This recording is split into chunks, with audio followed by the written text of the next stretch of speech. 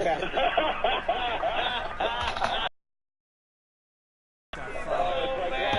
like watching somebody's worst. We're not supposed to see this. No. I said nothing.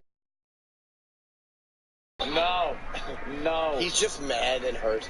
He's just fighting. He's just swinging, dude. He's rope-a-doped. This is like a guy that we all watched, and you just never... You keep expecting him at any minute to start going, boo, boo, boo, boo, and it turns out it's an undercover ploy to catch some Christmas tree salesman. Exactly. But no, it's just he continues unabated with that. This is the real guy. This dude don't like ladies at all. It's not Mad Max. He's got great comedic timing, though. He does, right? He does. I mean, but that's why he worked for so long. One of my favorite Simpsons episodes of all time was the Mel Gibson one. He's charming when he wants to be. Yeah, like in this tape. I love it. This is my favorite thing. Nothing. You need to say a lot to assuage my insanity because you made me this way. I didn't make you this way. You fucking did so. You were born this way. And you yell and scream and threaten everybody around you. Everybody's pussyfooting around you because they're scared shitless out of you. But you paying...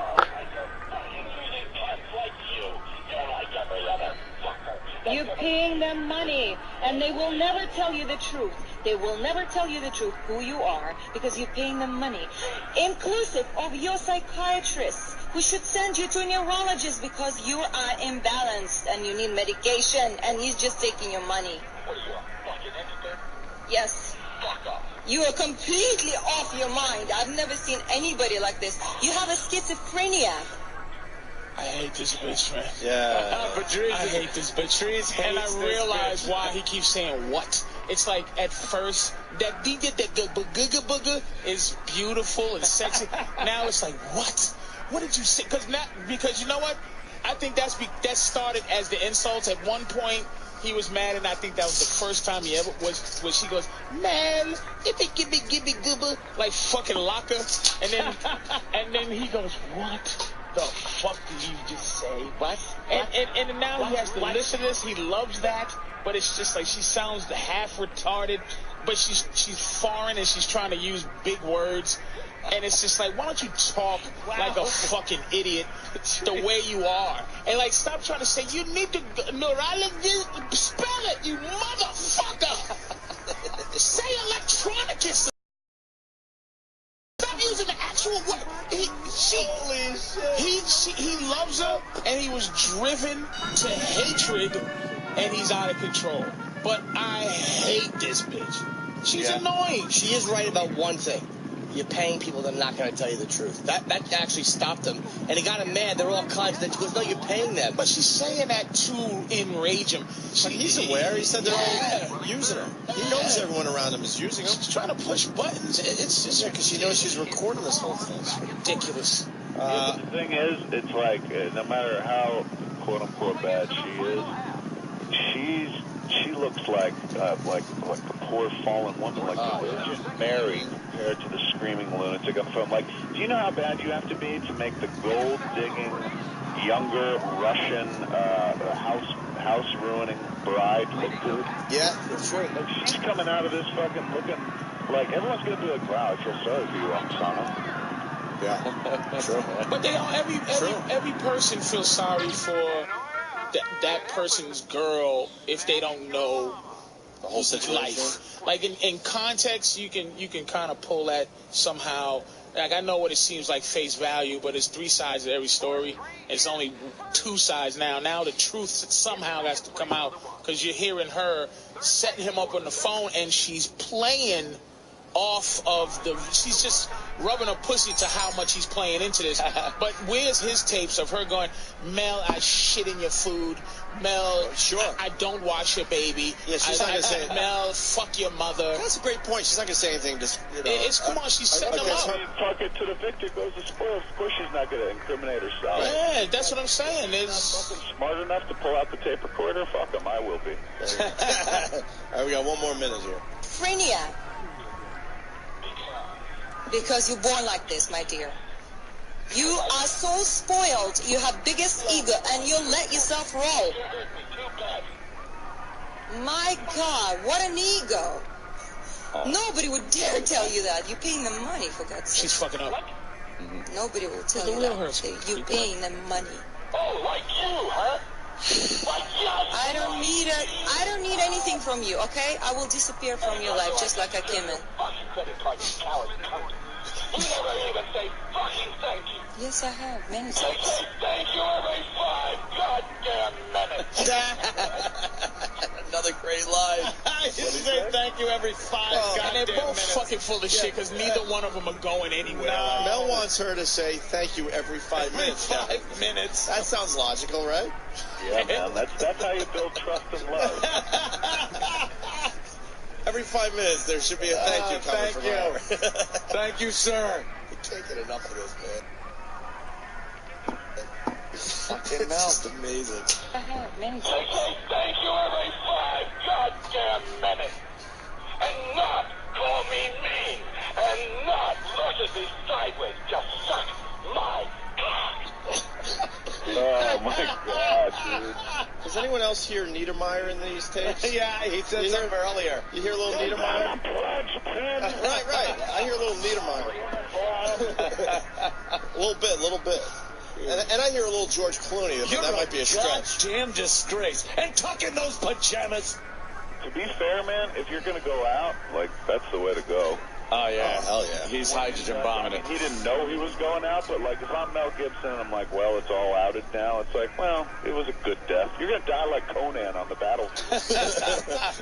He's fucking, this is him yelling freedom Last as week. his entrails. It's like the true story of Braveheart. Yes, his fucking entrails are just It's called Hate Heart. lay. Here's the last 20 seconds. Not call me mean. And not look at me sideways. Just suck my cock. That you fucking cunt whore, that's all you're good for. That's about all you're fucking good at. Much better than fucking music. You there? That's it. You there? You there? He's all mad. Wants to make sure she heard that one. Much better than fucking music. She Fucking sucks music. cock better than music. He does bring up the sucking cock a lot, and then he actually right there said that's all you're good at. She must really be She good. reeled him in. She did She reeled put him the in. mash on that fucking his wanker. Yeah. He Well. fucking she blew him senseless. Blew the brains What out a of him. great head she gives, bro. She snakes her tongue she licks the vein under the dick while moving the mouth on the head. She sucks cock. I bet his ex-wife, God love her soul, gave horrible head, and she would always try to talk the kids made us while she had his dick in her mouth. She And was then this awful. one comes along, she's just working some KGB magic. Yeah, this one leaves shit in the diapers until Mel comes. Sucks balls, gags. She's a Yeah. trooper. Yeah. Spits. Rumor What a has it soldier. she might be going back to the old one. And Timothy Dalton? he might be going back to his ex-wife. Well, because she's a soldier. She's in his Right. corner, dude. And, To save his career. And, No, she's getting out of the United No, States. she loves him. No, but I mean, that's a career saver, too. Like, No rumor look, has he it. fucked up. He left his wife, and he went crazy. He went back to her. But you know what? I don't think she's coming to court. As a trick, man. That woman. Mad Max 4. That's his fucking wife, Mad Max man. 4, that's what he needs. Yeah. Mad Max 4. There you go. That's all. He's found that. Where the villain is a young Russian bitch. Yeah, and he's just Missing a hand with That'd a be fucking- great. He writes and fucking directs, produces a movie where a Russian girl is just the biggest cunt, Could you imagine? and he's just yelling at her, but he's the sympathetic character. Oh, she's just fucking sitting there with one of those apocalyptic cars that they build themselves. Just with a giant purse that just fucking she just takes money from Vacuums everybody. his money, just vacuums his money away. Goes around sucking dick whose dick she sucked and hypnotize them and shit and fucking and she's just like, I'm not gonna fall for you. A room full of children not being taken care of. And she drives a car. It's made out of, like, gold bullion. Oh, Chip. So, Kevin, let's get into Nick Cannon. And Oh, do we have to? I'm getting word there's a big problem with Nick Cannon and maybe another radio station in New York. A fight? And they might have a Fight. Oh. Yeah. wow. What is there? Is there a radio battle going on? I hear there's a diss song they're calling it. Yeah, and you shouted out Charlemagne the God from Power 105. Who? He's Charlemagne was on Wendy Williams. Yes. Oh, Now, I wouldn't fuck with that station. He's part of the Breakfast Club with Angela Yee, who used to do Shade 45 before she left. But I wouldn't fuck with that station. Sirius XM lost another person? A while back, Sway replaced her. Oh, that's who Sway replaced? Mm-hmm. Wait. Why did she leave? Sirius XM replaced somebody? Well, they always replace you with someone that makes less money. It's crazy. I don't think Sway makes less money. Sway's the shit. He's gonna make... No way. Sway's not making Sway money here. You don't think so? Nope, because Opie and Anthony don't make Opie and Anthony money here. Oh, that's true. No one makes their money here. Unless you get to go on vacation. Even he didn't make the same money he was making. So. Oh, really? Yeah, well, that's why, hence the lawsuit. Really? Let's cry about that. I do, every night. You got the diss song? Yeah, he's got that song. I understand that this is a disrespect. Oh, okay, Chip, I'm sorry. In the hood. All right, let's go. Rolling with Nick Cannon is today's Jack Coder. Taste of Nick and Sarah Lee being topical, talking about Amanda Knox. Nick doesn't sneeze.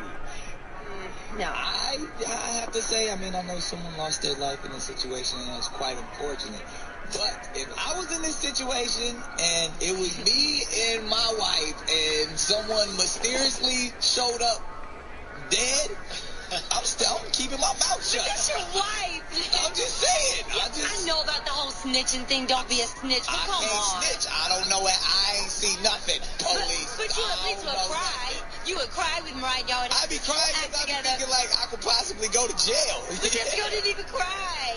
It's sad, but you don't know how good of roommates they actually were. She probably was messy or something like that. Roommates do things to push you to that limit sometimes. You had a crazy roommate. I did, but... And if she would have mysteriously showed up dead, I would have your back, Sarah. I don't know what happened. Sarah Lee just said her roommate was missing. Rolling with Nick Cannon. I don't think it's that bad. I'm going to say this about Nick Cannon. I don't think it's that bad. It was conversation. Yeah. His conversationally, and that's why I wanted to include this clip, because I thought it only fair that we highlight him conversationally. Yes. He's improved. However, he is still doing Fugitive? some bits. Oh, some bits. Wait, you thought that was a bad segment, didn't you? What, the one that just played just now? Yeah. It was blah. Really? You ever listen from 10 to 11? Well, I'm not like... You called that blah? Not yesterday. Oh, whoa! Well, that's for sure. I will give you that. The few times I was a little bummed that Ron and Fez had to come on. Why do they have to come on? Why did it just fucking roll? That's what I was thinking too. But who stopped that shit? Because I was driving home going like, wow. Let that shit roll. I would not stop this shit. What was happening? A big fight between Mars and Danny, I guess. Oh, yeah. Mars and Danny got in a big fight. Oh, I didn't hear any of that. Holy mackerel, was it a fucking... It was... Well, I can't think of the last real verbal fight, because it wasn't physical, that went on that was that fucking real and that harsh. Yeah. Who started it? They were... I'm going to say... It was very, very... From what I listened to, here's what I got from it.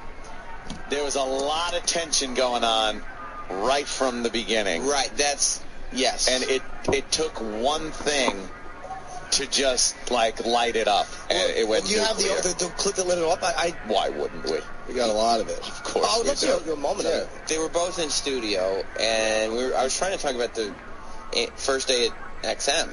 It was honestly just talking about the anniversary. Because it was our 7-year anniversary at XM. But they were kind of being very sort of quick and passive-aggressive with each other, and I was like, that's weird, because I didn't know that they would be that way. Yes. And then Mars kind of made references to him not liking certain people, but he wouldn't admit to who it was, and then Danny said he was talking about me, and then things just went from there. Yeah, and things went. And then once it went over the falls, there was no coming back, and it turned so ugly so fast is what would happen. Yeah, that's why it had to be addressed at that time because it was right there. It was right there. Like you said, you were listening and heard the tension. Yeah, you heard the tension, and then once it snapped, it snapped. Yeah. We could try to play it after Duff. Yeah. There's a lot to it. It's going to take a while. Okay, I definitely want to hear it. If we play one little clip, we're going to continue. I'm telling you right the fuck now, so we'll play it. Yeah, I want to got to find a spot. Man, there's no way we could squeeze it in before that. There's no way. I had no idea about that. Oh, it was crazy. Craig. I got a lot of feedback on the after show yesterday. There wasn't even. So we should have a fight every day from 10 to 11. I would love that. You probably could too. Believe me. Yeah. Everyone hates each other around here. You could. By the way, I don't hate anyone. No? You speak for yourself. Yeah, I'm good with everybody. Really? Yeah, I'm good with everybody. All right, why don't you go to the corner office down there and shake some hands? Well, yeah, we can bring those people in.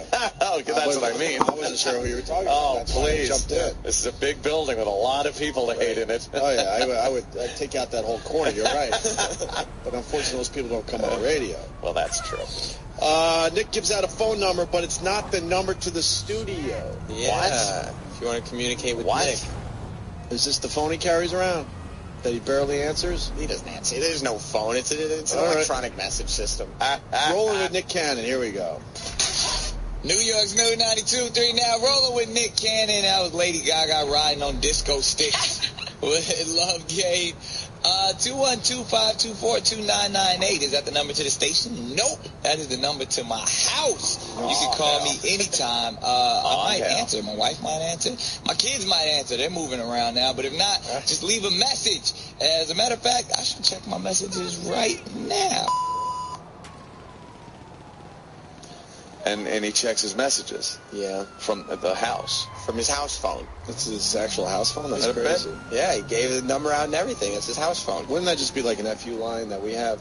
Yeah, it's not a phone. It's not big. Couldn't we just say, hey, this is my number, so if you have a grievance, just call me? The FU line is not attached to a physical phone. Well, neither is this. Exactly. Oh. You know what? I got to tell you something here. What? I'm not really finding this Joketoberish. No. Even saying... I think you are obsessed with Nick Cannon. A personal vendetta. Thank you, Albie. I was just getting into that. Yes. I think he has a personal vendetta against Nick Cannon and thinks that Nick Cannon should be included in Jocktober when there really isn't a reason. What he's doing is format appropriate, first of all. Don't criticize him. He's not smiling. Oh, Mommy loves you. He's not smiling. Mother loves you. He doesn't understand this emotion that you're throwing at him. And yes, it's called criticism. Wow. Never heard this before. Now he's trying to smile. You're a good boy. Are you smiling? Is that a real smile? Or I hear Mother loves you. You're a good boy. On this show. I'm used to it. But I got to say something. Yeah? I'm not feeling that this qualifies. With all the jocks out there that are pulling shenanigans, this isn't really Jocktober. I think Nick Cannon is doing his job. It's format appropriate.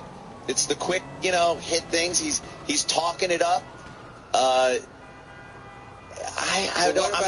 not feeling it, Sam. What about pretending that there's a phone in his house that you can call? Yeah, you know what? Well, why don't we listen to the voicemails?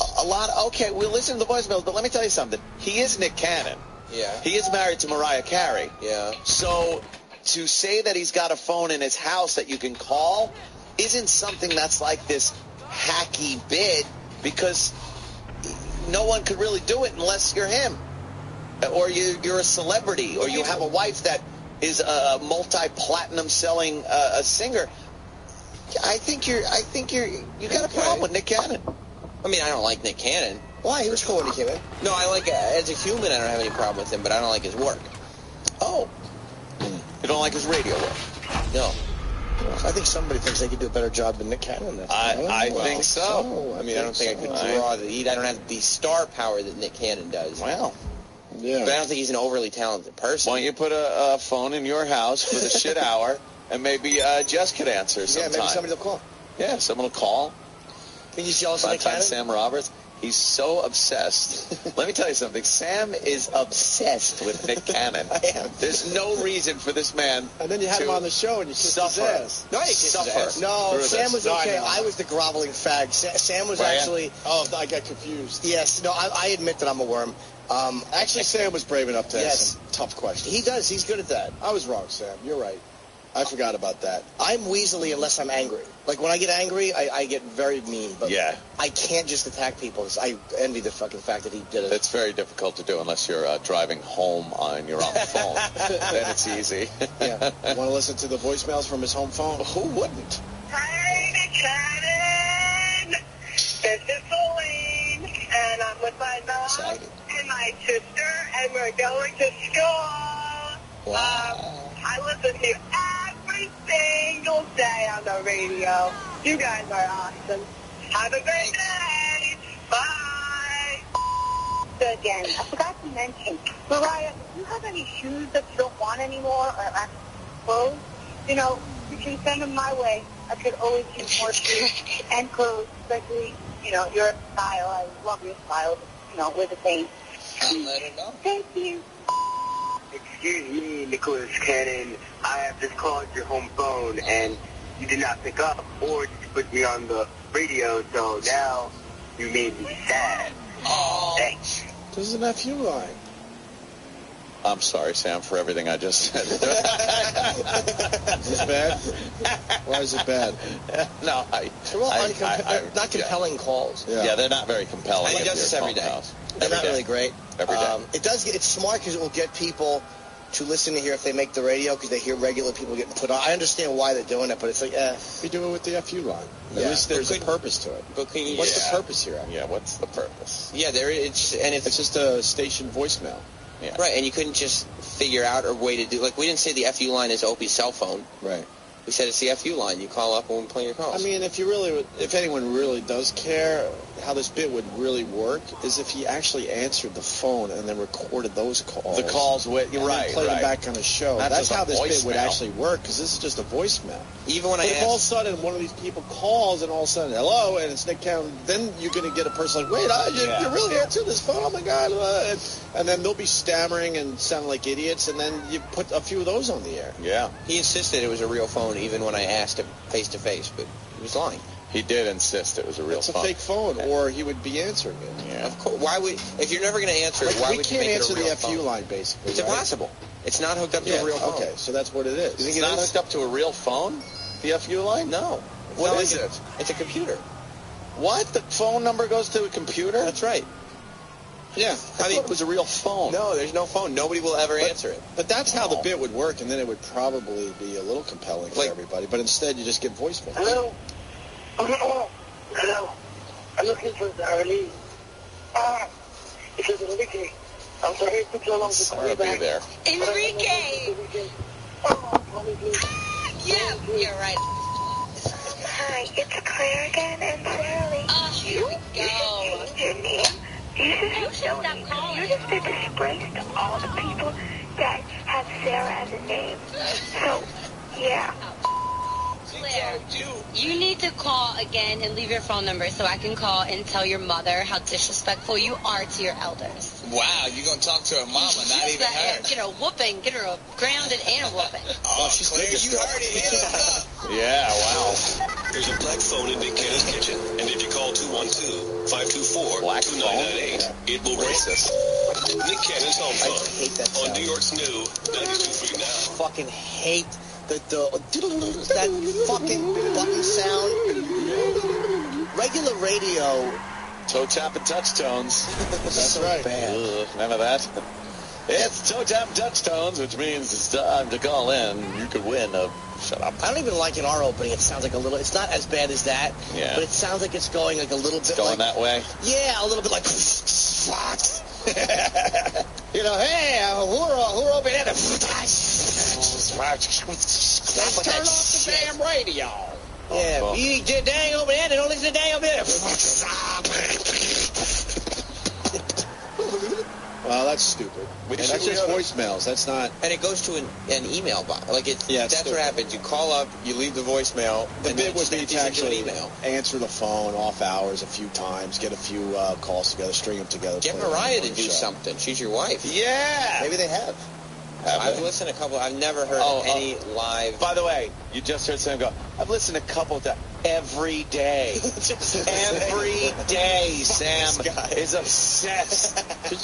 You can kind of turn into a little bit of a reality thing, too. Also, hi, he's answering his phone in his house, and what's going on at the house right now that he can play with a little bit.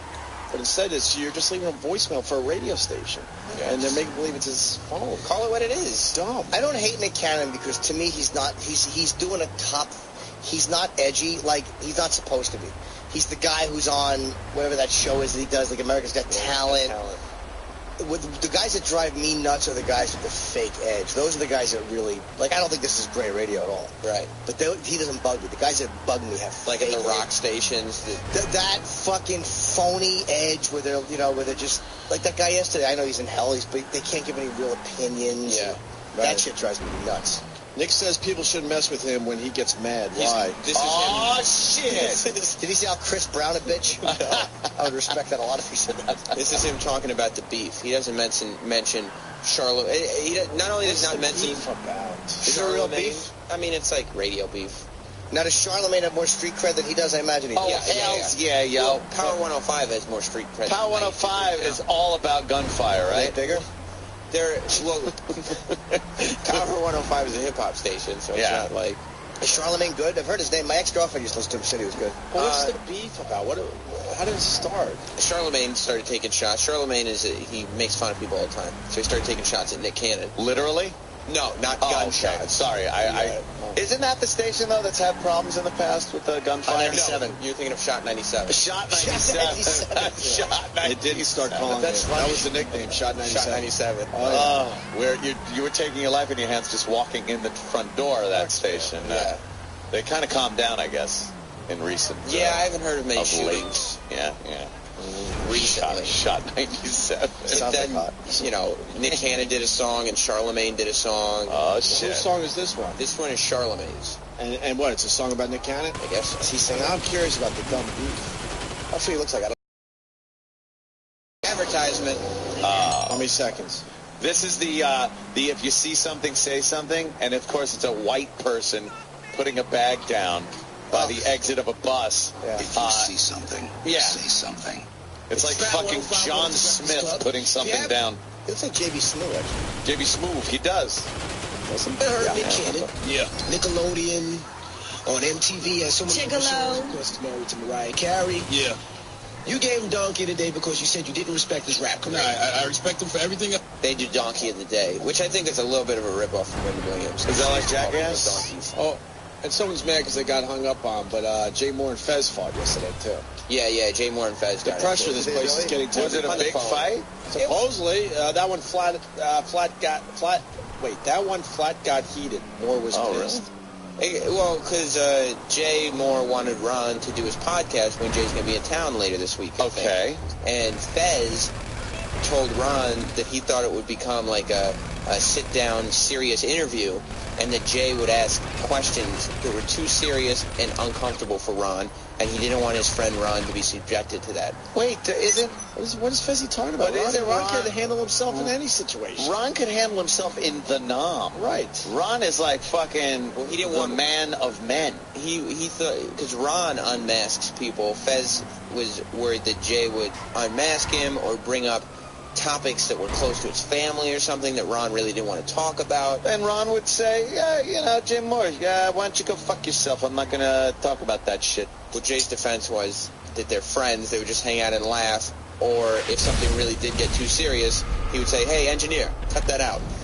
Yeah. And that would be that. Ron can handle himself. But Ron can totally handle himself. Fez was worried about this. Is going to be a problem, by the way. This discussion is going to be a problem. For the record, a caller brought it up. Yes, a caller brought it up. Whatever. Yeah. That's an insult to Ron. Ron can handle himself in any fucking situation. Oh, my God. I've never seen Ron look bad. Did you just say that Fez insulted Ron? Yes, absolutely. Oh, boy. Jesus. Oh, geez. I don't know why Fez would say shit like that. Oh, I've never seen Ronnie have a problem that he couldn't get out of. Not once. No. Yeah. We've all had problems here where you had a tough time getting out of them. I've never seen Ronnie go down that road. I'd want Ronnie to be my like sergeant, getting out of the boats on Normandy. But I'm That's the guy you want. He's a natural leader. Mm-hmm. He's very sharp, quick-witted. He can adapt to situations. Oh, please. And I was listening to his Laura Dern interview yesterday. And that guy, look, Laura Dern. Not to the interview. But let me tell you something. Ronnie could interview a fucking rock. Yeah. And make it No, that's interesting. impossible. I hate when people do analogies like that. Really? How do you talk to a rock? All right. Look, I'm sorry that I compared Laura Dern to a rock. I should be chastised, and my song should be taken off of Monday Night Football. I understand what you're trying to say there, but in the end, the rock can't give you anything. But Ronnie would be like, can't even sing. so how old are you? Yeah, you've been around a long time. If you roll, could you gather moss? I get all that, but then... You get it? But the rock doesn't say anything. The rock says... Yeah, that rock he could interview, right?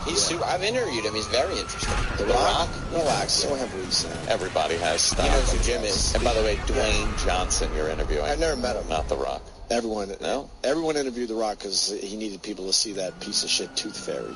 That's not why I interviewed him. Yeah, I bet you it was. That movie actually made money, didn't it? Tooth Fairy? Yeah. The Rock's movies make the fucking Tooth Fairy. Cake. Because those last people Fast and the Furious made like over $100 million. Crazy. Per theater. Yeah. Can we get back to this Jacktober that's going nowhere? Oh, you mean Sam's Personal Vendetta? Yeah, that's going nowhere. It's called Sam's Personal Vendetta Day. Are we going to play the rap song? The beef song? You'll play part of Nick Cannon's. It's on the disc. So if you want to hear Charlemagne's, you're welcome to it as well. Yeah, I want to hear why he's doing it. Well, because it started when Charlemagne gave Nick Donkey of the Day. Charlemagne. Oh, he's a great businessman, but his rap sucks, and we all know that. Nah, he did a little rap go there, so let's play the rap go there. All the West, we ain't scared. I keep it funky all the way. Charlemagne made girls. So who the donkey of the day, man? You about as gay as it's king. I'll be on mansion number 6 by the time you get rich. Now, see, damn! I'll be on mansion number 6 by the time you get rich. Plus, he said he was gay. That's a diss right there, motherfucker.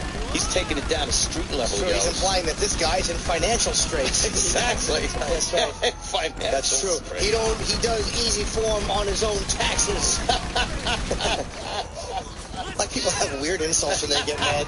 You don't have a 4-story house. What the fuck? All right. Well, talk.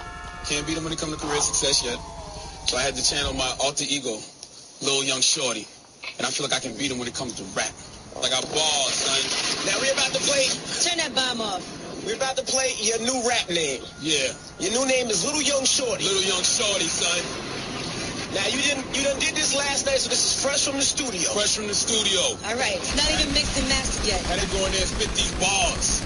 Now, I haven't heard this yet. Neither have I. This is our first time, so this is a worldwide debut. It's not a diss song, it's a real song. Yeah, I don't even know if we should be dropping bombs on it. Because we haven't heard it. We can't co-sign it. All I know is Nick Cannon came in too hard. You can't co-sign. Super ugly. Now can you ether him? But I want you to know, Nick Cannon does have money. And Nick Cannon does have goons. And I got goons too. Nick Cannon does have a black belt. Peoples. And now let's get into this joint. This is Little Young Shorty, a.k.a. Charlemagne. It's the Breakfast on Power 105.1. What's this now? This is Charlemagne the God's diss song. His counter song. It's a long lead in. To Nick Cannon. Is he Pink Floyd? Dropping bombs on that motherfucker, yo. Can't wait. A dedication to Nick Cannon. The woke. Yeah, the woke. Wackest of all time. You got a lot of money, Nick, but you can't buy skill. Let's have a little fun. Dear Nick, nobody likes your songs. You wear Mariah's songs. Better leave Eminem alone. You're a guest in Mariah's home. Your rap career is wrong. Nobody likes your songs. You suck on the microphone. Nick Cannon's whack on whack on whack.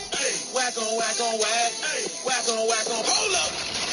Oh, I told y'all. Hold up. I told y'all I got bars in these streets. Wait. Can we break that down? Can we break that down? I told y'all I got bars in these streets. Hold up. Jesus Christ, all right. Bars in the streets. What's going on, Sam? Crazy. He's bragging. The bars refer to the music. Yeah. Dude, What happened? I think Charlemagne got the best of fucking Nick right there. I think so, too. Living at fucking Mariah's house. A guest in her home. A guest in her house. He wears Mariah's thongs. Oh, this is fucking brutal. It's going to get ugly. Yeah. Wow. Charlemagne blew it, though. He goes, let's have some fun. Like, he just fucking dissed the guy. No, he wanted to have a little fun. He wanted him to know. He wanted to make sure everyone is all right in the end. It's okay. Let's having fun here. Let's not pull out no gats. Right. Is what he's saying. Let's be honest. There's been issues in rap. Maybe Biggie or fucking Tupac. Let's have some fun. They wouldn't be in a pine box. True. Those guys take it really seriously. Point well taken. A point. What do we know? We're white. Nick says people shouldn't mess with him when he gets mad. So this is leads up to this clip, I guess. Oh, yeah. All right, fine.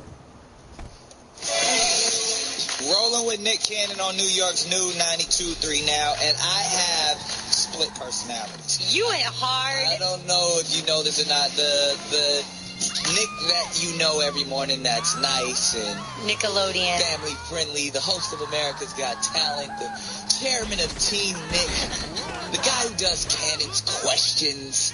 That guy, that's who I am. But you don't like me when I'm angry. I can turn into the Incredible Hulk. And when I do, I go, like, if you read some of my tweets sometimes, or even in my stand-up act, I get a little raw. And when, I still can spit these bars a little bit when it comes to rhyming. So, as of lately, I've been putting out a lot of remixes and mixtape type of material, but as of recently, there's some stuff that's getting a lot of attention. Yesterday you posted a song called Warning, and you remixed Warning. I almost fell out of my chair. She almost fell out of a chair, That's right. The people don't fall out of their chairs either. No, you can't interview a rock, and you can't fall out of your chair that easily. No. It's also like this especially from laughter. This whole beef doesn't really make any sense because Nick Cannon's on a top 40 station. Yeah, this doesn't there's really. No street cred. It's not a rap thing. He just came out of IAZ. I want to apologize to him. I hear there's a rock in the studio every day, so I apologize. Iraq. Well, no. When you were talking about Ron. Yeah. People are telling me there's a rock in the studio every day. So I apologize to you. Oh, wow. Now that's just... I apologize. Okay, now there's going to be a What problem. are you talking about? This is like... I didn't say it. Now, Power 105 People are beating me up about the rock thing. They're like, look, there's a rock in the studio every day. So I apologize to you. This is not going to be good. I apologize. Later this morning. Wrong. I was wrong. I'm sorry, sir. Ron can interview a rock. I apologize. This is going to be a bad morning. What are you talking about? You guys might be seeing a little too much into this. I'm just apologizing to you. All right. You were correct, sir. I was wrong. Good luck with this. Oh, boy. Nick plays part of his new rap song where he gets at everybody by saying he is rich and calling out his ex who dated Kanye West after him. Yeah, I guess his ex said something about him. I could not find any information, but he used to date Salida Ebanks. I think that's how you pronounce her name. She was on Celebrity Apprentice, and she's a Victoria's Secret model. Oh. And then she dated Kanye West after him. So he played the part of his song, but he didn't play the Charlemagne part on his radio show. Okay. Maybe he shook. Yeah. So now what are we doing? So now Nick's going to introduce his song, and Sarah Lee's going to pretend like it's the greatest thing she's ever heard in her entire life. Going to pretend. We're really working this segment. It's tiring today, so. It really is. It is. It's not flowing easy. Bunch of dreck. Exhausting. You called out every single person in the industry. People been saying a lot of stuff about me for a long time, and the nice guy I just kept quiet. But then I felt like I love this record so much that I was inspired by Uncle Murder. Listen, and everybody always comes to me and says, "Oh, Nick, soft." Like whenever you put a record out, they try to come at me, and I'm like, "You don't understand." They try to call you soft. So whenever this video came, she's white, right? Okay. But so I posted it on my Facebook, and everybody has gone insane. And my favorite line, there are like 5 times in the song that I freak out. I'm like, oh my God, I can't believe you went there. And one is when you called out Salida, because Salida was talking about being messy. Salida was being messy and talking about your past relationship. You called out everybody. Here's a little clip. We can't play the whole thing. And we had to actually clean this clip. Get to it. Up. You can go Play to the fucking thing. Uncle Murder, you got you a smash on this one. I'm about to make you proud, big homie. I want to be your hype girl. It's incredible. From Brooklyn all the way to L.A. Incredible. Getting money. Ooh, I'm getting paper. I donate to your foundation, saving all you haters. Obama on them, this my package is stimulating. I have me issuing with my swag. I have my on your face. Taking out the media, blogging every day. They thought I bought box away. I'm paid off my hate. My ex misses my specs. Y'all heard what she said. But I'm Thanksgiving pimping. Gave that bird to Kanye. Oh my God, and if you don't know what Nick's talking about, because I know you're not going to say Nick, in Kanye's video, Salida is like this bird on the song, and like she sits down for like Thanksgiving dinner, and so Nick said I gave that bird to Kanye. I'm just saying, when people say mean things about me, sometimes I got to defend myself. What's going on? I'm tapping. Enough with this. I'm tapping. This stinks. I'm tapping out on today's, I should have tapped earlier. Yeah, and you know what? We're killing the listeners with this. I don't even know what this is. I'm sorry, Sam. You don't have to be sorry. That's what it is. That's Jocktober. But it's not even enjoyable in that way. No, I need, like, Jocktober. I need a quick, dumb bit from a hole, and this is like... Careful. This is like some kind of a pseudo-fucking hip-hop war going on. I never, ever... Oh, I know. Oh, I see him. I'm doing fine. I see him. You all right, Sam? I'm doing just fine. Wants to call Mommy? If you want to, you're welcome to, but there's no to reason save this to. segment. Mark this day in history. Uh-oh. Mark this day in history. It's the first and probably last time I could say this. I agree with Steve Blatter. Oh. The segment sucks. You can't handle it. I say we take a break from Jocktober. I think, yeah. You come back strong on Monday with the Jocktober, right. or this bit is over. That's it. What about Nick's survey, though? Out of curiosity. I'm telling you. I'm always curious. All right. Yeah, I mean, you can do what you want. Just tell me what it is, so I don't have to think about it. It's a fake phone call bit. He pretends he's calling somebody at random and asks them wacky questions. I can't do it. I know. You know what it is? You have a legend waiting for us. This sucks. You fucked up with the beginning. We should have played that first, maybe, because that's more Jocktober-ish with the prank call. Now I can't. I've lost complete interest. Well, as has, I believe, every single listener. What was the topic? Well, it's a wacky survey, so it's just crazy. What's the survey, though? There is no topic. It's just the craziest questions you can think of. We might have to go back to this after Duff McKagan. You can't figure out whether or not you want to. How about we go back to I'm pretty sure. No, we got to take a break. He's got a heart out, so we got to... Duff McKagan is up next. He's got his new book, It's So Easy and Other Lies. And it's great. And it's great. We'll talk to Duff next. Stay there. The Opie and Anthony Show.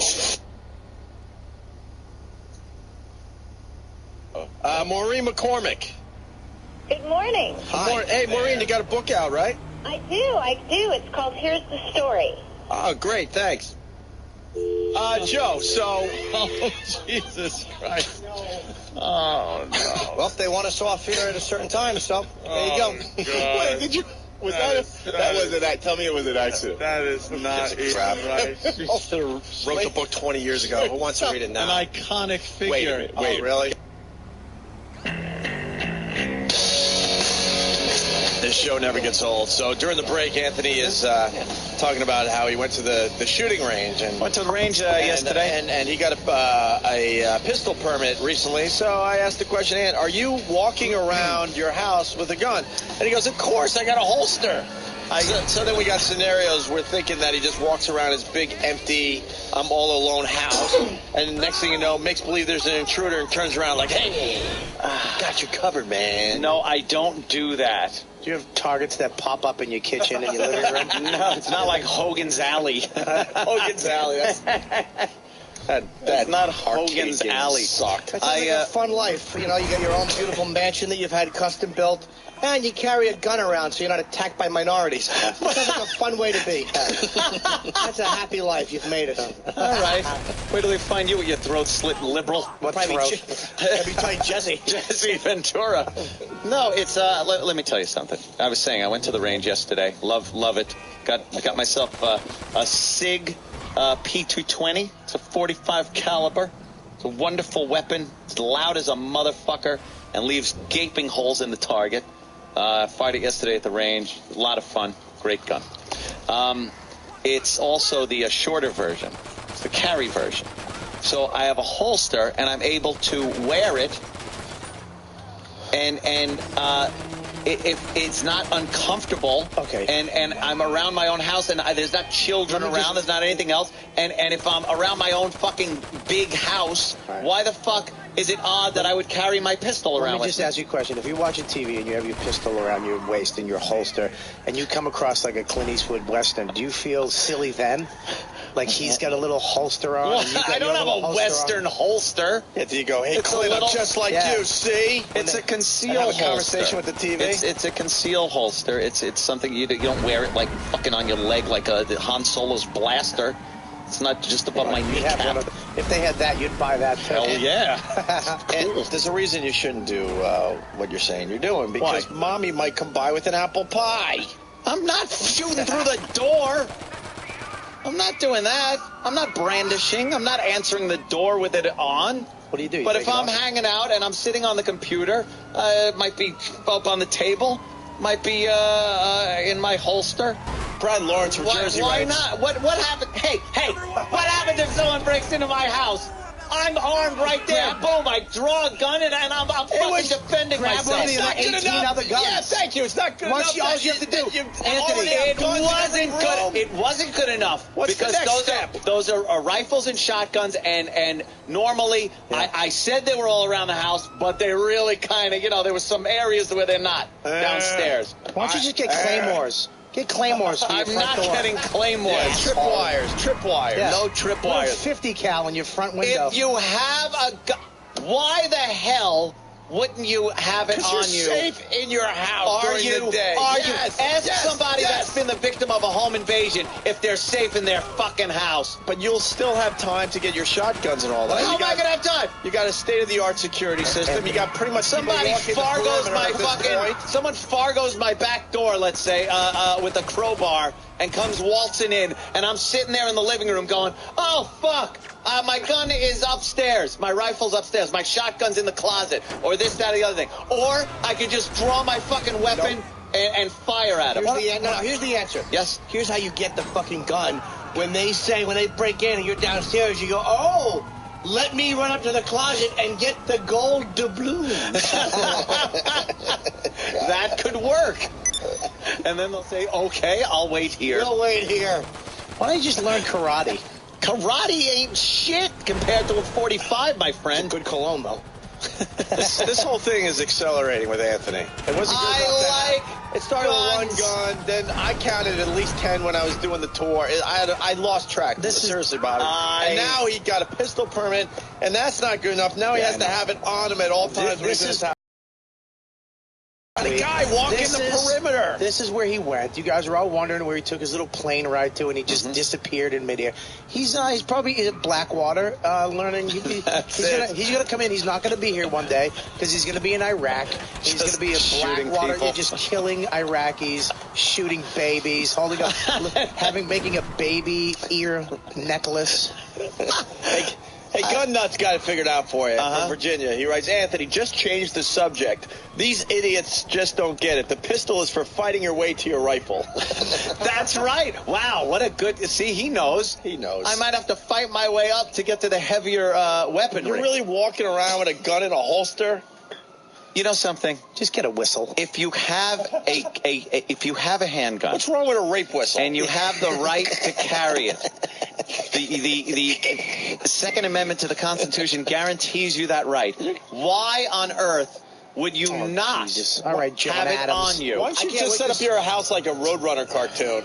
What do you mean? Trapdoors trapdoors and Yeah. And paint that I could paint a tunnel in the wall. You know what comes by. Just watch Home Alone 1 and 2, and then just paint cans. Dan had it too, Bobby. I'm sorry. Let it be known, Dan had it. How much fun You're is like a grown-up Macaulay Culkin, is what Dan is saying. Yeah, that's me.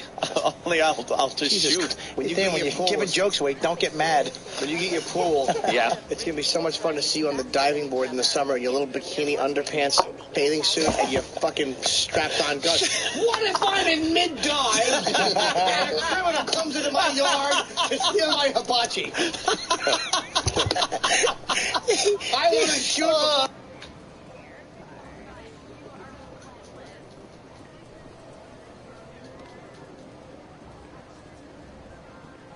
Before I cannonball into the water. He's going to have a spear gun inside the pool, just in case something happens. Let me tell you something. In Apocalypse Now, he'll always come up silently out of the water.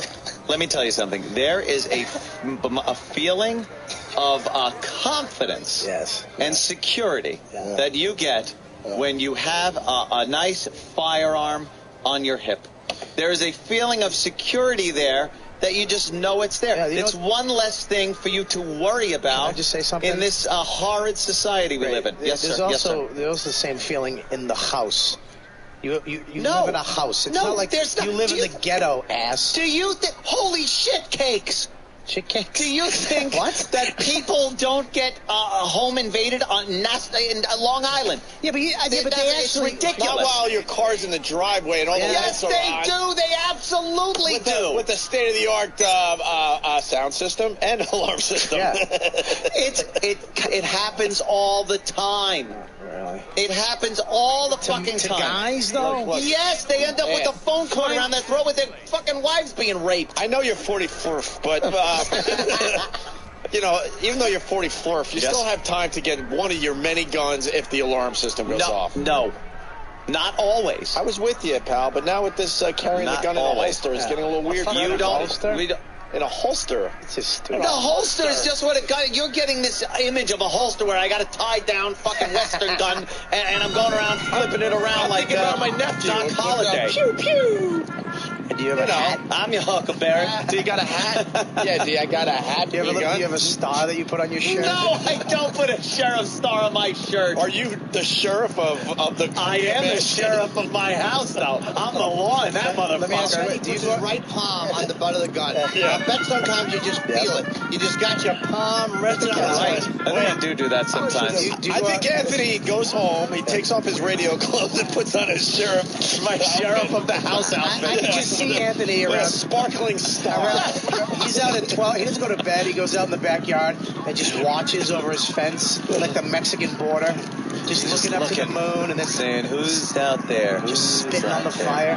Where does it end, Anthony? With the moat? Where do we end? No, I'm pretty much done. I think I have everything I need. I'll probably pick up a couple more pistols. I think I like them. They're fun. They're nice to shoot. I like going down to the range. Mm-hmm. Me and Keith are getting matching Desert Eagles. Oh, isn't that adorable? Oh my God! It's a 50 caliber. Yeah. It's a real wrist breaker. What does it take for you to let go of your gun? Cool. Hot teenage ass? To what? To let go of it? That's how he gets it. Like, let's say you got like a hot girl in your mansion, and you're walking around with a gun and a holster. And bikini. Are you willing to give up your pistol to maybe pleasure the fine piece? Put it of up on ass? the night table. You know, some girls actually enjoy having a gun put to the back of their head while you fuck them. Keep telling yourself that. Oh my God, that's good. Keep telling yourself that in an alley. She liked it. I knew she did. She got it right. Oh my God, he did not say that. That's the Desert Eagle right there. Look at that. That's a nice looking gun, isn't it? It's a great gun. Well, someone is suggesting that you shoot him with your 44th Magnum. 41st. I don't have a 40. You remember the 41st caliber killer? All right, we got Keith the cop on the line. We haven't heard from Keith in a long time. You hear from him every day. You're buddy with Keith. Hey. Hello, Keith. Hey, Keith. Oh, good morning. And as you know, I am spending a lot of time at the Cumia residence. Yes, he is. He's there supervising residence right now. Installation. Oh, you're at my residence? Yes. The contractors are doing some work. Okay. Keith is pretty much walking the corner for Anthony. And the house. Pretty much every drawer in the house has maybe 50 to 100 rounds of ammunition and a couple $1,000. That's great. You got to use plastic forks and spoons because he's got bullets in the drawer. What are you going through my drawers for? I think he's right. I can only imagine how much money Keith has lifted from you because he knows that you have no clue. Rounds and, you know, he was doing my laundry the other day, and actually, you know how you find money in your pocket sometimes? Yeah. Keith, how much money was in my pocket?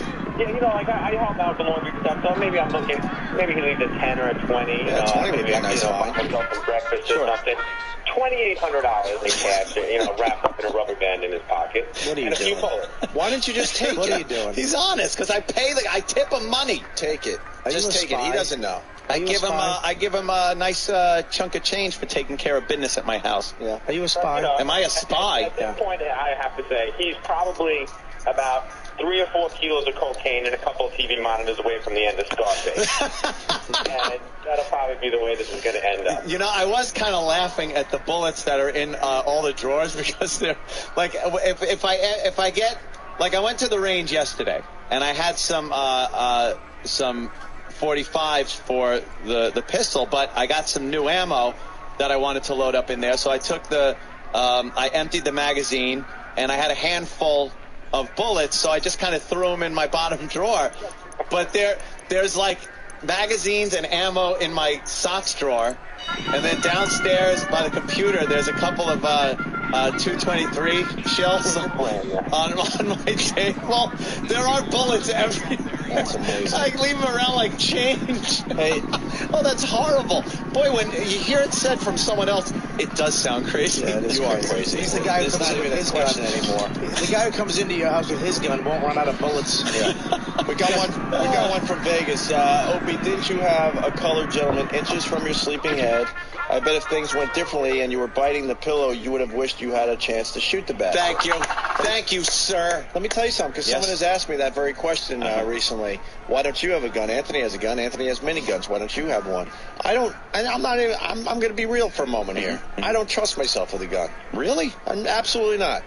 I'd be the one that just shoots because I'm stupid. Yeah. Oh, really? You'd like lob a few shots out the window? No, I don't know. I think when you own a gun, you have to have a good sense of responsibility, and you got to really understand the power that gives you, and understand what's the word I'm looking for? The coolness. Well, the coolness, sure. I'm kidding. You have to have a certain temperament.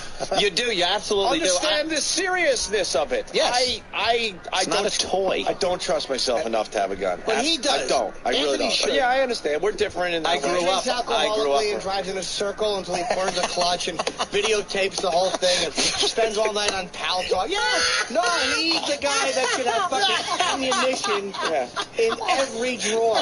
Gets a rental out. Childhood rage issues. Gets a rental out there in Colorado and sees if he can break 100. Yeah, I know. Are you guys gonna laugh at anything out there today? We're working hard over here. Oh my God. God. That is horrible.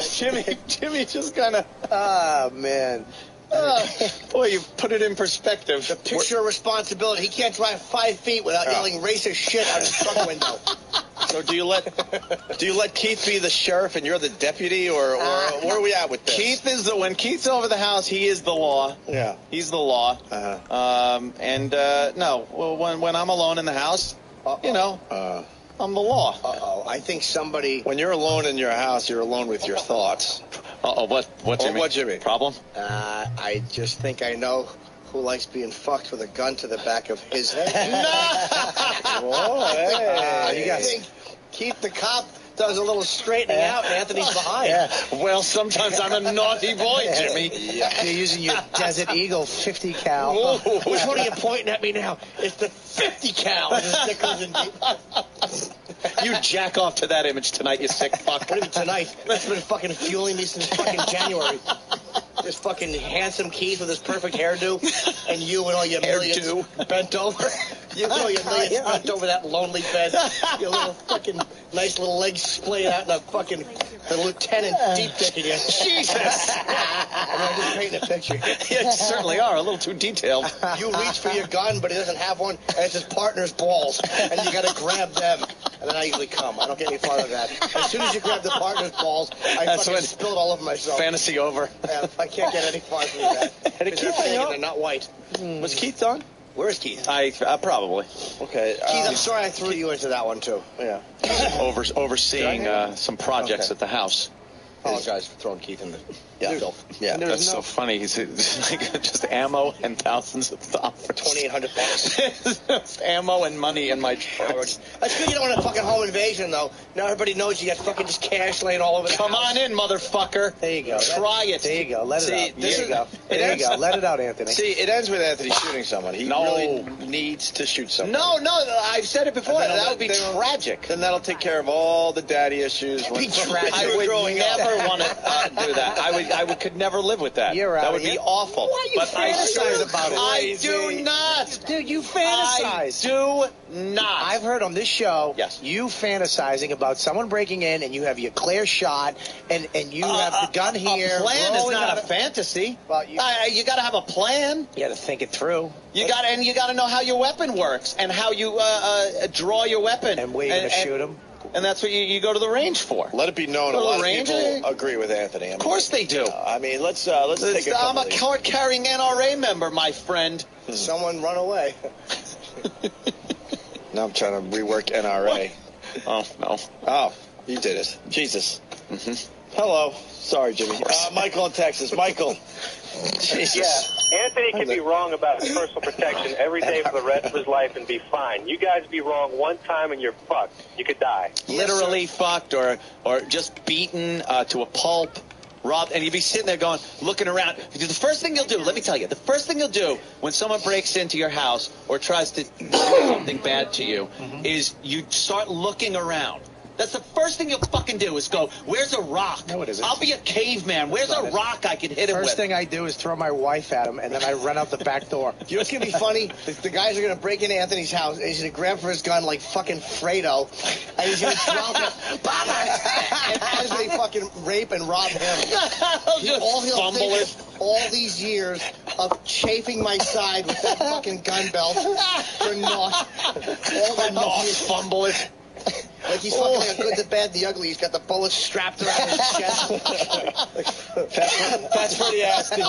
Did Keith hang up because he had to get supper on for Ed? Yes. He's going to get supper on for me. Crime rates are down.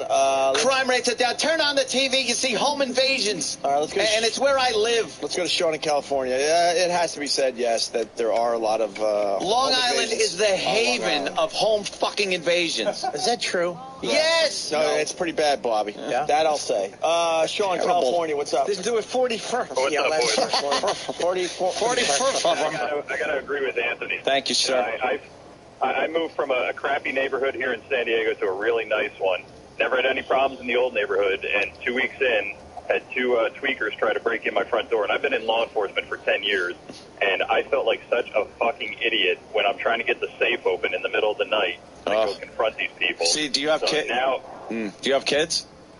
No, I live by myself. Oh, see? That's the best. So why is the gun in a safe? Well, I thought it'd be the safest thing, but now I've got guns and magazines. I completely That's agree. what you do. Oh, I got magazines all over the place. I completely agree. If you have a gun, it shouldn't be in a safe. No. They have cool safes, though, that go kind of under your table. It's all you do is put your hand in, and it reads your fingerprints, and the door opens up, and the gun drops? and the gun's right in your hand. So it's locked up in that safe, and it can only read your hand. And you put your hand on there, boom, drops right in. I'm sure you're getting one of those. Why? I keep mine right out. Well, you might want to put other things in there. Mine's right out on my night table every night I go to sleep. Why don't you put it in right the drawer? there? What? Why? Open the drawer. More time. What if you have an itch? What if you have an itch and you go to scratch it and it's the gun by mistake? Well, I got to pick up the gun and itch my head. I hope not. I hope one night you get... Why would I do that? I hope you get really drunk and just pass out and you wake up like Goodfellas with some black dude with your gun right in your face. No one's doing that. Just straddling your torso. Why does it have to? Why does race have to come into and this? do you understand he doesn't even sleep at this point? He's so paranoid. This guy doesn't One eye sleep. open all the time. Yes. Anthony's idea of sleeping is like closing one eye and then going Z, Z, Z. Meanwhile, it would all get picked up on the scanners. I want the scanner. He actually sleeps outside in like a teepee. No, I don't. Just watching I'm your in the house. safety and sanctity of my home. Hey, Give him the fucking keys to the front door. do you walk around? You walk around nude with your gun just for the hell of it? No, never nude with the gun. You've never put it on nude, though? Never put it on nude. With just underwear? Why would I do that? Because you're a weirdo? I am not a weirdo. I make sure I'm fully clothed. What did you say? He has body shame issues. You have He's body shame? embarrassed by his giant cock. His fucking, the meat that most of us would call a penis. that he has for his whole life been embarrassed about. It'd be weird, too, if your cock was bigger than your leg. He's ashamed. When he's naked, it looks out of And proportion. the baby should have probably pointed at it and go, "Oh my God, Joe, look at your younger brother. It's so big and weird." Big and weird. Yeah, because it probably hooks to one direction and the head is misshapen slightly. Because one time fucking someone on the ranch stepped on it when you were a kid. Because it got in the way. Right. It just One time, got in the way of a He feeding. actually pulled him out of the fucking womb by his cock. He was shoeing a horse and the horse stepped on it. when I was a kid, the babysitter was over, and I was sitting Indian style in my jammies, and my wee wee at the time, my little wee wee came poking through the front, and I was just sitting there and didn't know. And I think the babysitter saw, and I looked down and noticed it, and I quickly pulled it back in, and I looked right at her. I go, "Did you see anything?" What a nerd. No, I didn't, but I think she did. Of course she did. There, and I still remember how embarrassing that was. And here's what really happens. He blocked it out. He changed his memory. Oh. She fucking pinched it really hard, and then people invaded his home. And that's what he thought. All of her friends came in, and helpless Anthony was having his Peter pinched by a mean lady with ciggy breath while older people came in. So he's so worried about the weenie pinch. Oh, my God. Fucking ciggy breath. Benson and Hedges breath. Virginia Slims. And they made him come 6 times in an hour. Yeah, just come everywhere. His little wee-wee shot scary stuff into a babysitter hand. No, she was pinching it to hush him. Hush, hush. And she would pinch the head with her fucking ring finger. You hush now. I just don't get why people are so... A lot of people why don't people guns. think... No, everyone's agreeing with you. We just don't agree with you. To have a gun there, it gives you security.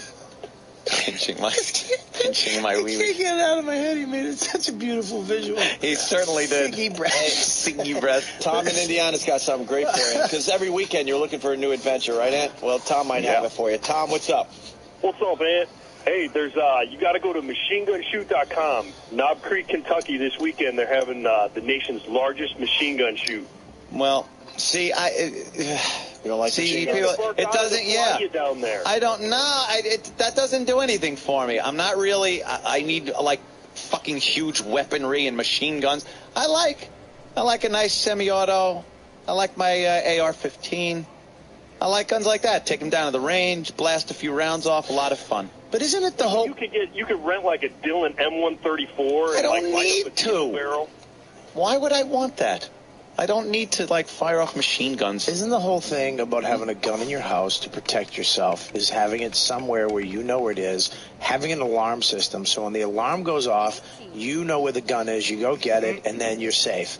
I don't know, the whole thing that you have to carry it around your living room.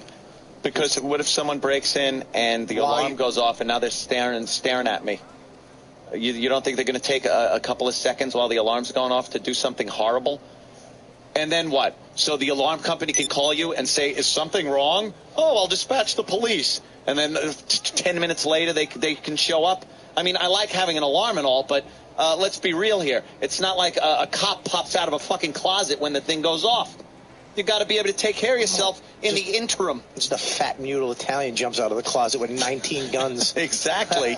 That'll fucking get rid of the problem. Just hire. That's what I say. Now, hire a cop to just live in your closet. I do. He does my laundry. All right. So it takes thousands of dollars from my pocket. Why don't you just hire a security guy like Steven? Like put a security guy in the front.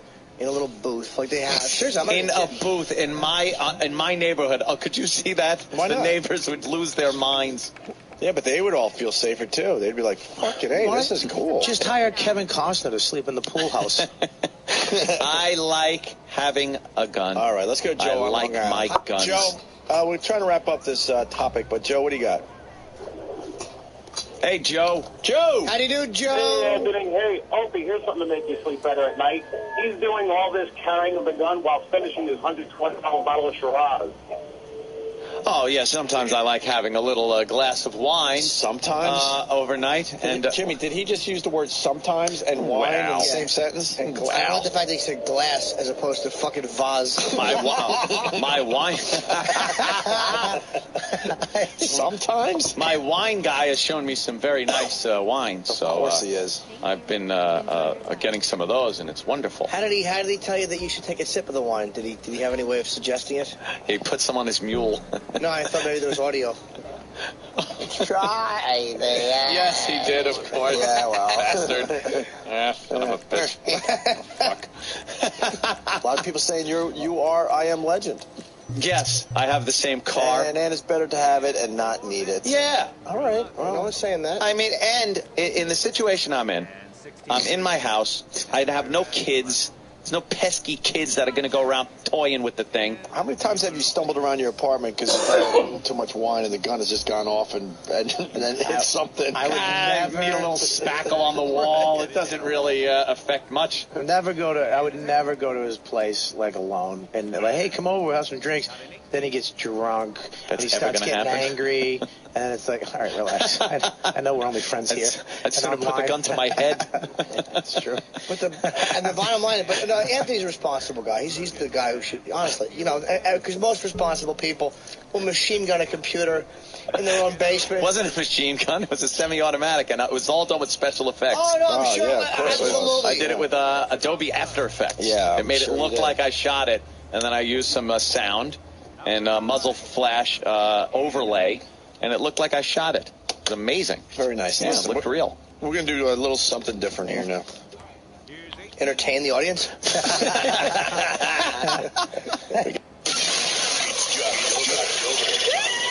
This is awesome. a celebration of craptastic radio from around this great nation of ours. Great.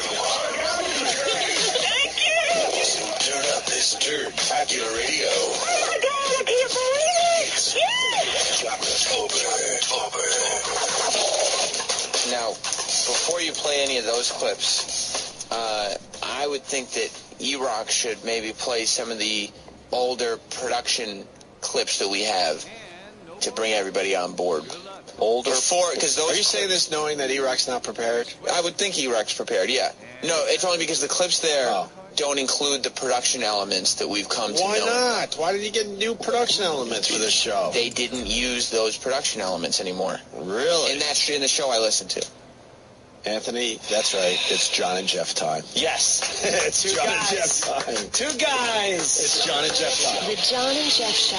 We're two guys who think women who keep their maiden names in marriage are high maintenance. We're two guys who think DNA tests should be mandatory before a man's name goes on a birth certificate. We're two guys who think nobody should get married before the age of 30. The John and Jeff Show. John and Jeff Show. All right, let me start. I got to ask Jimmy. Do you think they're being serious there? Yes. Do you think that's what they think is funny? Yes. Yeah, they think, or they also think that those are cool things to say, because listening to the rest of their show, there's nothing that would say they're being ironic. They're not edgy guys, they're dorks. If we did something like that, we would make it perfectly clear that we're goofing, right? Yeah, we're two guys who say, use racial descriptions when it's appropriate. You faggot white reporters. There you go. That'd be a perfect one. Yeah. We're two guys that say, come in her mouth, cunt or asshole, while you plug in her ears with your fingers. We're two guys who say if you see an invalid, pinch their nose and fart in their mouth. Yeah, there's no sarcasm there. They really mean it. And terrible. Between the we're two guys, the only other thing I ever think of is the one guy that goes to Thailand for, whatever reason. But we all know why people go to Thailand. The beautiful beaches. Yeah. Everybody talks about the beaches. Oh, no, you want to go to the beach? It's so wonderful, yeah. The bitches? The bitches, yeah. The bitches are questionable.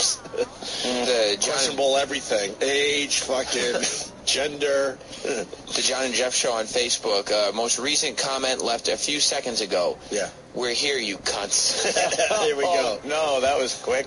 Anthony, 2 amazing tweets just came in. I apologize because we're in the middle of October. You know how we were talking about the cobwebs? Yes. A lot of cobwebs in that lobby, making it very scary around here today. Cobwebs, scary, naturally. Joel from BK writes, they took the cobwebs out of Howard's studio and put them in your lobby. See, he's saying that no one's ever there. Oh, my God. Give yourself a bell on that one. We love you, Howie. Relax. That's funny, though. We love him, right? Oh, who doesn't? Come on. Yeah. And then you got Kingston Pete, because we were just talking about Steven Tyler. Yes. And he wants us to play Out on the Tiles by Zeppelin. All right. That's what he funny, wants. man. Right. Losing his stupid teeth. Yeah. John and Jeff, you guys ready for the first track? Weren't you guys that say don't drop your toast butter side down? Yes. You want to hear another 2 Guys promo, or did you only prepare one for us today? No, we have 6 of them. Oh, God, let's hear more. We got to hear all 6. Thailand picks. Look at that. Look at that. Come on. Oh, wow, that's a fucking hot tranny, man. That is a hot tranny. That's a tranny. You think that's definitely a tranny? That's a lady boy. Look, it's a lady boy. How do you know? You can tell. Gee, I don't know. Look at the fucking neck. Look at the neck. Picture Look at the abs. Picture all that hair gone. Like all the hair on the head. They're gone. Does this person have a penis or a vagina? I don't know. That I'm not sure, but that's a lady boy. Pull up another picture. That is a lady boy. Pull up another picture. Same one. Watch this. That's a tranny. Why would he have these different ones? That's a woman. That looks more like. Look at Jimmy. He's quick. And hold on. Oh, that neck. Let me see. That neck. That's a woman. Look at no Look doubt. at the throat. Look at that.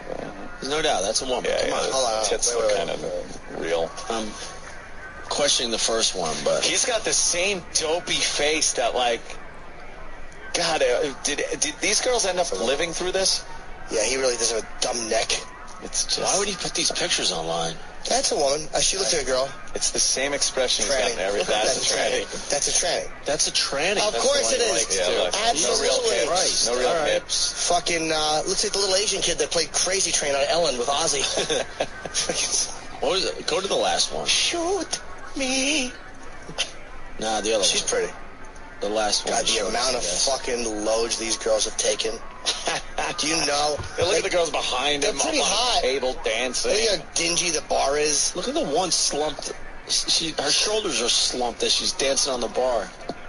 Yeah, she's awful. She's had it. Yeah. All the cum is weighing her down.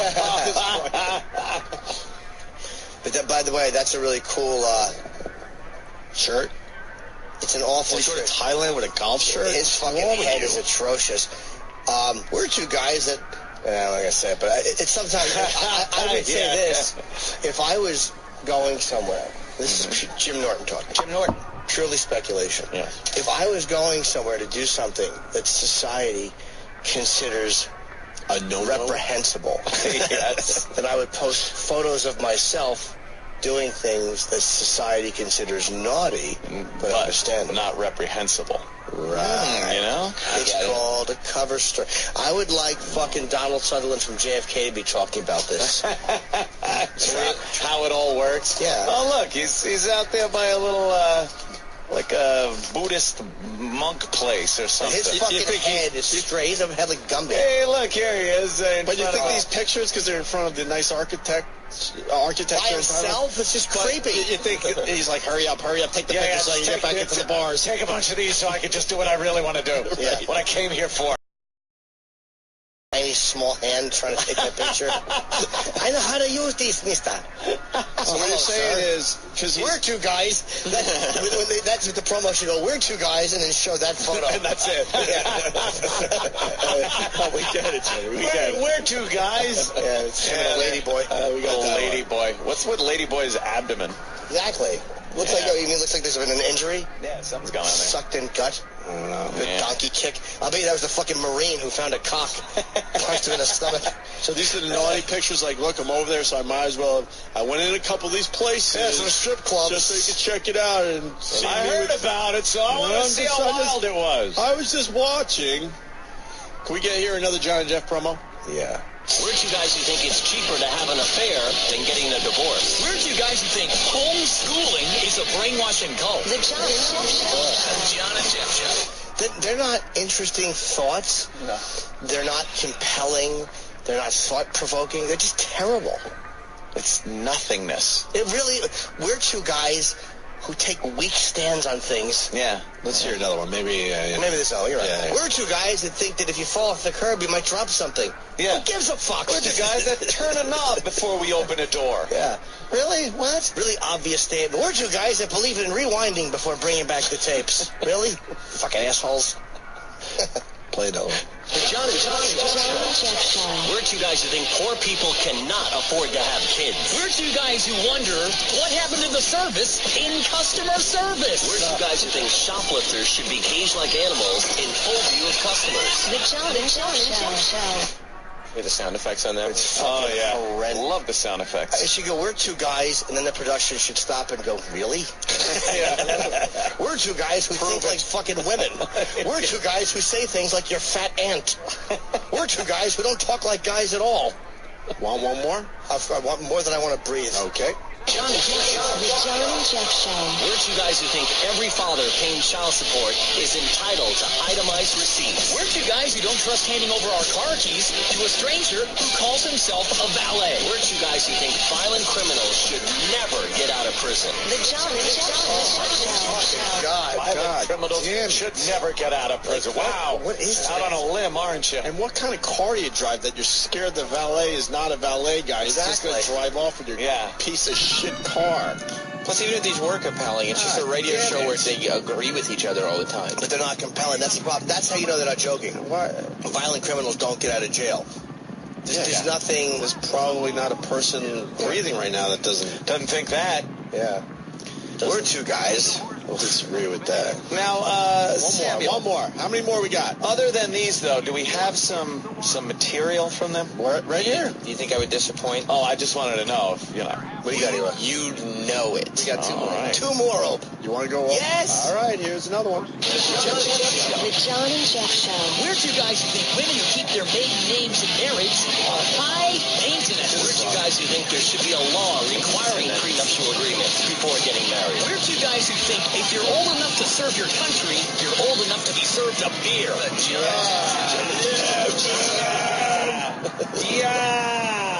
Oh, there's people making comments about Thailand on their Facebook. What a couple of fucking. What a couple of fucking Nancys.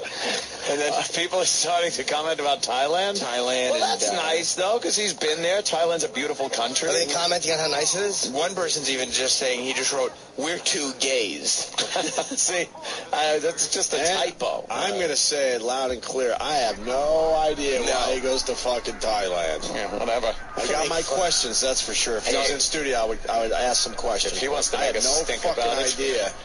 Maybe he doesn't want people digging into his stuff. I just think it's hilarious, those pictures of the girls. Oh, yeah. Hilarious. Please, by the way, I would never want... There is a picture of one girl who's questionable. And that would be a very funny caption. We're two guys. I don't think that picture's on the website anymore. No. We have that archived in our personal... because they used to be on before us. We'd come live at K-Rock. They were on before us. Remember, you used to shit to them. Oh, yeah. They would help you evacuate your bowels. And that's how we found out that he went to Thailand. So we went on their site and we started talking about it. The next day, all those photos were yanked. And they haven't been back on since. So I think we'll have to repost them.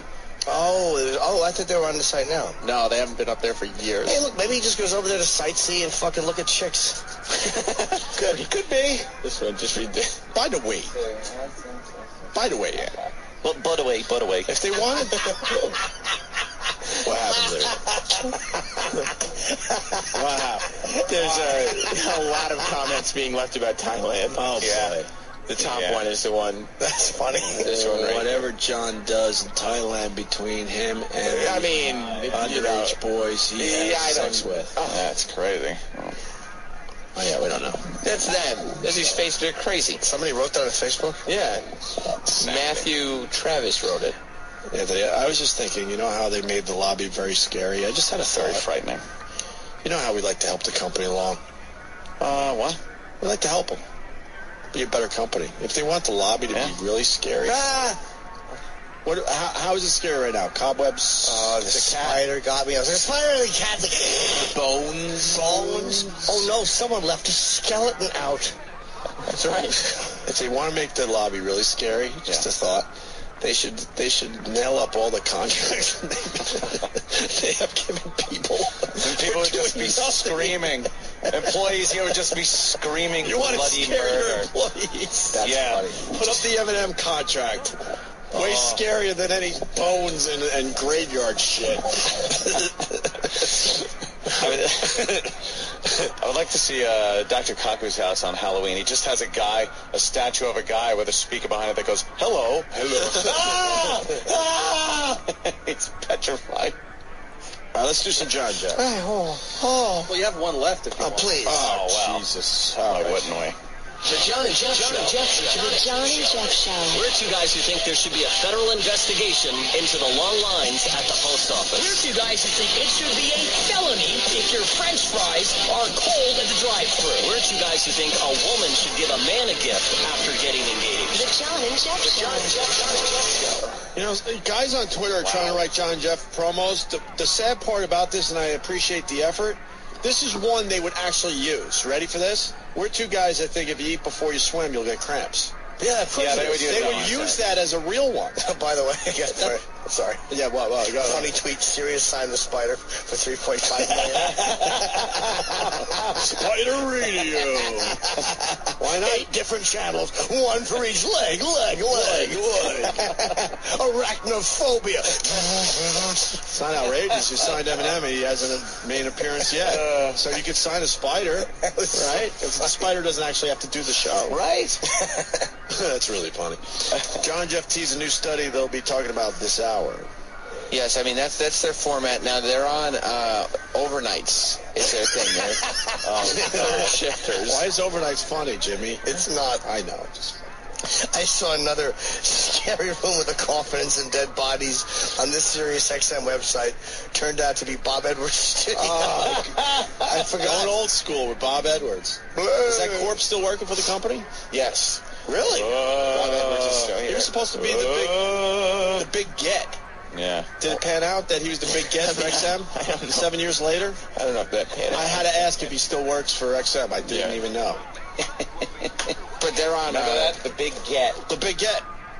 They had to leave our big signing dinner because they needed to get with Bob Edwards. That's when I was like, holy shit, what did we get ourselves into? Dumb broad. Remember? Yeah. No, I wasn't there. She was like, guess what, guys? And she goes, I'm happy you guys are signed, but we got to move up. I have to get to another place because we signed Bob Edwards. And me and Aunt look at each other like, how about you start by telling us who he is? Because I don't even know the name. Yeah. Start that. How about you start by not even telling us and kind of saying like, hey, welcome aboard, you guys. Yeah, that would have been nice. Yeah, make it seem like you actually want us here. And then Hugh Pinero had to make it very, very clear to me and Aunt that he was no Mel Karmazin. Yeah. Because I guess, believe me, we knew that. I guess he thought we were buddies with... he said he's no Mel. I mean, like a guy who takes a company and actually makes it work. Exactly. Yeah. I'm the guy who has an 8 million subscriber lead and then fucking falls into the lake. Yeah, exactly. You're right. You are no Mel. Exactly. Dope. Fucking asshole. And one thing he's not even a Mel's Diner owner from Alice when it comes to corporate runnings. He was the worst. I didn't like him. All understands talent, and Hugh Pinero didn't. So, yeah, you were no fucking Mel Karmazin. First thing out was your mouth. No, the other thing was, I don't like you guys, but I understand what you do is important to our subscribers. He's not even a fucking... That was a wonderful opening line. I know. Sorry, Jimmy. That's all right. He's not even a Mel the cop from Scarface. Mel. How do you start with that? I don't like you guys. Here's a one-way ticket to the hostile takeover. Shot in the stomach was fucking nicer than what Sirius did to XM too. Fucking Tony. We can fix it. Yeah. Don't get carried away. Yeah, see, we're two guys that jerk each other off on commercial break. That's That's a good one. That's fine. I like that. No, I mean, I like the line. How about we're two guys in Corvettes? Why would they say that? Two guys available at Two Guys in Corvettes. I remember that commercial, Jimmy. What's the commercial? Chipper. Chipper. Right. Tell Joe McHale we don't have time for him today. That's not going to make people happy. It's October, man. I understand. Go up to October. Let's ask him if he knows these creeps. Well, maybe he could, like, a little past 9 instead of 9. We could make it quick. We could do like 5 minutes, go back to Jocktober. Ooh, I could go old school. I don't know if that's what I meant by quick. Yeah, we'll go quick. Yeah. Well, I mean, he's a friend of the show. He's been in, That means he'll understand. No, he won't. John and Jeff tease a new study they'll be talking about this hour. We're going to talk about materialistic possessions in relationships and the damage it causes your marriage. By the way, he's a half a Fez, possibly a Fez. Oh! How's Fez from across the globe going? I don't think there's enough to really. No, that's not. Fez it out. I didn't, it's not. A lot of people are trying to buy lots of jewelry and lots of expensive cars, but what does it actually do to the relationship you're in with your partner? A new study suggests that it actually hurts the relationship. So the more materialistic possessions you have, your car, your boat, your big house, your relationship could suffer. So we're going to talk about that this hour, among other things, on the John and Jeff Show. That's just stupid. Really? What are you talking about? What's that? Where did they get that? That's what the study says. What What study? They say they have a study, but the John and Jeff, because then number why are they one, on the radio? They're on in the middle of the night, and number two, they're a bad show. They're two guys that don't need to phone. Well, what happens is they take a premise and they just continuously reset it up and reset it up and reset it up, so that way they can fill the time in the night that nobody's listening to them. Gotcha. Like it's a fucking redundant show. Like that, it does get a little redundant, and I hope redundancy is in a weird place today. I love it. I hope redundancy doesn't annoy you. I'm just really tired, man. Yeah. So did that go anywhere? Well, they set it up again. What do you think of redundancy in shows? Wow. It's just enraging. Okay, well, this may not go so well then, because it's fucking annoying. Get to it already. Assholes. Well, you know that study that they just teased? They're going to tease it again, or are they going to do it? Well, now they have to explain exactly what they meant by saying people with more money. But then I have to take the real angle. Like, it's not even possible. If you can get your family or your loved one better stuff, why does that hurt a relationship? That's just stupid. If only you had been there to call the John and Jeff Show and talk to them about it, they wouldn't have to keep setting this bid up. Well, that's why I'm mad, because it's obvious that the study's bullshit. It seems like one you wouldn't even go with. We had no stuff growing up. I know our lives would have been better if my dad was dragging home shit. See how they start compelling conversations? Sure. They really have gotten your goats. Your goats, your fur up. We had a big backyard. My dad had this dream of putting a pool in. Guess what? We never got the fucking pool, but he talked about it enough. Cemented it. Yeah. Well, he did cement. Cemented the around backyard. where the pool might have been. Yeah. If you linger longer, you understand what I'm saying. Imagine what it was like. He had this dream, but it never fucking happened. Are you trying to tell me if we had a pool in the backyard, our lives would have been shittier? That's what John and Jeff are saying. Yeah. If you got an opinion, call up. Thank God. Instead of our nice yard that we played sports on, had to be a garden so we could save some money on fruits and vegetables. Wow. Using our own Fucking brand new Eagles. bikes to fucking plow the field. Oh. How you would plow with a bicycle is beyond me. We had to fucking turn over all the dirt. Genius. Farmers know what I'm talking about. And then you had to smooth out the dirt, so we got the bright idea. If we attached a big piece of wood to two bikes and drag it across the fucking yard, we could flatten out the dirt faster. That's good. It just bounced around. I would assume it probably, just engineering. It just bounced around. Bounced around, didn't flatten anything out. And then we fucking grew shitty vegetables. Our vegetables looked sick. Really? Yes. Puny little things. We don't have the right chemicals and shit that make it nice and bright and plump. You go into the store and see these wonderful vegetables all big, and then you're like, oh, this is what we got? Shitty, man. One string bean and a fucking... Yes. A bent pepper. Yes. And Jeff, according to a recent study, the more materialistic possessions you have in your marriage, the worse off your relationship. So the brand new car, the big house that you always wanted, the high expenses that you might have in relationships, the materialistic... Is that guy gay? No, John and Jeff are two guys. They're guys. Gay guys are guys. Yeah, gay guys too. Guys. Maybe they said gay guys. I think Jeff is married.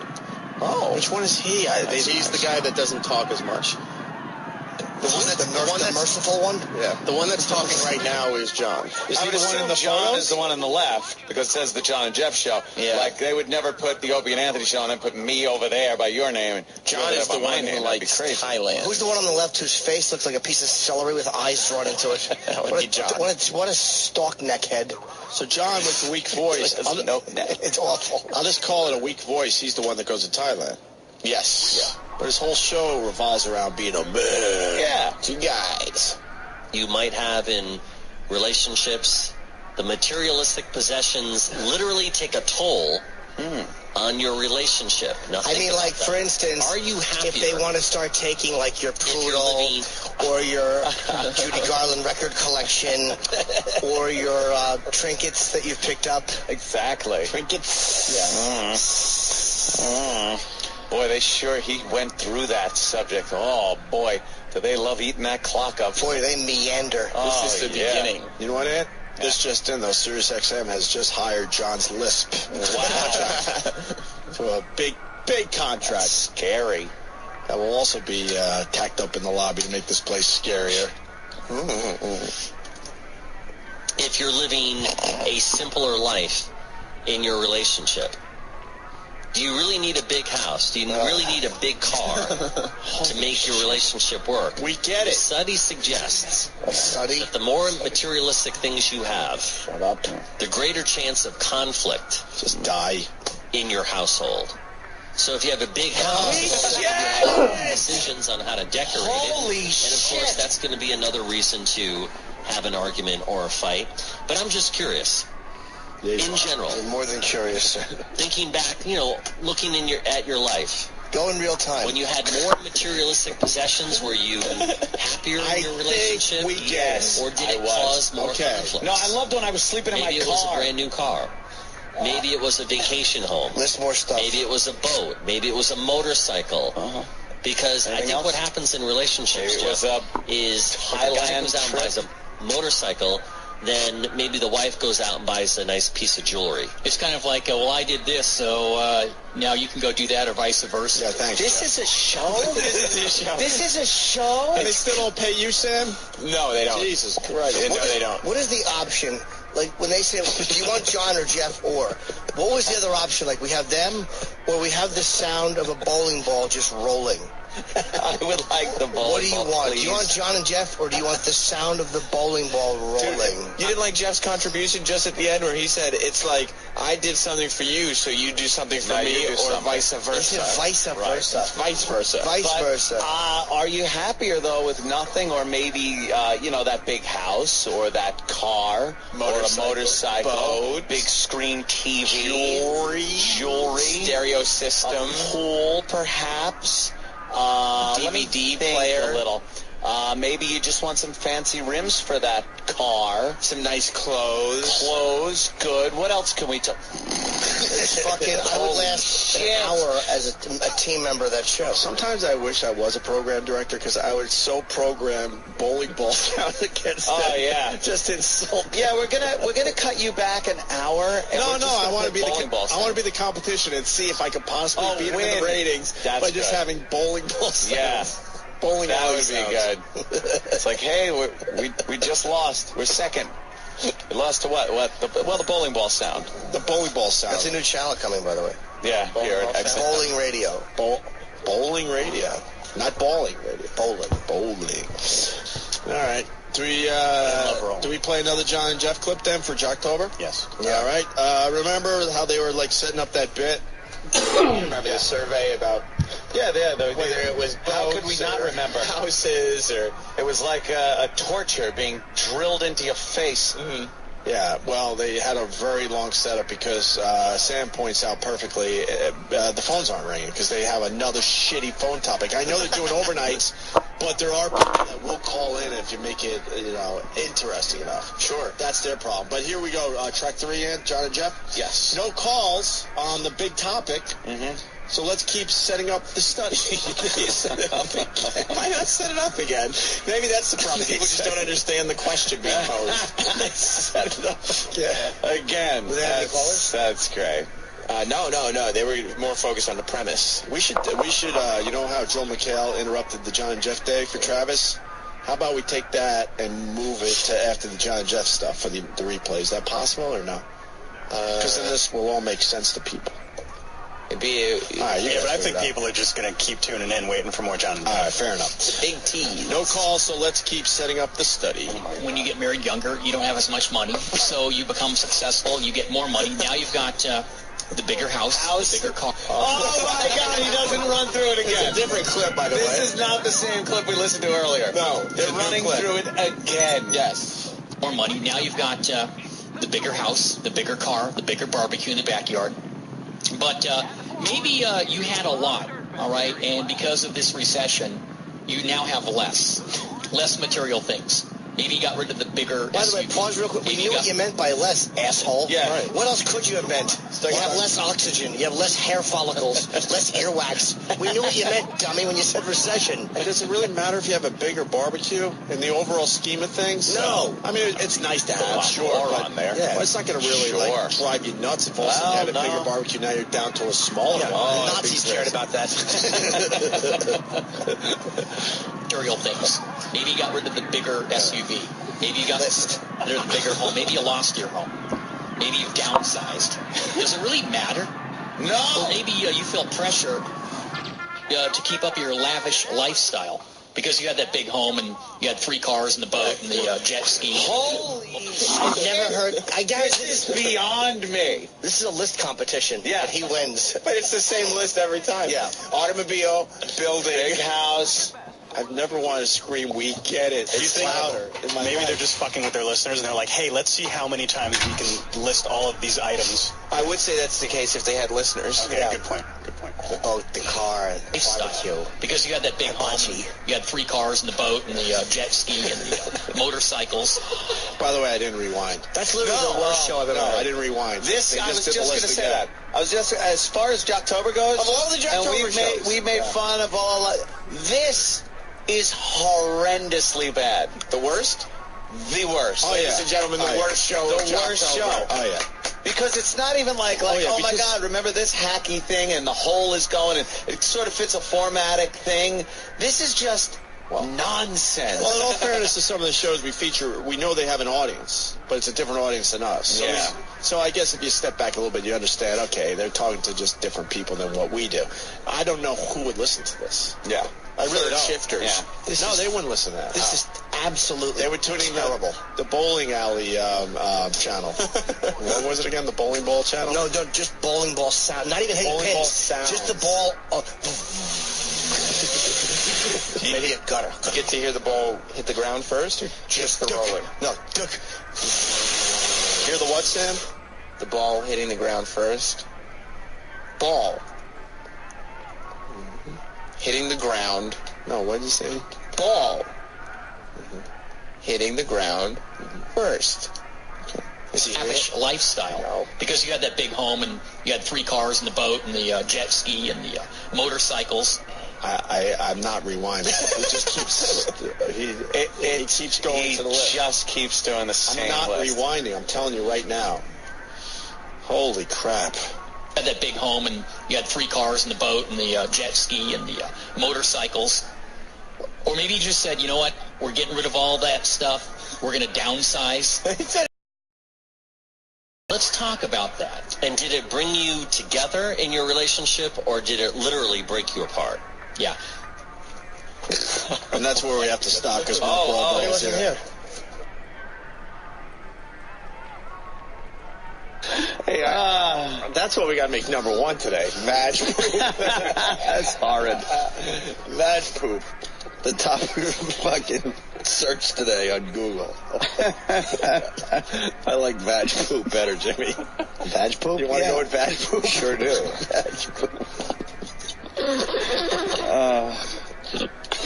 Coming to the stage, vag poop. It's vag poop. That's right, vag poop. He's going to fuck him in his own shit. It's a closing move. Right. He jumps off the top rail with a half a log coming out, and he lands asshole first onto your cunt. And then when he bounces off, the shit is sticking out of your pussy, and his asshole has been wiped. And his pink sock slowly peels off the log and snaps dutifully back into his backside. Dutifully. And it snaps back purposefully and as it should. Like a window shade being snapped.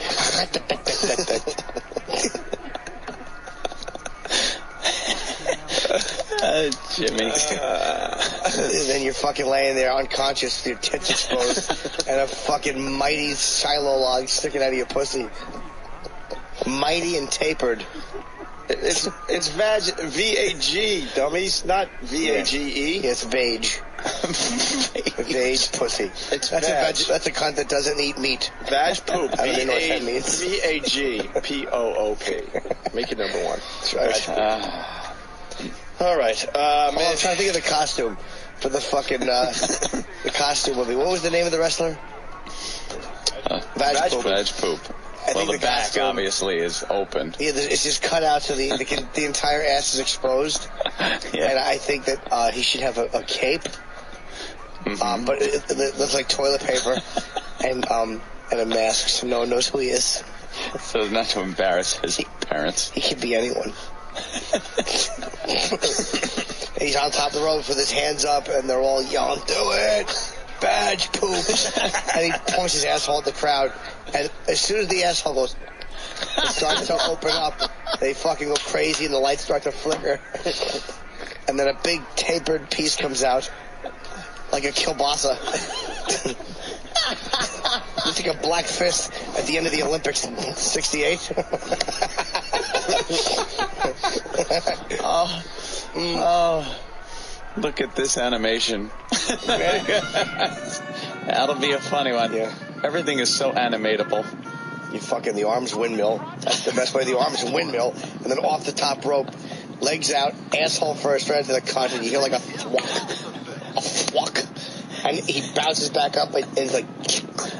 And the pink sock. The pink sock slowly slips it away. It's almost like a woman elegantly peeling off her fucking, you know those gloves they wear? The big long gloves that come to the elbow. Elegantly. Yes, elegantly peeling off a nice pink glove from a brown arm. And she's left unconscious.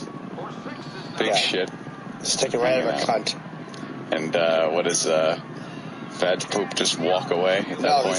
He like a dog wipes his ass on a rug. He uses her nose and hair as the crowd cheers. And then goes backstage doing that skid walk that dogs do. It's called scooting. He scoots through the crowd. The crowd all scoots with him. I lost interest in this 8 minutes ago, and yet I persist. I know, right? I'm sick of my own voice. I'm boring myself if it's any consolation. I think we blew our load with that doctor call. How do you follow that? I know. What are you going to do? That's the other side. That sheriff was not helpful. Why not just describe what causes snoring? Well, apparently there's a blockage. He may have a flap of skin in his throat. That was worth nothing. Ron, what fucking idiots.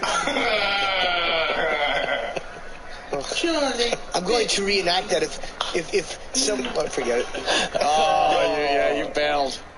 Probably all for the best, Jimmy. Oh, please. If you bail, if Jimmy bails... I like Vaudeville Jimmy, by the way. I think that has potential. Vaudeville Jimmy. Tub, just cut the shit. All right, here we go. Give the kid a fucking that is blue ribbon. Just fucking disgusting. Breastfeeding videos rule. But it does bond you with the mother. I was breastfed as a boy. Whatever. I wasn't. Worked out well. I paid to have women shit on me. You know how awful it is when that one bombs and just becomes a fact? No, it was. It just became like a, yeah. Wow. I went from kind of like an attempt to be funny just to sad and lonely. So like, yeah. Bobo's been on hold the entire show. 5 minutes ago. Why don't we see what he wants? You know what? Here's a perfect opportunity. Pick it up. Might as well, right? What else are we doing? Oh. It would be nice to end the show on just a complete lull. A complete downer. What do you want? It's been like ages since I've been on the show. Ages. Yeah. I think of people asking me, oh, when are you going to be on next? No one's asking you that. No one asked that. No one cares. All right, you're on the show. What do you got? What do you want? You've been waiting for this moment. You're on the show, so now you got to impress people, or you're going to be hung up on, and we're going to forget about you. We're going to ban you. You're going to press it, right? One of these, right? The next time you see me, I was going to show up on the show very drunk. Oh yeah, big deal. You wouldn't dare. What difference is it, by the way? Exactly. What do? Read Shakespeare sonnets when you're drunk? Makes sense. No. It looks very weird. All right, see me very drunk. Is your dog there? What? Is your dog there? No, not out. All right, I'm not home. What's its name? Where are you? No, I was just on my way to visit a friend of mine. You don't have friends. Exactly. What friend? What friend? Yeah, I do. What friend? Prove it. It's a friend of mine named David. Oh, please. Oh, Bubba! What you got in my house for, Bubba? I didn't expect to see you, Bubba. You're here, Bubba. Isn't that weird, Bubba, that you're here, Bubba? Bubba, I see you here, Bubba. Not that David. Every day. What? David. Oh, really? We really thought it was. We really thought so, too. Yeah. What's your dog's name, stupid? No, the dog's name is Mr. Maloonikid. What type of dog You is know that it? already. Yeah, what kind of dog? You already know it's a schnoodle. A schnoodle. All right, you're on the clock. You A schnoodle named Mr. Maloonigans. You got 30 seconds to impress us, or we hang up. Oh, no. And it's got to be unanimous. Yeah. Me and Jim. Go. All right, well, there's another character called Zombie Bobo. Let's hear it. Brains! E-Rock brains taste like mayo! You got 15 seconds to impress us. You got one more? Yeah. Brains taste like mayo! Fitting! Where are you right now? No, it's just on my... You got 5 seconds to impress us. Go. You know, we had such a good week. Let's recap some of the things that happened this week. The wonderful Donald Sutherland. Yes. I'm starting to think we have a gun problem in this country. Oh, boy. Starting to think something's going on. I think we have one in this room. Have you been keeping up with it? I didn't even know they were back to... I was so relaxed this week. I had no idea. Oh, no. Until I looked on Twitter. Why would you ask that question? Oh, my God. Well, can we go with the goofy shit first? I'm just going to say quickly, the trial resumes today. I hate Jimmy. Oh, I thought it was off all week. I didn't know that. Resumes today. No, it was on all last week. The prosecution rested last week. The defense, a couple of witnesses, mostly just, Zimmerman's mom and Zimmerman's uncle talking about the voice on the tape, and they said that it was Zimmerman's voice. But now the defense is going to start bringing some other witnesses. The prosecution rested their case. Not much of a case. Sorry, not much of a case. And that's it. You know. Is the violence only going to be in Sanford when Zimmerman is acquitted? No. Zimmerman gets acquitted. This is a crazy national violence, I think. You think? Because of people like Nancy Grace and the other people on fucking Headline News and MSNBC telling people, twisting the facts around, letting people think that he is absolutely guilty of murder too, and if he gets acquitted, people that watch these idiots are going to be going, wait, what happened? It's a travesty. You told me that, he did this and that and that. That there would be justice. And meanwhile, it did, What's going to happen to the fisherman? The fisherman? Will he be okay with his clam bellies? With his clam bellies? Rubber bands? He'll be dandy out there. He'll be fine? He'll be fine. All right, I'll be right next to him. I wouldn't worry about it. I'll be right next to him. Do you know how bad the world would have to be for it to get to him? Yeah. Do you know how bad things have to be before he's fucking attacked him? And, if he's attacked, it's Armageddon. Yeah, that's it. If it hits the beaches. Well, if it gets bad on the beaches, I'm just going to fucking go into the surf. Long Island, yeah. I'm just going to go into the surf. I'll be all right. That's it. Oh, yeah, well, that's true. There you go. I'll be safer with the sharks. Run for the surf. Right. When I said, can we stick with the goofy shit, the ex-professor Skype thing was hilarious. I saw this go down live. I was watching at that point. Hilarious. Fucking people. Oh, my God. They just assumed they could have a Skype fucking testimony. They're morons because the people in court, they wanted a witness to testify on Skype. So they rig the whole thing up. They get him on there, and then they put the whole screen up on TV. So now you see his Skype name. Right. And you know that you could just pop in and make a call. Then they don't make it private. So now you could just fucking... And people realized this and just started chiming in. And see, I'm torn because I said this very hour how I'm fucking had it with the assholes out there. But then I love the assholes when something like this happens. Well, that's a great So I'm torn, obviously. Yeah. Could you play this? This was just great.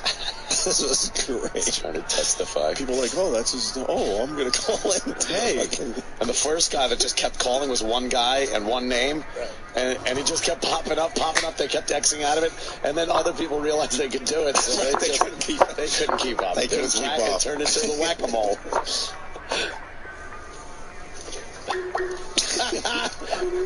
We play discussions based on different topics. Okay, and as I understand the excerpt in States Exhibit 201, there are chapters on how to testify as a witness, as well as on psychological or criminal profiling. Yes, sir. Okay, thank you. No other questions, Your Honor. Thanks, Ross. Marcus is calling. It's someone calling the destination.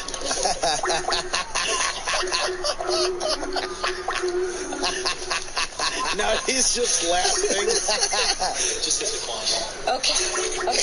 I need to explain, for those who may not be too familiar with Skype, what's going on here. And even the witness is Anthony Tracy. I think all of these people are calling either the prosecutor or they're calling the witness to say, dude, I see you on TV. No, they're not. They're trying to interrupt them. Fucking with They're all just stupid. Dude, I see him on TV. No. They're not calling a professor to say, dude, I see because it's funny, you idiots. Right, they're just trying to be assholes. Orange-shirted hole. I hate her. What's her fucking name? I don't know. I don't know. She's hair like James Spader. I fucking hate her. Yeah. No, they're just trying to be assholes. A funny moment in a tragic trial, of course, that we're dealing with here. I saw that live, man. Those seal noises were cracking me the fuck up. Whip, whip, whip, whip, whip, whip. And it just got worse and worse. They're all laughing, shaking their head. Like, this is a bad idea. He's trying to shut them down as quick as they're coming up. It ain't working. You would think they would have a better way to do that instead of going with a Skype. And then not realizing that you can't put the guy's Skype name up there. Yeah, it should have just been his, video, his face, his video. That's it. Mm-hmm. But no. Great. Dream Cream. Swear to God, there's a brand new sponsor to the Opie and Anthony show. Mm-hmm. And we played the commercial earlier for free, so they don't bitch and complain. This is all for free for Dream Cream. So we want to play the actual commercial. And then we had Steve from FoundryMusic.com and Jim Norton go into the studio and record the exact same spot as a gay couple. Because the acting, I don't think, is really up to par on the real spot. Right. So let's hear the real spot. Okay, for Dream Cream. Here it is. Wow, Jennifer, that was incredible. I know. You were as hot as our first time. Mm-hmm. Do you remember how passionate our lovemaking was back then? Oh, Mark, I know. But lately I haven't felt, in the mood. Is there something wrong? No, actually, I'm normal. Most women experience a lack of sexual desire from time to time. But my sister told me about Dream Cream. What's that? It's an all-natural cream with this breakthrough ingredient that's been proven to enhance sexual pleasure for women. And it's available without a prescription. So I ordered some. How's it work? Well, I applied one little fingertip full, and Dream Cream made my skin more sensitive to touch. I was so aroused. My sexual pleasure was so intense. It's lubricating, tasteless, and odorless, so it doesn't interfere, and it worked almost instantly. You're telling me. Come on, cuddle up over here. Let's see what happens next. Okay. Oh, okay. Let's cuddle up over nice here. odorless cream with a peanut on the end of it. Cuddle up over here. And that bad, it sounded like bad dubbing of a Chinese film. That. I'm just on a Dream Cream. Derek. Just stop eating during the show the whole time. Can't understand what he's saying, all the food in his mouth. I'm sorry. You're right. Now, you know something? They're going to dump out of that. You can't say bitch tease. The T word. Basically, you're saying he wouldn't have the bitch tease if he wasn't eating during the whole damn show. I just get a lot of complaints about that, Jimmy. You never told me. I didn't know that you could hear me. I'm just having a bagel. That's all I'm having because they're low in carbs. All right. Same commercial for the Dream Cream, Anthony? Yes. Done by Jim Norton and our own voice of many spots here at this station in New York, Steve C. Steve C. from Foundry Music. Oh, yeah. Here's the same commercial. Whoa, Jim, that was incredible. I know. You were as hot as our first time. Mm-hmm. Do you remember how passionate our lovemaking was back then? Oh, Mark, I know. But lately, I haven't felt, in the mood. Is something wrong? No, actually, I'm normal. Most men experience a lack of sexual desire from time to time. Oh, yeah. But my brother told me about Dream Cream. What's that? It's an all-natural cream with this breakthrough ingredient that's been proven to enhance sexual pleasure for men. And it's available without a prescription, so I ordered some. How's it work? Well, I applied one little fingertip full, and Dream Cream made my skin more sensitive to touch. I was so aroused. My sexual pleasure was so intense. It's lubricating, tasteless and odorless, so it doesn't interfere, and it works almost instantly. You're telling me.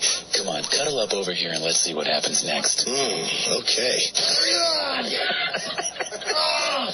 Someone hosed the gayness off me. Oh, God.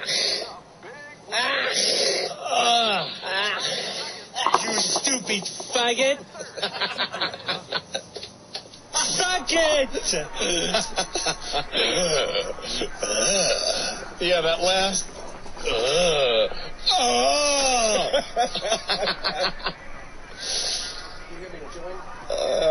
Yeah, you were chewing during the... Were you eating during the taping of that? No, you were eating during the taping of that. Something was in your mouth. Uh-oh, it was Steve C. He was really getting into the role. It was Steve's mule. Oh man, I want to replay the commercial again. All right. I just want to add a little something. All right, here we go. Dream Cream with Steve and Jim Norton. Whoa, Jim, that was incredible. I know. You were as hot as our first time. You remember how passionate our lovemaking was back then? Oh, Mark, I know. But lately, I haven't felt, in the mood. Is something wrong? No, actually, I'm normal. Most men experience a lack of sexual desire from time to time. But my brother told me about Dream Cream. What's that? It's an all-natural cream with this breakthrough ingredient that's been proven to enhance sexual pleasure for men. And it's available without a prescription, so I ordered some. How's it work? Well, I applied one little fingertip full, and Dream Cream made my skin more sensitive to touch. I was so aroused. My sexual pleasure was so intense. It's lubricating, tasteless and odorless, so it doesn't interfere, and it works almost instantly. You're telling me. Come on, cuddle up over here and let's see what happens next. Okay. I don't know about this, fellas. How's all going? Yeah. Oh, jeez. I don't want to get sick, fellas. Yeah. I think this is a bad idea, fellas. I feel woozy. How about a nice bucket of AIDS? Sean, what's going on? Yeah, I finally figured out what the C in Steve C stands for. What a homo. Way to tools. Dude, he is a fag. Hooray for AIDS! Oh, God. All right, can we move on to the next bit? Yeah. Wait, what? Goddamn, Butters. I don't even know if this is funny today. I'm having a ball. All right, Dr. Smith's on the line. Dr. Smith? Yes. Oh, dear. I loved you in Lost in Space. Hello. Yes. Young boy, yes, William. Hello, Dr. Smith. Hello. Hello. How are you today? Why don't you tell our listeners what you do? I'm an osteopathic physician. I do natural wellness in Cincinnati, Ohio. Yes, indeed you do. You have a book out, do you? No, not a book. What do you have? A product. Woo! A product. Yes. You're a doctor? I sure am. I am too, Dr. Smith. You're a doctor of what? I never really knew. What type of doctor was I? Yes. A pediatrician? Yes. Gynecologist?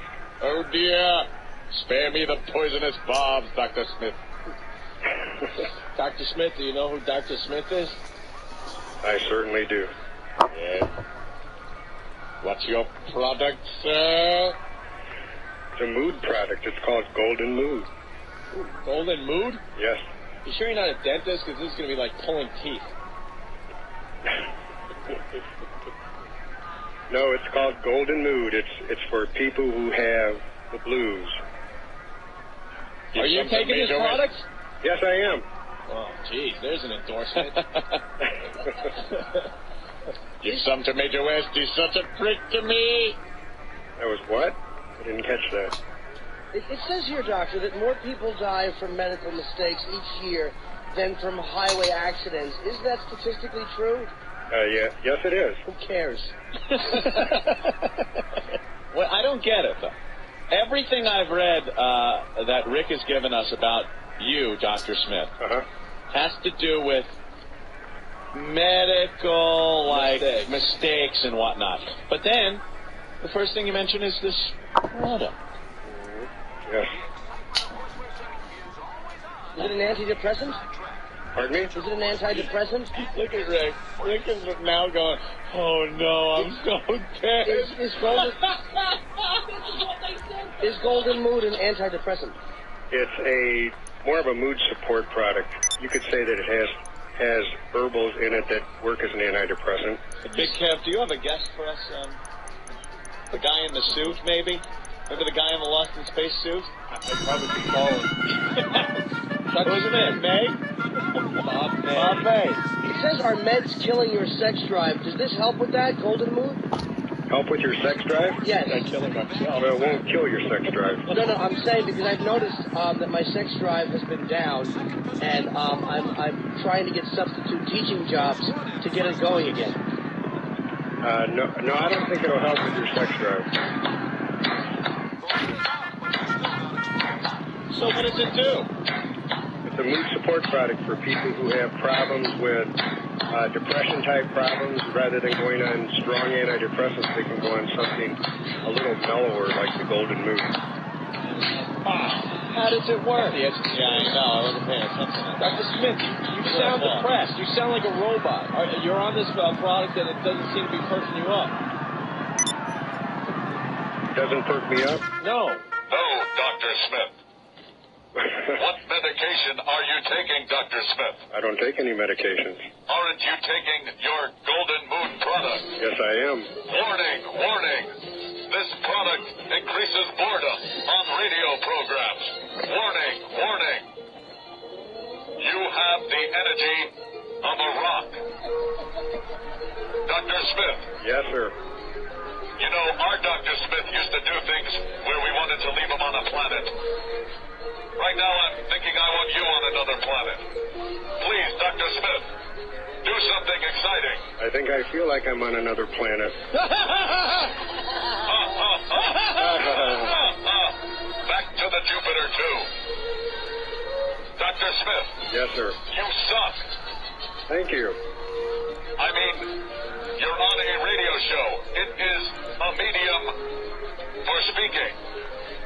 You drone on and on, like a bloody anchor from the planet Uriaton.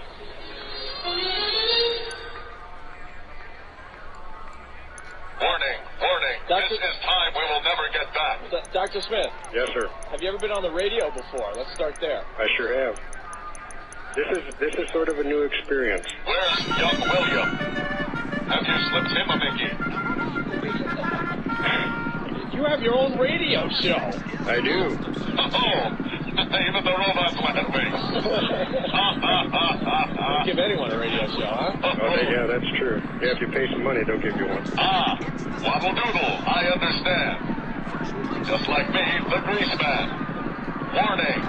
Doug from Springfield wants to know if he's on the Zoloft from keeping from boring us all.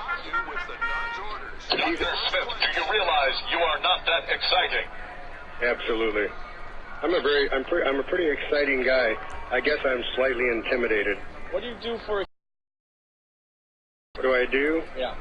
I'll go to theater and go skiing and. What kind of theater? Go gambling. We have some pretty nice theater stuff in Cincinnati. A lot of the Broadway stuff comes here. We took a gamble on this booking and lost. What was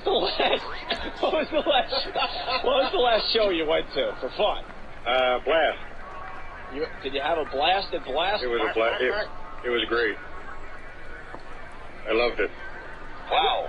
What a rousing endorsement for Blast. It's no stop. But it's better than the Blue Man Group. And you ski? A little bit. Yeah, I have. I haven't went. Obviously, I haven't went yet this year, but I think probably in the spring I'll go. Yeah, obviously, because we know all about you. Right. Obviously. You failed to mention that in the last 10 times we talked on the phone at home. Were you around when Larry Flint got shot in Cincinnati? No, I wasn't here then. He did get shot there, though, right? I don't know if he got shot in Cincinnati. I know he's got some hustler stores here in the area. Pornography. So how could you die from your medication? From my medication? Not your medication. Oh, from medication. Taking too many pills. Wow, you are really breaking some ground with that statement. Too bad you couldn't talk to Marilyn Monroe.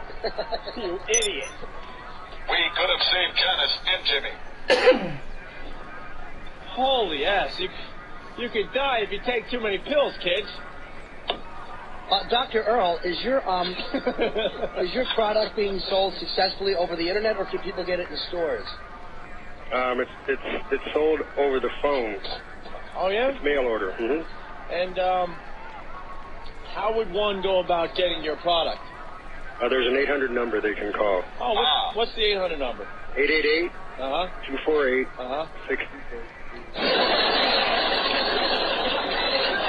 Wonderful.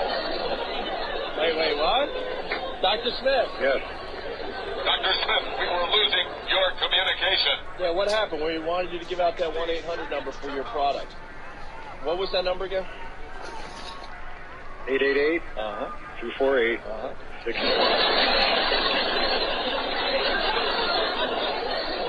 And this way you will get the product. Dr. Smith, are you there, Dr. Smith? Yes, I am.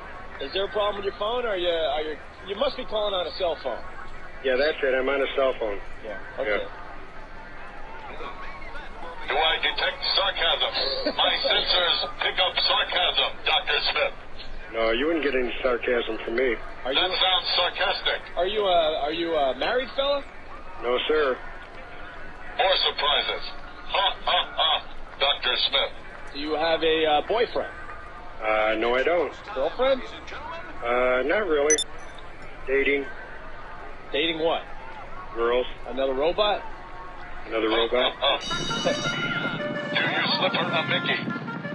Ha, ha. Well, if that's what you call it. Very energetic.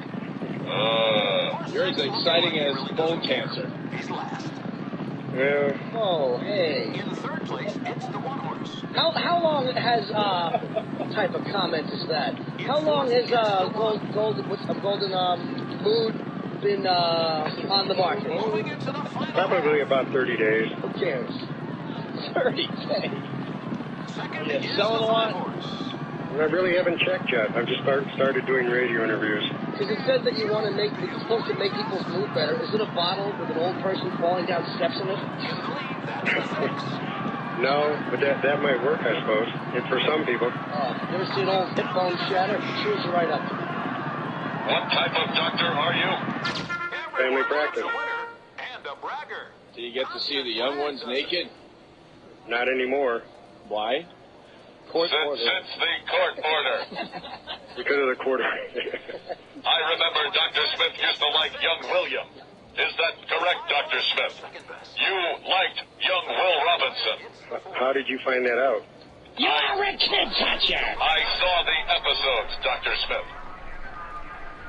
Why would the Robinson family allow a pedophile to roam around foreign planets with Dr. Smith.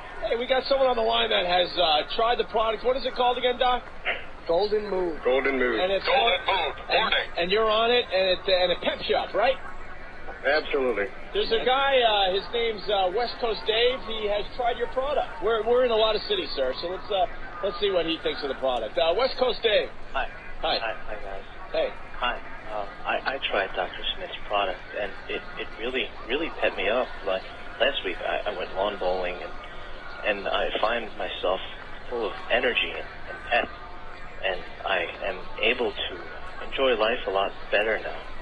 Well, that's a rousing endorsement for Dr. Smith's product. I enjoy it to a great degree.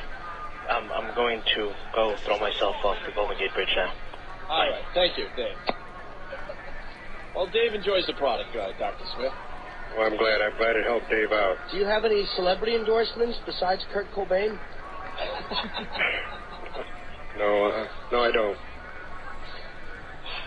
Can you imagine this guy off of the product? Is it possible I could melt those pills down for a golden shower? What were you like off the medication, Dr. Smith? I was boring.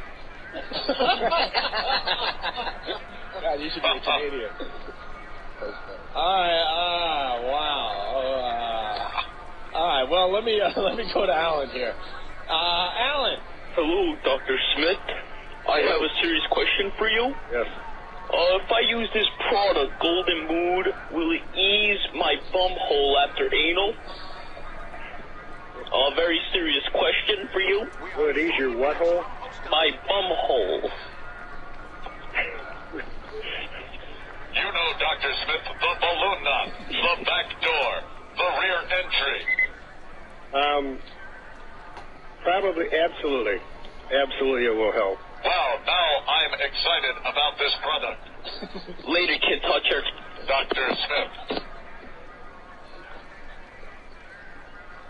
Well, Dr. Smith? Yes. So it'll ease the pain of the back door. Absolutely. Everything feels better. Eli. On Golden Mood. Eli. Yeah, hey, how you guys doing? Oh, good. We're talking to Dr. Smith. I have a problem, Dr. Smith. I get down a lot and depressed, and sometimes the only thing that cheers me up is whacking my girlfriend a couple of times. If I take your product, will it help me out? It'll give you the stamina that you need. Oh, there you go. No problem. But Doc, I think if you're beating up your wife, your girlfriend, you don't want stamina, you idiot. Torture! That's torture! We have another call on the line. Hi, who's this? Hi, this is Mike Tyson. Hey, Mike. Hi, Dr. Smith. Yeah, Mike. Dr. Smith. Yeah. S-M-I-F. I can spell that one. Dr. Smith, can I stop taking the Zoloft and go on this and still be in a mood where I don't kill y'all? Are you still I on? would love to punch you in your face. You still on your lithium, Mike? I need the lithium and the Zoloft, and now the Golden Mood. I would lay down. I would say, thank you, Dr. Smith, and I would take the Golden Mood, right? I would swallow it. I would wait till it takes effect, and then I put my big foot up your ass. Is what I would do. I would kick you so hard in your ass that you would actually maybe even for a second get a personality. And then we all laughed. This is awful. I don't know. It's pretty funny. What made you get into looking to pioneer Golden Mood, if I could? What got me into natural wellness, or? What is natural wellness? I've never heard that term. I just don't use medications in my practice anymore. It's all holistic. It's all holistic. Holistic medication. Spirit, mind, and body. But is that good for, like, tumors and stuff? No, I mean, there's a place for medications. Medications are important, and they work. You're taking too many of them. What would you give a tumor? A tumor? Yeah. What kind of a tumor? A malignant tumor? What kind of a malignant tumor? You have the charisma of George Harrison today.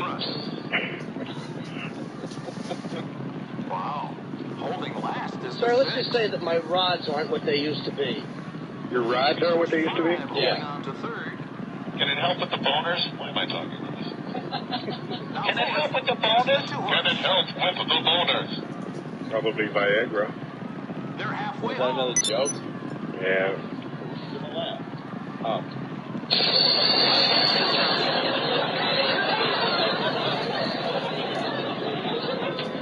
Doc, you're awful. Wow. I got to tell you something. What's that? You are absolutely the worst radio guest we've ever had on this show. We've been on the air together, Opie and I, for, I believe, seven some odd years. You are probably, and I'm not even being wacky, probably the most boring guy we've ever spoken to. But you remember me. No. Because I'm the worst. I've never been the best at anything. True. So I'll be the worst. Yeah, he'll probably. But Doc, if you're going to promote a product that's going to pep you up, shouldn't you go on the radio really peppy? Do some cocaine or smoke some crack before you do these radio interviews. You have the energy of a sloth. Thank you, Vito. You working on anything else, holistic medicine, besides the golden? Are you working on a personality? Anything like that? I've got other products in the making. What do they do? I guess I'm going to have to do some therapy or something. Yeah. Yeah. Well, at least you could give out the phone number for 18 cities. So why don't you give out the phone number for the Golden Mood?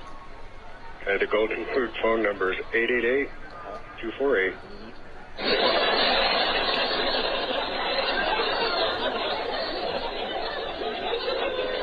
And we got operators standing by? Absolutely. Dr. Smith, I have to ask you something. Sure. You say you're a family practice? Right. Yet you don't prescribe any type of drugs? No. All right, can we play a game? Absolutely. What year was Dr. Smith's license taken away? Can we play that? And why? And why? And why? Can we play? Yeah, when did he get out of drug therapy himself? Was that it? Yeah, no. You started dipping into the medicine cabinet yourself?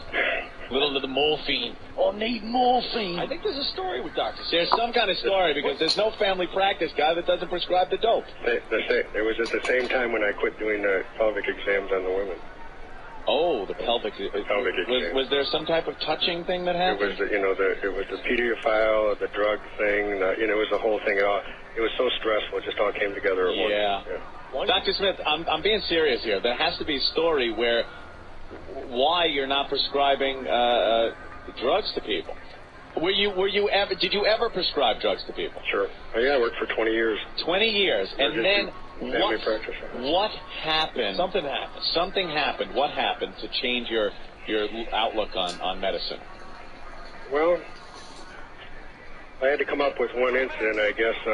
You're probably right. I lived in Branson, Missouri, and my mom died from overuse of medication. Wrong kind. Sorry to hear that, Dr. Smith. I appreciate the sympathy. Wow, so it was over medication. Jim is in a corner right now.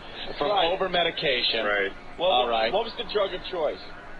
What was the drug of choice? Of your what was the ailment and what was prescribed and how did it happen? Your old mom. It was just an anti-inflammatory. Her stomach, she bled to death.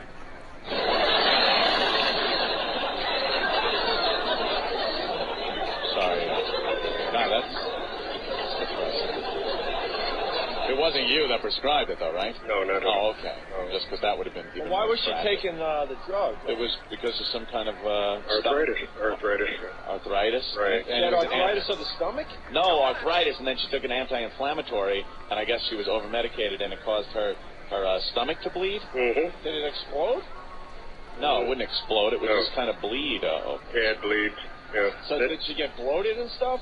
No, Why didn't anybody see this happening and maybe remedy? When it happens pretty quick. Was it? Yeah. Well, what happens?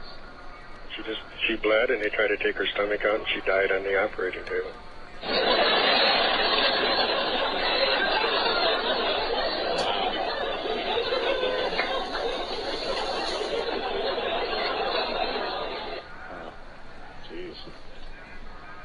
So then you decided that medication was no good, right? Yeah. That kind of bad medication. That kind of put you over the line. Right. Yeah. Here's one for the old times. You mean me? Wow. So that, then you went into holistic medicine. How old were you when your mom died? If I may ask. 45, I'll say. 45. Yeah. Hey, screw this. The wiffle ball bat girl's here. Oh, yeah. All right, Dr. Smith, thank you so much. Okay, buddy. You want to give out that phone number once again? No. Why wouldn't? Hey, that's the best, funniest thing you said. Why wouldn't you want to give out the phone number? I'm insulted. No. What's the matter, Dr. Smith? You okay? It's like Linus in the football or something, you know? It's like I'm going to be kicking the football. Nope, I'm not going to do it. Dr. Smith. Oh, now you're going to make us feel bad. No. Give it out for the plug. Hey, what's going on Wednesday over there with this WOW thing? Wow? Wow. I don't know anything about Oh, come on, guys. You're more depressing than Old Yeller. I just talked to a friend of mine in New York, and he told me that on Wednesdays you guys do a WOW thing. Really? Yeah, Whip 'em Out Wednesday, girls like flash guys on the way home and see WOW in their car. Yeah, like why couldn't you call me on Wednesday? Maybe that would have put me in a better mood. You're in a bad mood? Why? No, I'm not in a bad mood. We get off to a bad start. I just Once you free your mind here, why don't you tell us what you think of us? You all right? What I think of you guys? You all right? You all right? Oh yeah, you're a lot of fun. You sound a little. It sounds like you're gonna take a warm bath and slit your wrist after you hang up the phone. Do you have any? Sort of like the movie, the airplane movie, you know, hanging yourself, cutting your wrist. Huh? Do I have any friends? Yeah, I think I got a couple. You get laid? What he's dating? It hasn't been real recent. I haven't gotten laid, no. You wanted to get you laid? Out in New York? Yeah. Yeah, you know. You made up that over-medicating story, right? She died from boredom of one of your visits. I'm not even a doctor. You what? I'm not even a doctor. Then why are you Dr. Smith? Well, I had to come up with something. Hold the phone. Wait, you said that you practiced 20 years and you were an emergency room doctor. To call, and he asked me to come in here and sit and talk on the phone. Said there were a couple of jerks from New York calling, and he wanted to. He's trying to be right. I think you're lying, no, Dr. Smith. No, I'm not. You're Dr. Smith. No, I'm not. Dr. Smith would never have somebody else come on when he has something to talk about. That's right. He was busy, and he just asked me to come on and sit here and. I give you credit. It's a good out. I like it. Okay. You don't want people to think that you really are a bore because you want people to buy your product. I understand all that. That's okay. And then Kirksville College and the mom's death thing, pretty sad. That was sad. Very sad. Understand that. Yeah. Okay. Thank you. All right. Well, thank you, Dr. Smith. Okay, guys. Good luck with the product. You sure you don't want to give the number out again? I really feel bad now. And you know what? Ed and we like to goof around, but when it's over and done with, we like to make good. So yeah. I mean, all right. I'm just serious. Okay. Hold on, Dr. Smith. You were a good sport. You took our abuse. You took everything we threw at you. You didn't hang up. You hung in there. You're a good guy. So we got our fun out of you, and now we should make good. Okay, you ready? The phone. 6682. I got the rest of it before. Oh. So they got the first 6 numbers before. Wait. Say the whole number. You heard me. I didn't play any sound effects. 888. Right. Go ahead. I didn't do nothing yet. 248. Right.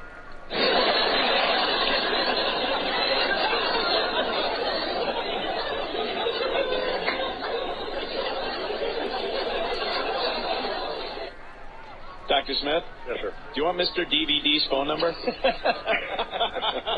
guys could have a blast together. Yeah. Very good. All right. Thank you, Dr. Smith. Thank you. All right. Bye-bye. There he goes. There he is. New pal, Dr. Smith. We better keep in touch with that guy. I like him. Himself soon. Woo! Woo! Party radio with Dr. Smith. That was some of the most uncomfortable radio I've ever heard. Booch in Philly wants to know how I know Ann sleeps with the TV on. Well, that's because we take naps together. Yeah, we nap together all the time. Lick each other. Jesus. It's like we do a radio show. Idiot, how long have you been listening to this show? I've been lambasted for falling asleep with the TV on. By the way, TV on in my house right now. It's bad. Sometimes I run out of the house and just leave the TV on. Yeah. I don't know why. I think because I think, hey, there's voices upstairs. Because the TV's your family. Let's be honest. It's really your is. family and your friends. Yesterday, yesterday was a complete alone day at the compound. Creepy, right? I even reached out to my good friend Danny, who blew me off. I was like, hey, my, and then I used a bad racial epithet. I said, what are you doing? I go, brand new Guinness keg, just tapped, freshly tapped. And he's like, oh, dude, I'm doing this. Just woke up. So what were you doing? Well, my chick wanted to make dinner. Yeah. Nice tell her night. to make dinner. You're going drinking, and when you get home, dinner's ready. If Some not, men are going to do some drinking. That's right. And so there I was, just kind of sitting in the back. I lit all of my tiki torches, and I just sat at my back table with a Guinness and the Sonos music playing, and just kind of song? All by myself. Everybody hurts. That was it. We should do the Anthony soundtrack. Songs of your life. You know what? I got to tell you something. What happened? It's kind of refreshing. It was nice, right? No, it wasn't. It was very break in lonely. the action? It's very lonely. Of course, it's just you. I get lonely. Struck down in terrified loneliness. Just you and the bottle. I get lonely. So I drank my beers, and I just stood there. Well, Danny's at home flipping the table. You called those carrots? Did you eat them? Sometimes I'll walk up to the edge of the pool with my hands in my pockets, and then just look at the water, and then kind of go up on my tiptoes a little and back down, and then up and down and look and turn away and go, I don't know what to do. I'm bored. Put on a Motley Crue song, maybe? Yeah. And then I went to the big outdoor picnic table, which has seats for probably 10 people. And I put one cushion on one of the seats, and I sat down in the one cushion. I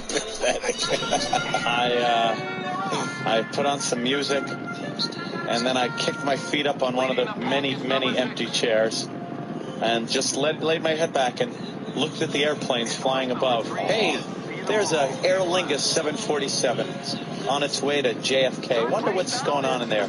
Wonder what friends they're going to be meeting when they finally land. Then I'd look around at the vegetation, all of the landscape, the vegetation blowing in the breeze. Then I realized I was sitting there completely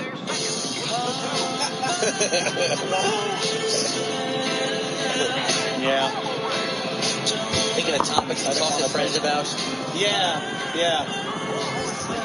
And I was like, well, I have like a half a glass of Guinness left, but I'll go downstairs anyway and top it off. Nice. Maybe I can think of something once I'm downstairs, but you know something? I didn't. So I go back upstairs. This fall, reality gets religion. I believe in Allah. All praise be to Allah. Allahu Akbar. I've been saying it for years. The creators of Duck Dynasty are going back down south to find a different breed of redneck. I pray 5 times a day facing east. Hell, brother. Yeah, if I kneel and I face Jiffy Lube. That's my Mecca, is Jiffy Lube. Hell yeah. Tune in Monday nights for Oklahoma Muslims. All praise be to Allah. Praise be to him. Never before has assisted reality managed to cram so many stereotypes into one single half hour. There is only one true God. There's only one God. His prophet is Muhammad. In the word of Muhammad. It's Oklahoma Muslims all season long, or until we have to apologize. Allahu Akbar, motherfuckers. You heard it. So you gotta have good roast jokes. Like if we were gonna roast each other, we'd all just have some good jokes. Oh boy. What, Jimmy? Go ahead. What do you got? What do you got? I don't have any. My friend Ted likes to roast people. Oh, does Ted the roaster? Yes. Where is Ted? I haven't seen him. Jim Norton is so ugly, his family pictures hang themselves. Oh. That's a Milton Bro joke. That's a good one. Here comes Ted. Ted? What, Ted the roaster? What? Yeah, Jeffrey Ross's hair is so curly, I'll bet his brushes got to be used a lot. Oh, Ted. Oh, you got me, Ted. You got me. Thank you. That's a Lulu.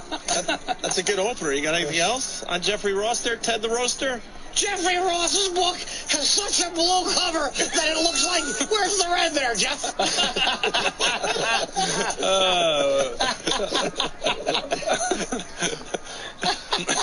What about how long it is? It's such a long book, Tip. If that book was any longer, I'd have to say something about it. I don't think you're getting the spirit. I certainly am, Anthony. Yeah, he's killing. Ted the Roaster's killing. I don't think you're getting the spirit of the roast. Of course I am. Ted, $20 for a book. Can you believe that? Well, that's so unbelievable that I can't believe it. I'm very good at this. Hey, Anthony, you have so many guns. What are you, the whole army or something? That's vicious, Ted. I don't take any prisoners. Ted's working the room now. Watch out. am. Ted the Roaster. Shit. Ted, have you ever roasted Milton Berle? Who's Milton Berle? Well, he's so old that I don't know him. But Ted doesn't understand sometimes the spirit. Hey, Daddy, I hear you've been drinking a lot. I hope you're trying to get your killed. That's going too far, Ted the Roaster. Yeah, that's where's the funny in that? It's not funny. It's just really very mean wishing something horrible on somebody. Right. I like that. Ted the Roaster. You could just nickname Toaster. Yeah, hey, Toaster. Oh, yeah, they call me the Toaster because I pop it up and shake it around. Throw you in the tub. What's that? What do you mean the tub? What type of talk is that? Ted the Roaster, you got anything on E-Rock? What's that? You got anything on E-Rock? He enjoys a good roast. Yeah, E-Rock sure does. E-Rock's neck is so fat that when he has a stroke, he'll be dead before help gets there. No, he's dead. Wow. That's good, right? That's cutting deep, Toaster. Cutting deep. Toaster Sheckler. I like that. Sheckler. What about Jim Norton, Toaster? You ever roasted Jim Norton? Oh. He's not really popular enough, apparently. Holding a grudge because Comedy Central only asked you for one? I respect they don't like me. Why don't they like it? It is what it is. It's okay. I accept it. It's not like they're doing 5 a year. I mean... No, I know, but I mean, like, historically with the network, they just don't dig me. But, yeah, whatever. You're too much of a potty mouth is what it is. Everyone has their own You're taste. too dirty. You roasted Saget, right? That's because Bob requested it. Has nothing to do with them. Special request. Yeah, Bob's buddy. That was a great one. You were great. Thank you. They didn't think so. Yeah. Anthony's shirt is so green, I'll bet it's envious. That'd be the one I closed with. Don't get a standing ovation. You look like Che Guevara. Che Rivera, you know, yeah, right, the revolutionary. Huh?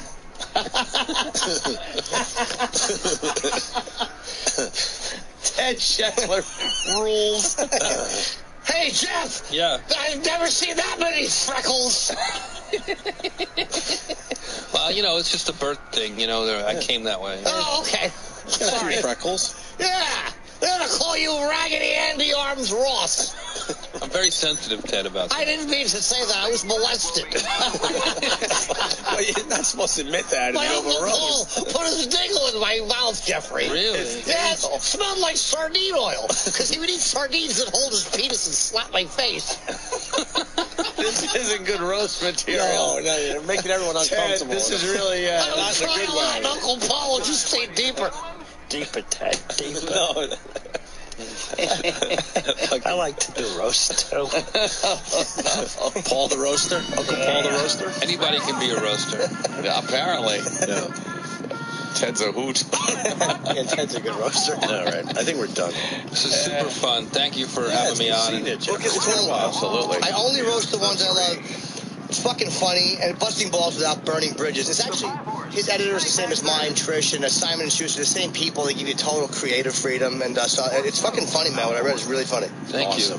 All right. Yeah. Come back and see us. Always, fellas. Very good. Great to see you. Thank you. And there's actually, I heard one thing about I actually did. Oh. That in Boston, November 28th, and Buffalo and Kansas City, I will be appearing. But I mentioned in Jeff's book. So if you bring Jeff's book to my appearances in those cities, we can talk about it. How is that? Totally help us both. Totally love that idea. Any friend at Norton's is a friend of mine. Hey, I hear you like to roast a lot of people. What are you, chestnuts? Roastmastergeneral.com for your copy. You got it. I'm going to be signing Jim Norton's book also. All right. Oh, God. Ted, you don't think Ted's roast lines are very sharp? Ted, give us one more before we leave today. One more. You got Sam, you got Steve. Oh, Sam, nice hair. Looks like you've got a couple of buns there. Wow, I didn't mean to hit so hard. Ted, did you ever roast Mackenzie Phillips? Who? You know, the girl who was molested, who had sex with her father? That's a funny roast joke. Hey, Mackenzie, I heard you had sex with your father. Did I tell you that I had sex with my uncle? Yes, but I didn't want to. Uncle Paul told me he was going to tell him where I was smoking. But they were candy cigarettes.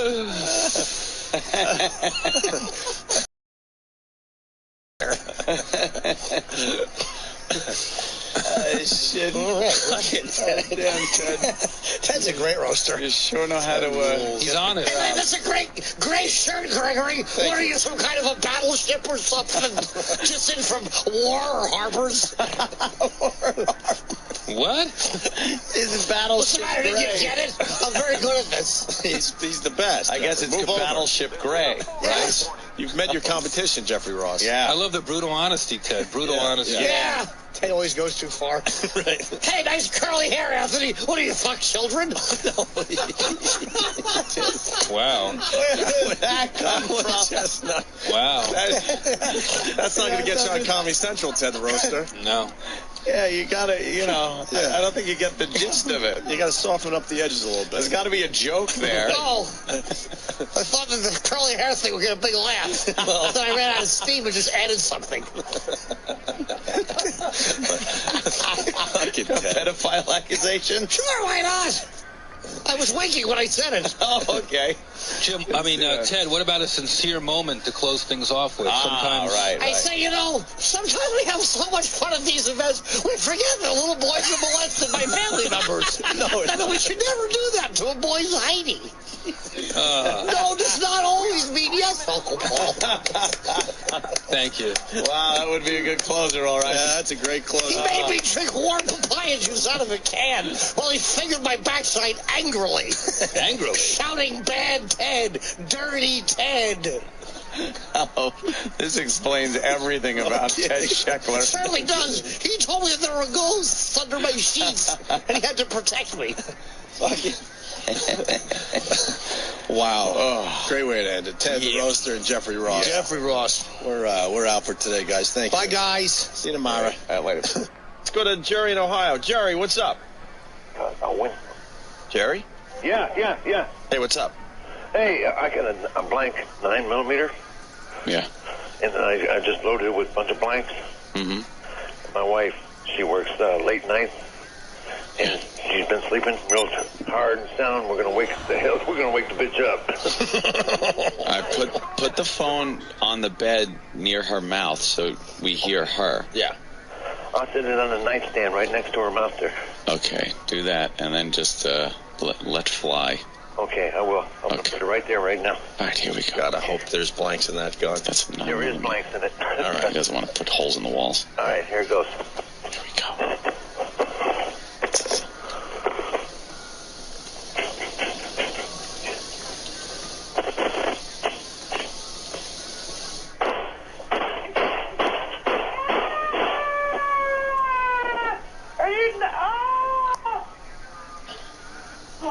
Wake up, bitch! What's wrong with you?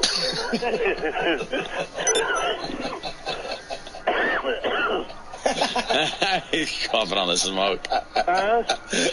Those blanks throw off a lot of smoke, don't they? Yeah, and fire comes down the side of it. Yeah. What is wrong with these people, man? That's hysterical. Okay, that's a good I'm one. not going to have a good fucking day, that's for sure. Oh, hey. That was a good one. Then he goes, wake up, bitch.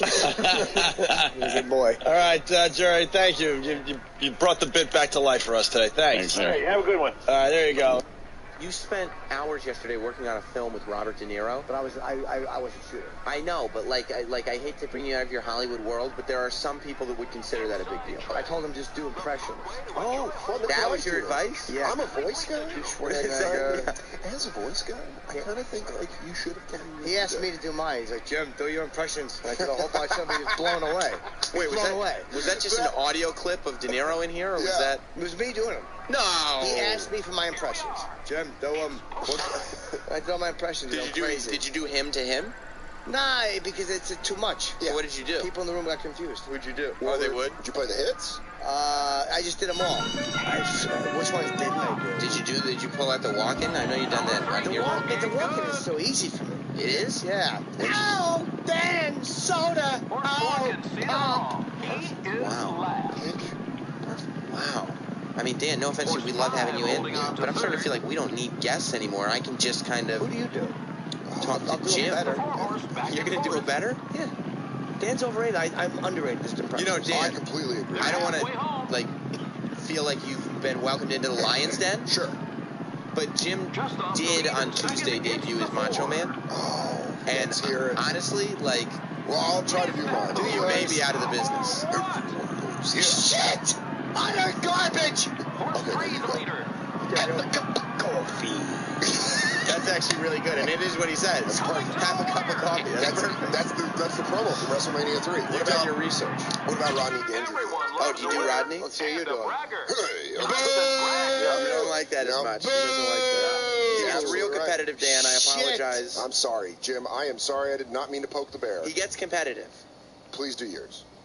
Oh, man. The 6-horse. Hey, tell you, I really want to tug my tie. That's the thing about Rodney is, he always said literally the things he was doing physically. Tug my tie. I'm going to tug my tie. Another Rodney tug his tie moment when he would announce that that's what he was doing. Hey, it's time for me to tug my tie. Yeah, I remember What is that? Yeah, I'm sorry. Who is that? That's my detective. Coffee drinking. Right, that's cool.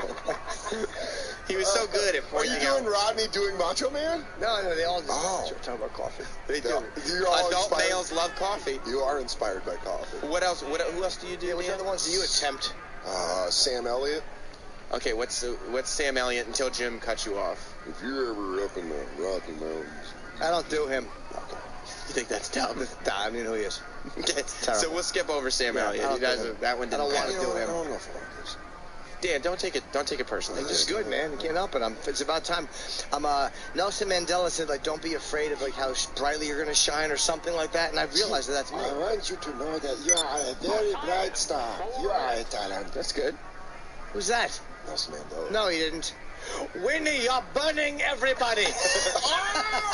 That's actually really good and historically accurate. Yes. I was in jail for a long time. Yes. He was too. And my wife threw tire on people and set it on fire. That happened. Have coffee. Right. They get coffee in jail. Yeah, I love the tie back. Yeah. Now you tell me, Dan, and I don't mean to put either of you two on the spot. Of course. Honestly, you kind of seem like you're phoning it in a little bit. I'm more worried about putting Jim on the spot. But he also did an Andre the Giant on Tuesday. Oh. And I know that that's something that you've acted like is something that you do, but you've also gone uncontested, I feel. On now. Yeah, exactly. He's just fucking skating. Yeah. Right. You know what? The field's been light, and now that there's a new competitor in the field, I am buckling a little. Do you want to try a little, or? Can't even understand you.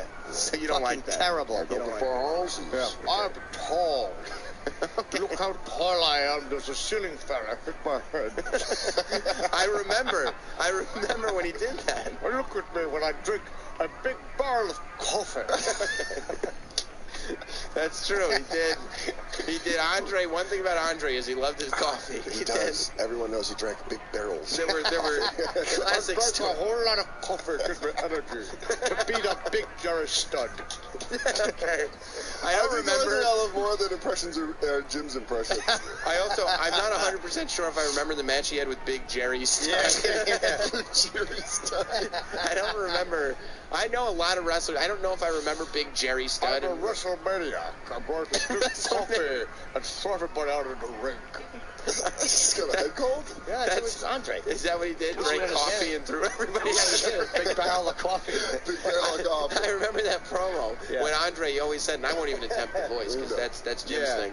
But he always said. By the way, it's just Jim's thing. It's just Jim's I thing. have retired from voices. Good. He this said. is the only voice you'll hear. Which other ones would you take a stab at? But Andre used to say, I came to do two things: beat my opponent and drink some coffee.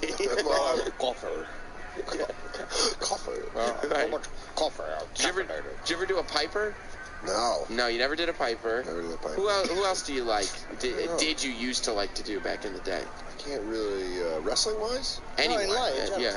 Some impersonation. Honestly, and I don't. If you can't remember, because it does look like I'm getting the vibe. Yeah. And we're all just kind of friends here. It's a white flag.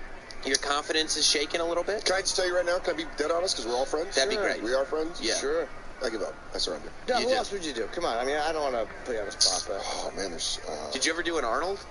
Oh, I've tried maybe before. But not. It's not one of your. Come on. Yeah. Come on. What are you doing? That's not bad, actually, right? For what? Arnold who from Different Strokes? Who is that? No, Arnold Schwarzenegger. Oh, I'm the governor. I remember when you said that. Yeah, first thing in the morning, I drink machine coffee. Oh, yeah. Tied it in the Terminator. Oh, yeah. You know what's only a good voice is only good when you have a good joke behind it. Sure Jim is. is proven. I'm going to terminate all the Sanka. Right. Right. That's good. That's good. You know. Jesus. Yeah, there's nothing as good as waking up other than Terminator juice in your cup. Oh, that's Jamaican cool. Arnold? That's cool. That's perfect. That sounds just like him. I love Jamaican Arnold. And he's screaming like he does. But you know, sometimes Arnold. Oh, fuck, I'm like. That's going to come in handy in January when Celebrity Apprentice is back. What we need is something a little more topical now. A little bit ties into the election. I can't do a Trump, but I would love to hear. Do you do a Bill Clinton? No. Yes. Really. What? No, that wasn't. Did you like Dan's? He was like, no, I hear it. Yeah, He did the thumb thing. Not really. It's terrible. Yeah, You didn't like it? I put coffee beans in that fat girl's vagina. Did he get that? My wife has hair like James Spader. Homer has big teeth. Anthony Weiner's penis is near his baby. Okay. When did Bill Clinton become an insult comic? That's what he's doing. He's just addressing what's happening. He is. Homer has big teeth. So this is like the Bill Clinton monologue. Yeah, that's him coming out. It's the Bill Clinton show, and here's his monologue. Homer can bite through steel. Hillary's got to be upset about that because Hillary likes girls and has hair like James Spader. Bill, you can't do your comedy while I'm running for president. The Kings of the White House. It's just four former presidents doing insult comedy. The original. Comedy. My head hurts. Yeah. It's H.W. Clinton. And then they actually invite Trump. Yeah. Yeah. Like you got to MC. Oh. Do you do a Trump? Yeah. You do? I don't even try it. Yeah. You're fired from the coffee store. That was like Trump just walked in. And I remember on Celebrity Apprentice we had everybody work in the coffee store. You're fired. And he fired it from the coffee Where's store. my hat? That's perfect. He's fired. Absolutely. I know what hat he's referring to, Make America Great Again. That's right. Absolutely. Yeah, that's really good. You do a bunch, though. Dan's pretty good at those. No, Not anymore. My Palin comparison is the same, yes. Do you do a Palin? No. You don't? I don't even try it. Do you, now that Jim? now that I've been in the same room as greatness, it's over. I don't even attempt. Palin? Nah, I could do it. Too easy. What do you mean too easy? Quit doing it. What did it sound like before? Oh, yeah, John McCain's over there. That's actually an extra perfect. Yeah, yeah. That was actually a dress. I remember. She was doing She was doing she was in one of those battleground states. Don't abort fetuses. I don't know what magazines I read. Big tits, big tits. Right. That's actually verbatim. What does she drink in the morning, though? Oh, boy, do I like some Alaskan polar bear coffee. Oh, polar bear. That's fun. That's fun. That's a lot of fun. Well, I'm glad we got into this talent. Me too. I'm glad this is I don't like to show off. I got my buddy here. I love Dan. I think Dan's brilliant. Yes. But, you know, it's once in a while, you just got to show who's the boss with the impersonations. Speaking of that, do you do a Danza? What's that? I mean, you talk about who's the boss, because Dan, I think I've heard you do Danza before. No. You wouldn't do that. Angela. What do you think, Jim? Samantha. Mona. How was Big J does a better. How was Dan? Does he do a good one? Big J does a better Tony Danza. Did he do impressions? No, just a great Danza. Okay. And a great Craig Glazer. And a couple other Who's random Craig people. Glazer? Owner of Sanford & Sons in Kansas City. Oh, I don't know. Yeah. But let's hear I want to hear your Tony Danza. Yeah, that could be good. Angela, have some coffee. I'm not going to lie. I'm driving a taxi to work. Yeah. No, I'm not like breaking. I'll fuck the joke in the ass right now. That's actually a fantastic time. Not a bad Danza. Like, I know you're trying to be a dick, but that's perfect. I don't know if you heard that, but I was actually... Angela, have a cup of coffee. Hey, over there, Angela. Who's the boss I am? I mean, let's all admit that's actually a really decent It falls apart a little in the middle, but the beginning and end are great. You get the sweet and you're like, that's Tony Danza. Right, exactly. That first initial thing, and then you can give him a little leeway. Hey, where's Jeff Conaway? Taxi. Listen, today's going to be a great day. We got the first annual Dumb Off, and I want to apologize to Robert Kelly ahead of time. We just needed more bodies in the studio today. So you got let's be honest. No apology to Rich. No apology. This is Rich's day. We just needed other people around to make it better. Don't act like he's some rocket scientist. No, Rich, this is the point. This is why I'm not dumber than you, because I accept that I'm dumb. You don't. You think that you're smart. Let me tell you what. That makes you dumber than everybody. I'm dumb. I'm saying it. I'm dumb. I don't know how to spell. All my emails and anybody who's on my MySpace knows I'm a moron, and I embrace it. I embrace my stupid people, and I embrace my dumbness. You think you're smart, and you're not. You're stupid. That makes you dumber than me. And last week I talked to him about this. Yeah. And he said, "Oh, you're gonna go home and study." I'm gonna go, "Really? In 1 week, I'm gonna cram 40 years." Yeah, you got a lot of studying to do, Rich. Like 4,000 books in my house. And honestly, you did cram. You went home and took some online tests. I didn't look up one thing. Another thing too, when you say dumb, okay, there's different types of dumb, and there's different types of smart, and you touch all of them. Okay. Now, to get to where I am in life, you can't be that dumb. To get to where you are in life, you can be a little dumb, but you're still where you're at. Slow down. Take out the cue cards that Bonnie wrote for you and read off them. Get where you're at. Yeah, where are you are you at? You're at this place where you can't be dumb. You're playing Springfield, New Jersey this weekend. You should be ahead of everybody in this room. It has nothing to do with it. Where are you at? I'll tell you where. Where are you at? I'll tell you where I'm at. You're at the Comedy Cove at Scotty's in Springfield, New Jersey. Oh, well, you can't be stupid to get there. And no offense to the Comedy Cove at Scotty's in Springfield, New Jersey, but you're talking about a guy that's over 50 years old. Where are you at? Okay, you should be in Vegas this weekend. Oh, what am I, Danny Gantz?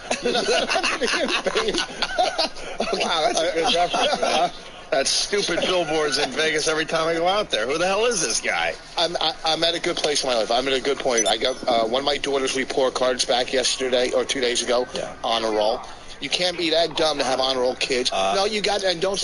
What? She could have got all that from her mother. Nothing to do with you. She got most of it from her mother. I'm not saying she didn't, but who supports her mother? So her mother I got my charming cheekbones from my mother.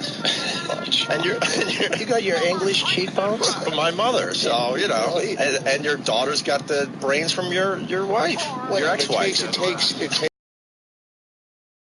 I never heard you do have fine cheekbones. They're charming.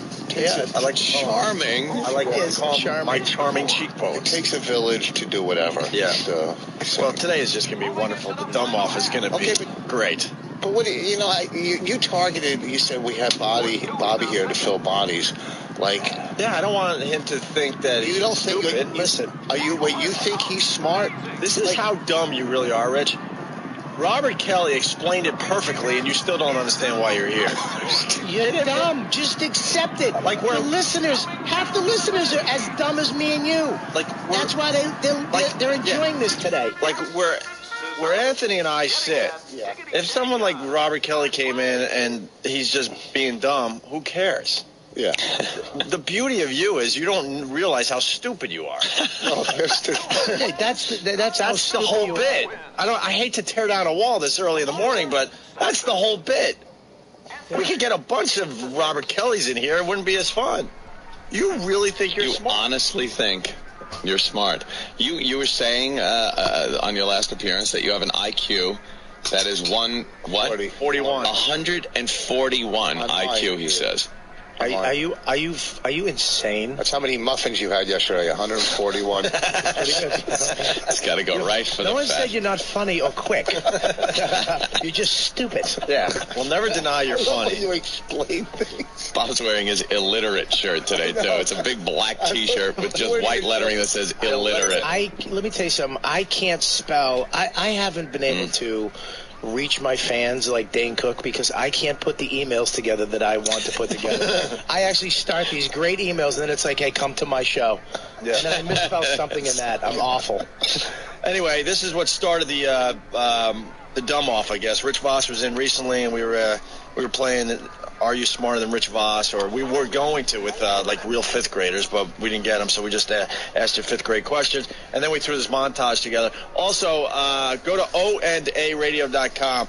There's a great animation of that Coke Logic did of Rich Voss talking about his 141 IQ. It's hilarious. You saw it this morning, right, Rich? Yeah, that was funny. Really funny. So go to OandARadio.com. That's the only place you can get the animations from Coke Logic. But here's Rich from, I guess, last week, was it? Last Wednesday. The History Channel and Jimmy Dean Sausage Links, with a grant from the Picket Fence Dental Corporation, present 20th Century American History with renowned scholar and member of Mensa, Rich Voss. I know a lot about it. Dr. Voss will take you on a breathtaking journey through history's most poignant milestones. What event took the world to the brink of World War III in 1962? The Bay of Pigs in Cuba. Oh, my Oh, no, the Russian missile crisis. Oh, my God. With every outburst, Rich Voss gets dumber and dumber. In 1962, what almost brought us to World War III? It had to be the Bay of Pigs in Cuba when... No, it's not the Bay of Pigs. Your head will spin. Who was the U.S. president when World War II ended? The war ended with the dropping of the atomic bombs. That didn't actually end World War II. You've never met a Jew who knows less about World War II than Rich Voss. What was the World War where Germany was going in, taking just out of control? By the way, I've never wanted to punch someone more than you. Are you talking to me? Yes. It's pretty embarrassing when you think about it. So tune in to 20th Century American History and watch in amazement as an old Jewish man goes from mildly coherent to babbling pile of mush in the course of an hour. You know, it's all history from there. Coming to the History Channel. Yeah, the boys put that together for you, Rich. I'm going home. I'm going back to bed. Isn't that? I'm going back. There's no reason. Which world war was it when the Germans went all... He didn't even say the sentence correctly. I don't even need to be here. Nobody needs to be here. He doesn't even realize it was both world wars. Both of them were because of them. They were really out of control in two. Well, they had better equipment, better stuff. They came back with a vengeance in World War II. They weren't in trenches, but yeah. It was a sequel. That's all. Had some good hardware. Better special effects in the sequel. Well, I guess we're going to do the dumb off hopefully right around 7, a little after 7. So stick around for that. Our phone number, 877-212-ONA. We got Robert Kelly. We got Rich Voss. Francine on the way. It's dumb off. I don't know. It's the dumb off 07. I just like dumb off. Just dumb off? Okay. Yeah. The World Championship of Dummies. You should get a belt. It's Opie and Anthony. All right, the dumb off is about to begin. Is Francine here?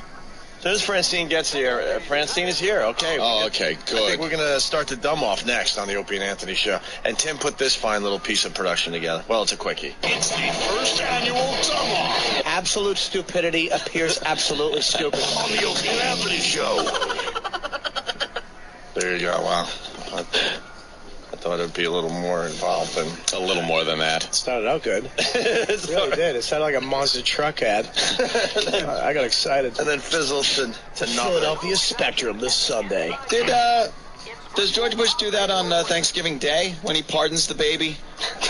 He pardons him, then sends him to Guantanamo Bay. What?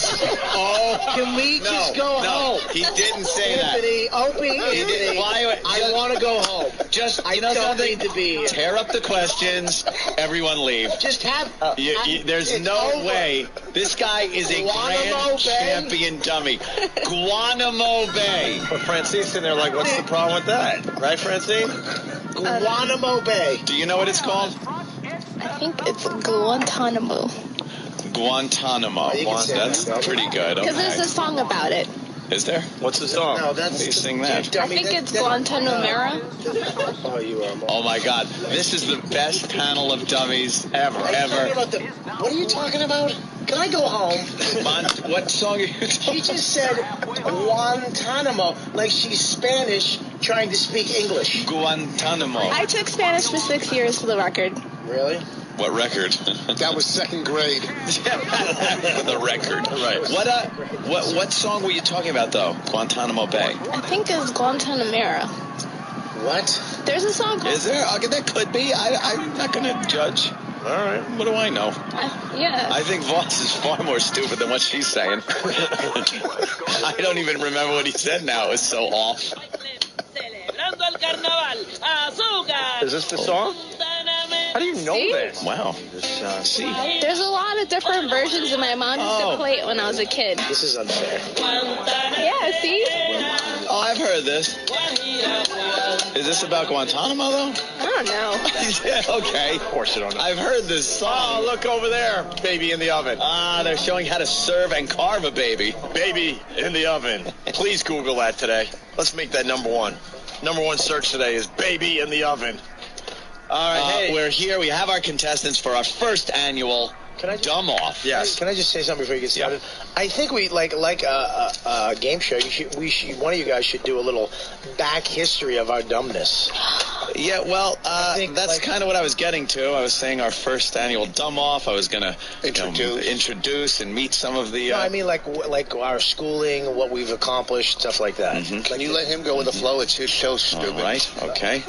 Well, you can go that route, too. We should have had... I could just... we should have had dumb moments on the Opie and Anthony show from these guys. Yeah. We don't have that much. Really dumb moments. That's all I'm saying. Although, I'm sure we'll get brand new ones. All right, Bob, did you graduate high school? Bob Kelly? I graduated high school, but for 3 years I was in the rubber rooms, which was basically like the one class all day, weight room, snakes. You played kickball for 5 hours. You know. I was in that same school. It was called Sarah. Not middle school, con school, continuation school. Yeah. I was kicked out of Dana Hills High School in California because I was constantly absent and late. And they put me in this thing where you did dittos, like you got a ditto, and it was the easiest, like, retard work. And then you kind of hung out, and the teacher would be like, who wants to go surfing? Yeah. And, like, some of the kids would just go surfing with the teacher. I actually had, they give you one paragraph, 4 questions in that one paragraph. Yeah. Which is basically like a line, a question. And then I would go work at a styrofoam factory, and a retard was my boss. Oh my God. Make styrofoam balls. This parallel thing, because I went there to that school and then worked at a place that made Hobie catamarans. So I had to take styrofoam and then cover it with fiberglass. Yeah. Great job. No masks, no nothing. I think I got black lung disease. I used to make the balls for Christmas ornaments. Christmas ornaments. Me and this retard guy. We sit there all day just rounding Rich balls. Boss. This was your schooling? Yeah, well, I only went to... You did well. I only went to 2 classes, and then I go work that.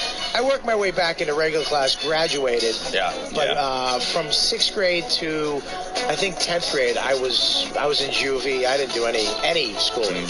See, I didn't go the trouble route. I just went the I don't want to go to school route. You then turned that free time that could be spent smoking pot and watching cartoons with your friends, which is what I did, into getting into trouble. I did do that. It's just my friend lit me on fire while we were watching cartoons. See, that's not a good friend. Rich Voss has his hand up. You can barely see. I thought someone threw a doll arm up on the table. I don't like you as the host leaning towards one of the contestants and bonding like this.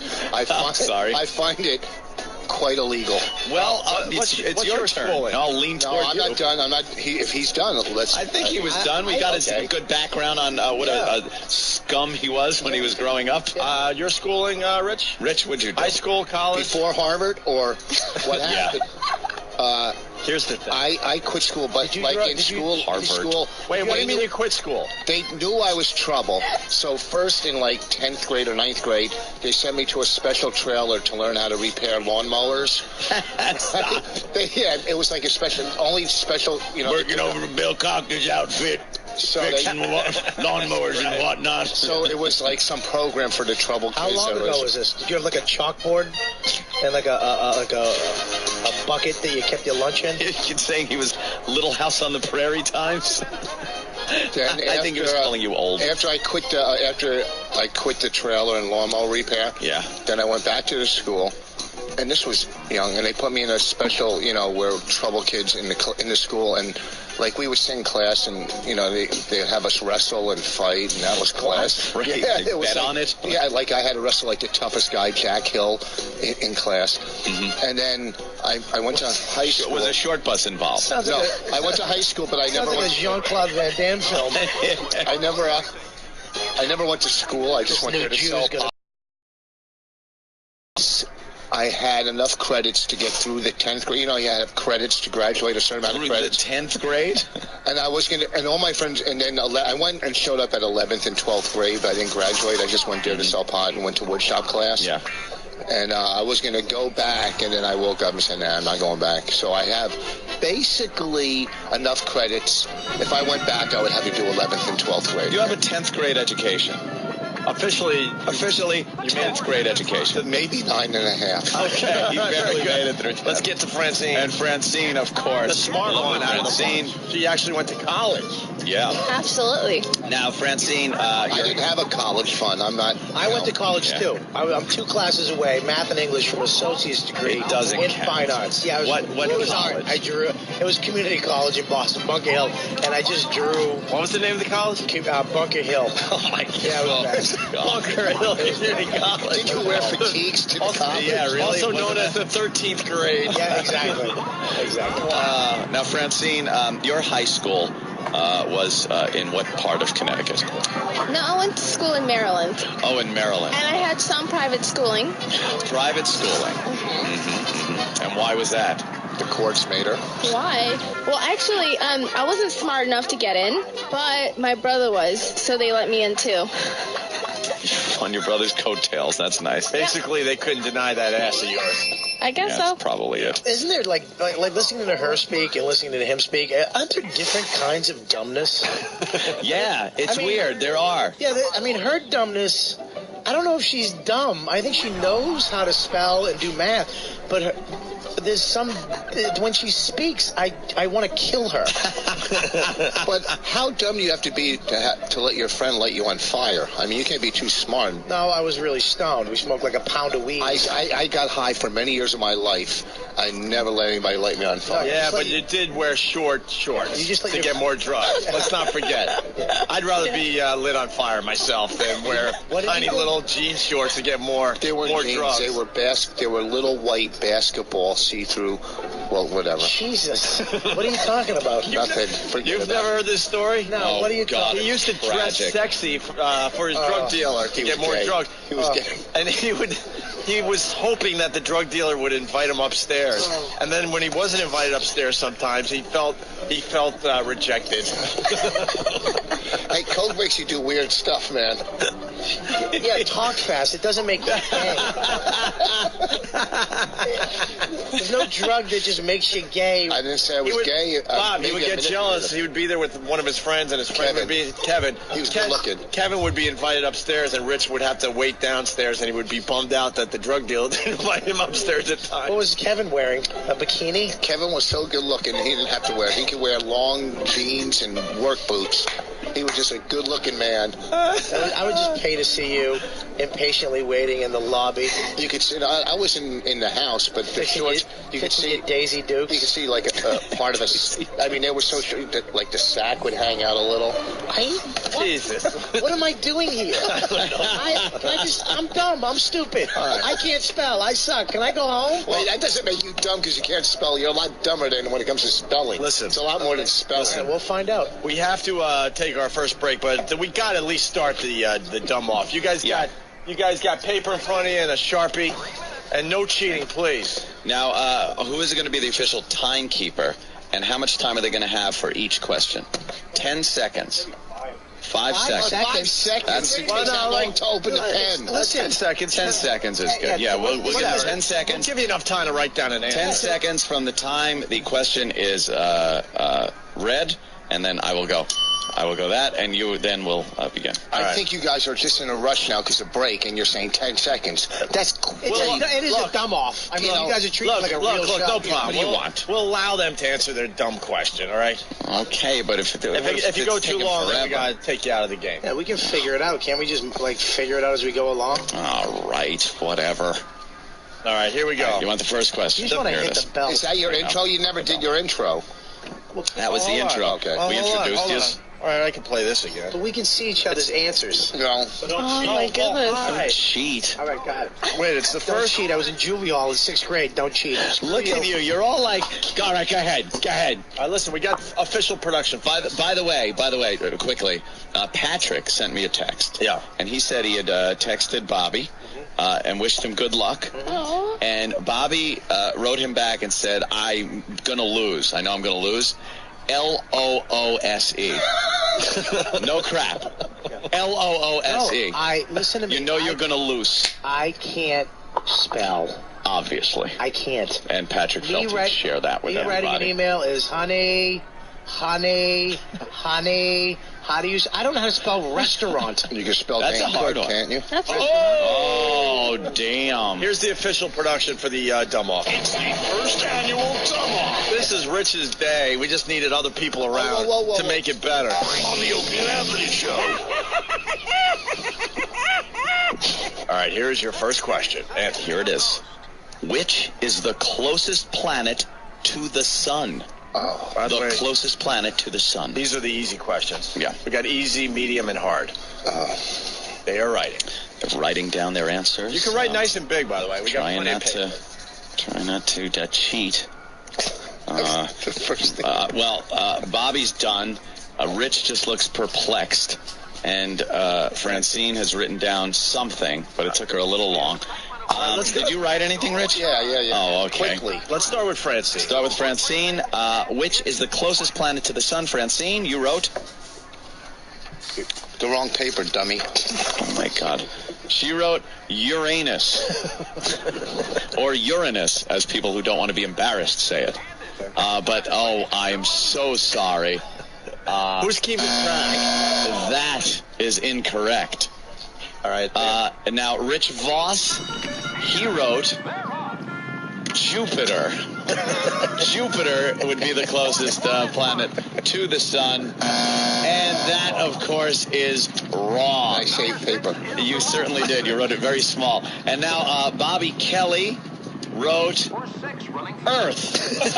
Our own planet Earth being closest to the sun. Holy mother of God. It's a trifecta of idiots. Who is it? Who is it? It's a planet.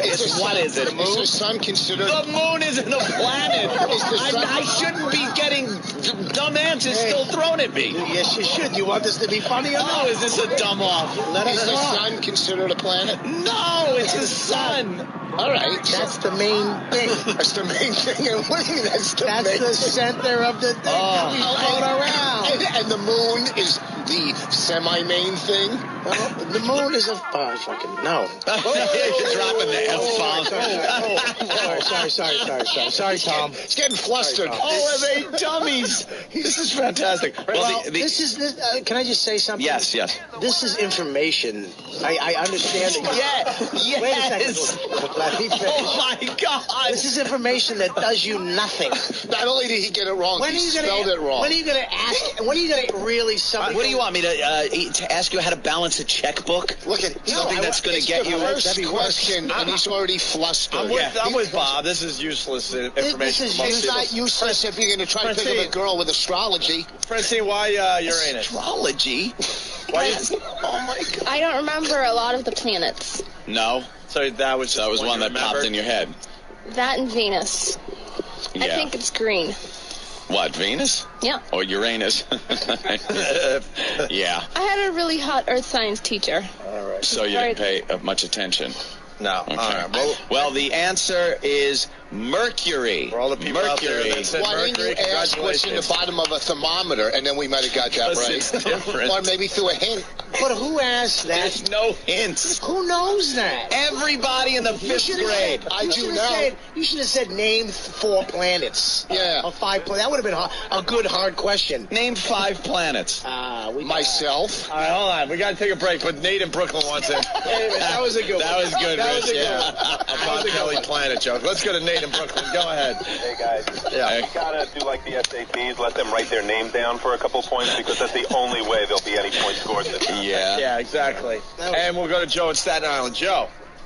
This can't be possible. This is making me angry. It's preposterous. They can't possibly be this dumb. He's getting angry at how stupid you are. Did you know Mercury? Did you know, Joe? Did I know?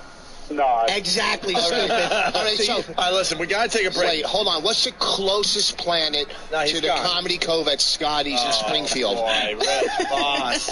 I have to give him one plug. Are you somewhere this weekend? No, but I'm going to be at the Comedy Connection in Boston in January. I have a show too. Oh, yeah, I want to fill that game. All right, listen, they're babbling. Listen, we got to get control back here. It's the first annual Dumb Off. We got to take a break. And why don't you give the second question as we go in a break? Give them a little extra time to try to answer. Extra time. What is the capital of Italy? Oh. All right, just write it down. We'll give you the answer. No cheating, no looking. The capital of Italy we are looking for. The Dumb Off has begun on the Opie and Anthony Show. Okay. I already wrote my answer. Wow. Whip 'em out Wednesday. Oh, no. Hear what everyone else is talking about. O&A, uncut and live, continuing the show on XM Satellite Radio, starting at 9 a.m. Eastern. Visit xmradio.com to subscribe. This is the Opie and Anthony Show. Wow, they're just babbling over there. It's hysterical to listen to. It's the first annual, or the first, let's just call it the first Dumb Off on the Opie and Anthony Show. 5th grade questions, that's what these guys are attempting to answer. 5th grade in what neighborhood? Yeah. Long Island, white neighborhood, or inner city? You know. It runs the gamut. Really? And what were you guys talking about with Francine? I just think she should take that Raggedy Ann hair out of her head and go with an afro. Oh, yeah. I think an afro on a black woman is the sexiest thing ever. She could look like Joanne Chesmart. Do you know how hard it is to take care of an afro, first of all? You look like a scarecrow. Just take it out. You probably have beautiful afro. I love like that commercial where the white kid filled the little afro, the black kid's afro. There's nothing. What are you talking about? There's nothing sexier than a black chick with an afro. You watch commercial. You don't have TiVo? Well, can you move your dumb head so I can look at her? This is what's been going on the entire time we've been sitting Bobby here. had the funniest line on the planet. What? I don't want to repeat it. Just go ahead. They said what part of her body smells like. Oh, yeah. Well, I don't think you can say that. They were discussing the smell of a certain part of I asked her what her Francine. ass smelled like. Like Well, you can't really say that. Oh, whoa. Oh, you can't say that. Forget it. Now it's too late. It's the first annual Dumb Off. And I embrace my dumbness. You think you're smart, and you're not. You're stupid. That makes you dumber than me. On the Opie and Anthony Show. You sounded like 2007 Seinfeld. You say you're smart. You know what I mean? Don't try to suck me into your bad joke. I've had some good ones. A couple crashes. What are we, a comedy team now? You know what I mean? It's your turn, Bob. Stiller and bigger. Well, who's on first? That was pretty good, Bob. That's pretty good. I don't deny that he has good Hey, fitness. you know what? He gets a plug for that. Rich Voss at what crap hole you at this weekend? Cove. No, I hear they got Scotty's in Springfield. All right, New Jersey. Friday and Saturday. There you go. Hey, and you can go to Rich Voss. And Bonnie's working with me this weekend. And the baby will be backstage, unattended. That's terrific. Oh, yeah, because we go on together. You should. We're the cover buds. Right. You should take the baby out, too. Hey, speaking of baby, we're attempting to make baby in the oven number one on Google today as far as searches. Baby in the oven. Baby in the oven. Right now. Everyone on Pal Talk, Google it again. Just keep Googling it. We want baby in the oven as the number one search today. All right. Jeez. Sorry, very distracted. Yeah. There seems to be a naked woman on Pal Talk doing one of the most unsexiest dances I've ever seen in my life. What is she doing? I don't know. I think she's trying to dry a certain area because she just got out of the shower. And then look at this stupid dance. It's Phastm 3, Phastm 3. She's doing like this thing. She might just be trying to dry a certain area. Do the dance again because Obi didn't say it. Oh, no, look, here it is. Look. What is that? She's doing like the funky chicken. She's doing the completely naked chicken dance. She's just trying to get all her areas dried. Okay. Dumb off. We gave you guys a question before the break. It was, what is the capital of Italy? Of Italy. Let's start with Bob Kelly this time. Bobby. I wrote down, let me just speak on mic here. Rome. Rome is correct. Very good. That is the correct answer. Shocked, now, dummy. A shocked Rich Voss just looked over at Bobby like, it can't be Rome. Rich, what is your answer? The capital of Italy. I first wrote Venice and crossed it off. Then I wrote Florence and crossed it off. And then I wrote Naples. Can I stop? Can we stop right here? Can we stop right here? I want to protest, and I want to fill a complaint, a formal complaint to the board of this dumb-off. This man cheated. We were in the other room. We both wrote down our answer before we left. I had mine written down. You can see there's one thing written on here. Yes. One. Rome. Okay? We went outside. Someone actually said it out loud. Okay? And I was like, shut up. Don't say it. And I go, Voss, show me yours. I'll show you mine so we know that we didn't cheat. He pulled his out, and he had... I don't even know what you wrote. The problem with him? He wrote Flo. Flo. He wrote Florence. I go, yours is Florence. You cannot change your mind. That's it. What his problem is? I showed him mine was Rome. One thing. And it's not even written there. Listen, here's the thing with Bobby. He got it right. He's a sore winner. Okay, his acting classes are working out because that never happened. Right now, he goes, I'm going to show you Get how Mike good I can act. DiStefano in here. Who's the dummy that actually said it out there? Mike DiStefano. Why would he say? Why would he say the answer? No, because it wasn't his fault. It came. I asked the question, and he went, "Hey," and he went, "Oh." He just answered. He kind of. He asked the question. It wasn't his fault. All it wasn't right. his fault. Enough of your goddamn. Mike, what are you doing? You're wrecking our whole bit. You're giving the answers out. It wasn't his fault. Okay, let's say. And even with cheating, dummy came up with 3 wrong answers. Rich. If I got it right, I wasn't going to take it because that was a joke. Okay. That was a bit. I wouldn't take it. I'm honest. Wait. Get on Mike. We can't hear you, Mike. It's his first time doing radio. Mike, sit down over there. There you go. Yeah, I told Mike DiStefano, right? Playing Caroline's this weekend? Yeah, I'm at Caroline's tomorrow. I saw you as part of Dennis Leary and Friends for the first time. I thought you were hilarious. Thanks, man. Appreciate it. I definitely wanted to get you in here and plug the Caroline's gig. So what happened with the dumb off? You messed up the whole thing. No, I didn't know it was a contest. I was in the room, and I just heard Bobby say, what's the capital of Italy? And I said, Rome. And then he said, shut up, don't say anything. And then I said, no, it's Naples. Oh, you did say Rome. Both wrote down Naples. Cheater. That's why he cheated. This is why he cheated. Because he wrote Florence originally, went, oh my God, that's the wrong answer. Mike said Naples, so he goes, oh, Mike has to be right. So he changed his answer to Naples. Exactly. I was only kidding with him. You still got it wrong again. Okay, so let's give Bobby a point. All right. No, because I got it right. You're not giving me anything, dummy. All right. We're going to give him a point. Let's go to Francine. We've been through one question. I know. We're not even through. Francine, second one. The capital of Italy. What did you write down? What's your answer? Say it out loud. Spain. Oh my God! Can I go? I get it. The capital of Italy. She wrote Spain. Bobby, you can't just leave. You can't leave the dumb off. All right, Bobby, you're. Sit down. It's not even the same language. She's fantastic. Well, now I remember. Well, that's wonderful. So the only person that has gotten the question right is Bob Kelly. So far, Bob Kelly has one answer right. One answer right. And we got 0-0. Okay. Let's go with a very easy one. Why don't you do number 3 for the guys? Yes, here it is. President Teddy Roosevelt. You may remember Teddy Roosevelt, the president. He has a famous saying. It's, was it talk or speak? Yeah, okay. Talk softly. You can stop right now. And carry a big blank. Oh, I got it. Jesus, he's so excited. Whatever. They're writing their answers down. Oh, boy. Oh, she just looks like she wants to jump out the window.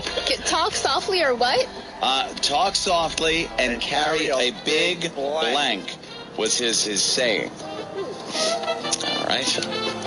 Everyone got their answers in? Yes. You got one in there, Francine? Yeah, Francine. Everyone's answers are in. Rich Voss goes first this time around. Buford Puffers. What's his name? Just keep trying. Go ahead. Buford Pusser. Buford Puffer. Holy God. I love Rich Voss. He's so stupid. Buford. Say pumpkin. No, it's just say it. You know the guy walking tall? Yes, pumpkin. Yes. Buford Pumpkin? No, it's not pumpkin. Rupert Pumpkin. All right. Buford. All right, I got something for Rich. Puffer. I like turtles. All right. All right, Rich, what's your answer? Rich, your answer to Stick. Yes, stick is correct. But Rich he was Voss around. scores. That's not fair. He was around. Wow. She should get a point for that. I don't think she's joking. Even if she's wrong, she should get a point for that. I don't think it's a joke, but do you realize that was funny?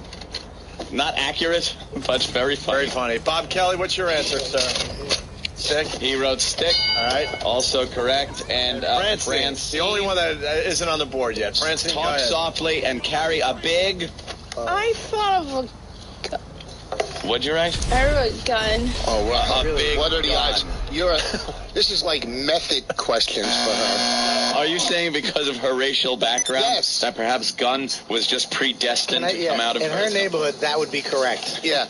Actually, would sneak up behind you carefully and carry a big gun. Speak loudly. Actually, Obama said that. Can we? All right, let's continue. You want to go with number 4? We'll do another easy one. Here it is. Number 4. If it's another planet question. The planet's very important. You guys want another planet question? Why are the planets important? Tell me that. If you can, because they're around our planet in space. And what do? They hold everything together. And eventually we're going to have to move and live on one of these. So. Are you serious? We're going to live on Mars, actually. You know, if it wasn't for the rest of the planets, we would be sucked into the sun. So count your blessings. That's right. Really? Yeah. The sun does. Oh, God. Why would we be sucked into the sun if it was? Because the gravity of some of the larger planets, especially like Jupiter and Saturn, actually pull the Earth away from the sun. It keeps it in an orbit around the sun as the sun tries to pull. It's a constant little battle between all the planets. Is that documented? Yeah.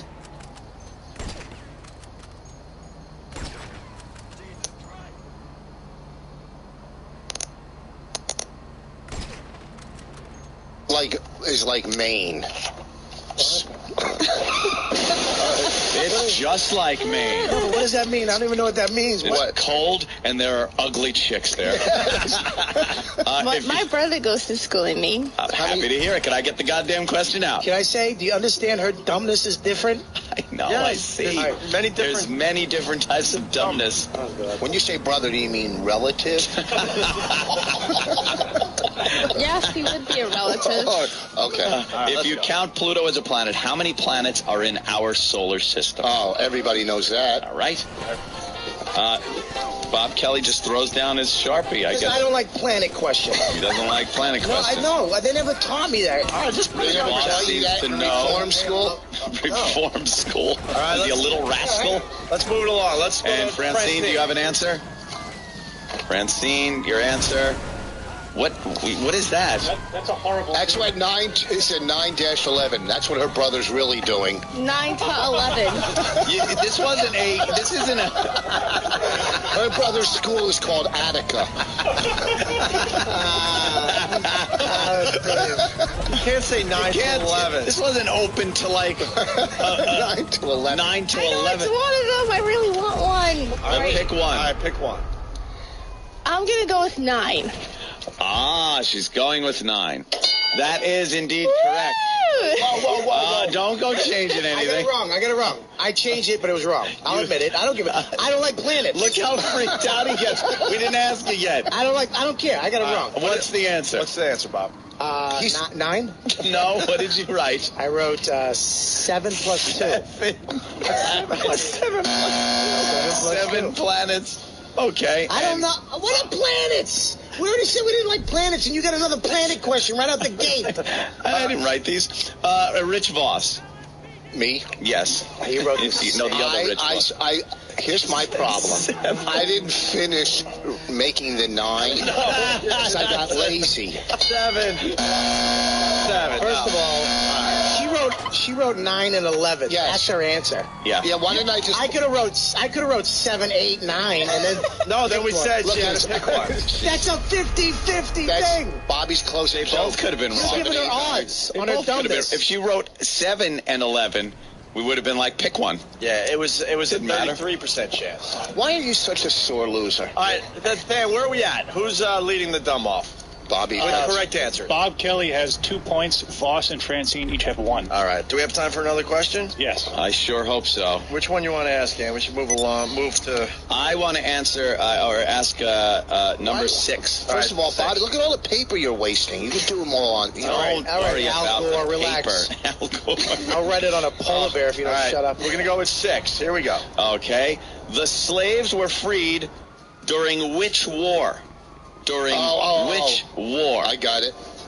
Keep quiet, everybody. And that question leans towards, You think Francine has a advantage here because she's a black woman?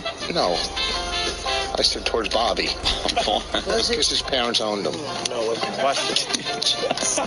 Just write down an answer and shut up. Everybody got their answers? Everyone now has their answers. We will start with the very dejected Robert Kelly. He's sweating. Gravy is pouring down his face. Look, there's 2 wars back then. I just was thinking. I was thinking it back. Which one? There was 2 wars. Before World War I and before World War II, there was the Revolutionary War. There was a Civil War. I mean, there was a couple things going on. All right. Okay. Which one did you write down as I an wrote answer? Civil. You wrote down the Civil War is the war in which the slaves were freed, and that is correct. It was indeed the Civil War. Rich Voss, now looking dejected. Civil War. Oh, and I don't even go to acting class. No. Yeah. And Francine, which war? What is the Civil Revolution? The Civil Revolutionary War. She's cheating. Yeah. Now she gets to pick one. That's a wrong answer, No, my friend. I believe she thinks that's one war. Which is wrong. Right? The Civil Revolutionary War? Is just. Wouldn't it be the same as the Civil War? Oh, my God. No, the Revolutionary War was the War of You should call your brother for some of these answers. When is his calling time? Could she prison? Yeah, I know. Really, get your phone card out. University, you guys. He's Stop in the it. university? Yeah. Of hard knocks? Is that what they call it? No, my mom pays for us to go to school. Oh, okay. All right, don't get in that. Don't get all uppity. She should just go get a new car. You're not going to cry, are you? Yeah. Do you take Spanish and Italian? No, I only took Spanish. Okay. 6 years. That works. 6 years? Yep. All right, give us something in Spanish. 6 years. Go ahead. Yo soy muy... Oh, my God. She's ordering Chinese food. She can't iPad. Que pasa? She can't even fake a Spanish accent. You know, it usually comes to you after the 7th year of taking the class. Yeah, maybe it was one more year she needed. Can we squeeze another question in here? Here we go.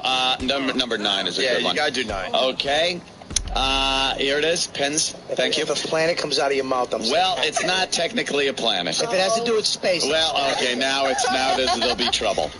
But this is something everyone should know. Who was the first man to walk on the moon? The first man to walk on the moon. All right. Again, Francine just looks perplexed and baffled. I'm thinking, and you guys. Looks like she wants to eat her Sharpie. Rich Voss is done, and Bob Kelly is looking at. He was 48 when that happened. For some reason. I wasn't even born. He was having cocktails at a bar, watching it live on TV. When were you born? 70. Oh, that was an accident. Yeah, but you should just know this. Just know it. It's not like something you got to be born to remember. Jesus Christ. But I'm getting somebody mixed up in my head. I bet you are. Did you write it down? Hang on. All right. Ask me the question one more time. Who was the first man to walk on the moon? I got it. All right, he thinks he has it. Okay, pens down. Let's go to Francine. We'll start with Francine. Francine, who was the first man to walk on the moon? Did you say Superman? Could you please say that into the mic in a loud, clear voice? Did she write Superman? No. Please say it. Oh, my God. Just say it. Oh, my Please say it. Louis Armstrong. He played the trumpet on the moon. I'm on the moon, Oh, my God. I'm on the moon. You forgot his last name. Hello, Dolly. Well, hello. Oops, I fell in a crater. Louis Armstrong. Wait. I see rocks of grave. Oh, man. Wow. Oh, you are a gem. You are a gem, Louis Armstrong. Let's go to Rich Voss. Rich Voss writes... Neil Armstrong. Neil Armstrong. He was indeed. Want me to tell you something? As I wrote, I'm done writing, and then you go to her, and I look at Armstrong, oh, she got it right too. And then you went, oh no. When you looked, I'm going, I can't be wrong. You thought you were wrong. Oh, yes. man. Bob Kelly. Oh, no. He got the other guy, right? Neil Armstrong, baby. Oh, there he is. He's faking. He was faking again. Good acting. A lot of good acting. Wait, hold on. Wow. I wrote it quick. It's Neil Armstrong. Louis Armstrong. I should get partial credit. Yeah. In an insane asylum. It's almost like You guys were government talking the whole time. I couldn't even think. Really? We're talking? Well, sorry, but people You talk. cannot get government assistance in a quiz. That is fantastic. Dan, where are we at? I only use two Who's winning the dumb off? Bob Kelly has 4 points. 4 points, by the way, 4 right answers. Okay. Yes, Voss is right behind him with 3 right answers, and Francine's got 1. 1. All right. This is really bothering me. Why? Yeah. Why? I don't like coming from behind. Well, I'm not a catch-up guy. we're gonna head into the medium questions next. Why don't you go for some tough questions? Why don't you let Opie run the show? You don't think these are tough questions? Okay. What All right. You got like a 50 on the easy questions. Yeah, what are you rushing in? Dunk. I think we asked 6 questions and you got like 3 of them right. All right, I'm And wrong. they I should- stand corrected. These questions should be all of our age bracket. You shouldn't ask something that Voss was there, like, when Kennedy got shot. Experienced things to All right. history. Any kid should know this growing up. All right. You know We what? gotta I take a know break. about the Ark. I wasn't there then. All right, we got to take a break. Back to you, Anthony. Yes, as we continue our dumb off with Robert Kelly, of course, Rich Voss, and the lovely Francine. Can I just say something real quick? Yeah. Yes. What excludes you two from the dumb off? That we're not dumb. Well, Opie should answer a couple questions. Jesus. No. And you're only smart Yeah. because of what you do. You work, you come here, you talk, you go home. I you was play very video games. smart before I got into radio. Wait, there's no reason. I you would can't- read. We're smart enough not to get involved with the dumb off. First of all, that's how smart we You are. can't say you're only smart because of what you do. You're smart because you're smart. And I know what Bob's getting at, and I'll tell you what he's getting at. You're right, Bob. I probably would have missed a couple questions there. But I was smart enough not to get involved with this. All right, well, That's the difference between me and you. that makes total You fell sense. for it. You're right. You're absolutely right. You did suck me into this. I know what Okay. you're getting at, and I'm sitting there sweating over a couple of these questions. Yeah, because me and you, Anthony, okay, I'll give you, I know you're smart. You have some weird intelligence. I don't know what it is. I think you're an alien. Norton's smart because he had no social life. All right? He when I was hanging out and, having sex with girls and drinking and having fun, he was reading books and No, it fixing seems his to me glasses. he was doing a lot of the same. Right. Yeah, but his cost This guy's money. been a pervert his whole life. And I'll be fair. I would have probably got the Mercury thing wrong. Okay, good. Yeah. I probably would have got a little confused with that question. But the rest of them are easy. He's stalling because he's up by 1 point. All right, let's Yeah, go, I know. man. Next question. Okay. In the name of the agency known as NASA, what does the second A stand for? The second A in NASA. Francine's got it. Francine's. Someone wrote your dumb on my paper. That's not nice. Someone wrote your dumb on her paper. That's It was not probably right. the right side of your brain. All right, they're all scribbling away here. This is taking a lot longer than I thought it would. It was really cold. But, all right, Rich is done. Francine's done. Bob is still toiling over the question. No, well, Rich is back to writing again. Oh, no, Jeez. never This is- decide. it's okay, he's folding his paper now. Francine, it's Louis Armstrong. Louis That Armstrong. was really mean. By the way, she Bobby wrote, is really... Hold on. By the way, she wrote Louis Armstrong. Mhm. Said Louis, but she wrote Louis Armstrong. Oh, Louis. Well, how do you spell Louis? Yeah, Louis spelled with an S. L-E-Y. Whatever. I'm gonna It's get L-E-W. There's a few ways, like Lucky Louis. Something. Is that. Louis was like Louis. I got questions on my mind. Bob, Kelly, could you please write an answer? At this point, we're just looking for something. I don't know. There is. All right. I don't know. All right, you better. You're running out of time here. All right, whatever. He's disqualified for this question. All right. I got it. What did you write, Bobby? Bobby, what did you write?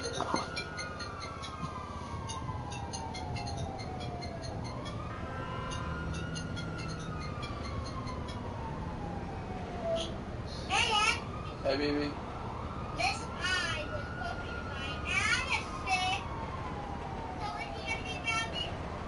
I'll have to talk to him about it.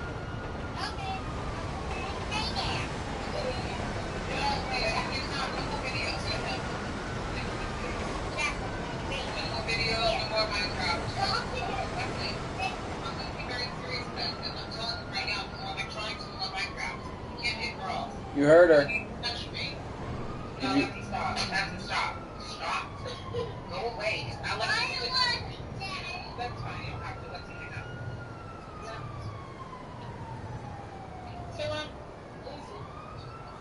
I'll talk to him tomorrow, honey.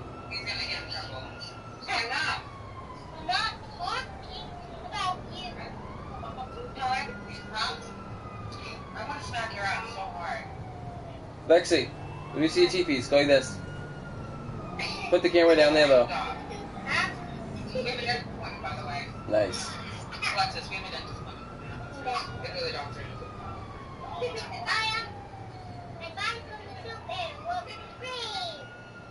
You what?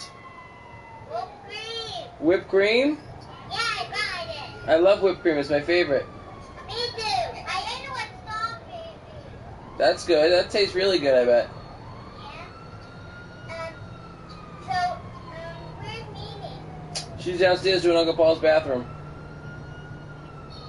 I'm downstairs in the first floor too. What? I'm downstairs in the first floor too. Look at this. This is part of Addison's punishment. He's not watching his shows. I'm going to watch my shows. Why does Lexi get punished?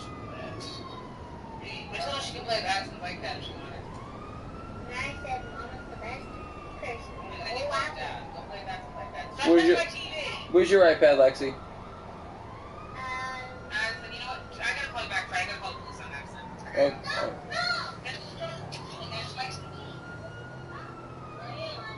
No, you're all done with videos. You're done. Oh, all right, I gotta call police. Listen, I can't talk to TV. Don't let me at it. I'm gonna call the police. You can't push the TV. You push that TV, your dad can have the speed brakes over here. There were more people skating when I passed by Salem. Skating? Yeah. Skating where? The old place. Oh, sledding, honey.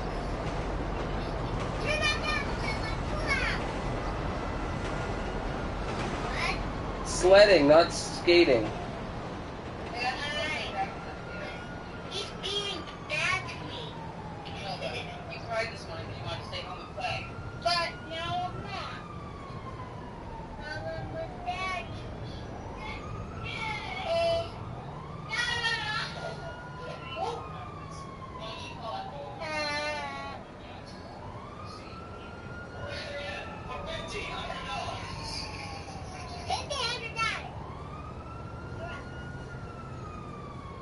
Say something to Daddy. Say something real cool. Say something, Mom. Hello.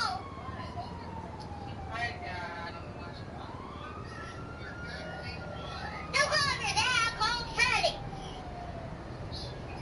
She's grouchy. Now, look.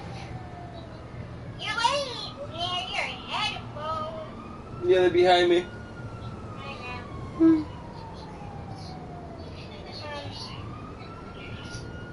What's up? I want a cup of soup because I have it. What'd you eat for dinner? There's a cup of soup right now. Yeah, I'm cooking it. So, did you get what I texted you? What about what? Madison? Yeah, well, don't talk about it because they'll get upset again, but yes, I did. He's being a crazy man. Is he? He's jumping on the couch and running up it and running down on it. Mommy will take care of him. Watch. That's what he's doing. Mommy will take care of him. Say something about electronics. Hey, Addison, guess what? I want you to be good, please.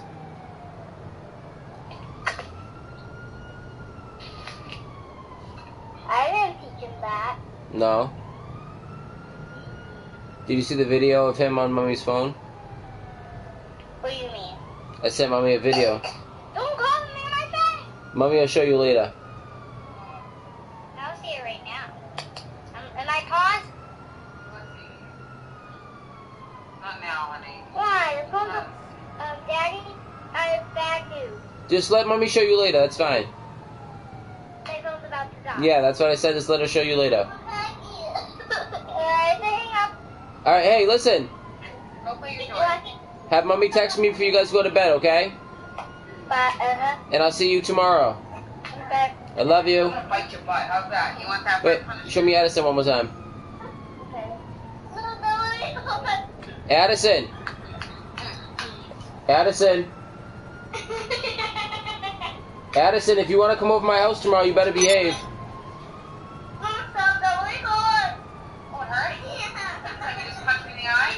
Sean. Shizzy. What? Just text me later and let me know when they're going to bed. Okay. Alright, I'll talk to you later. Okay. Alright, bye. Bye, love you. Love you.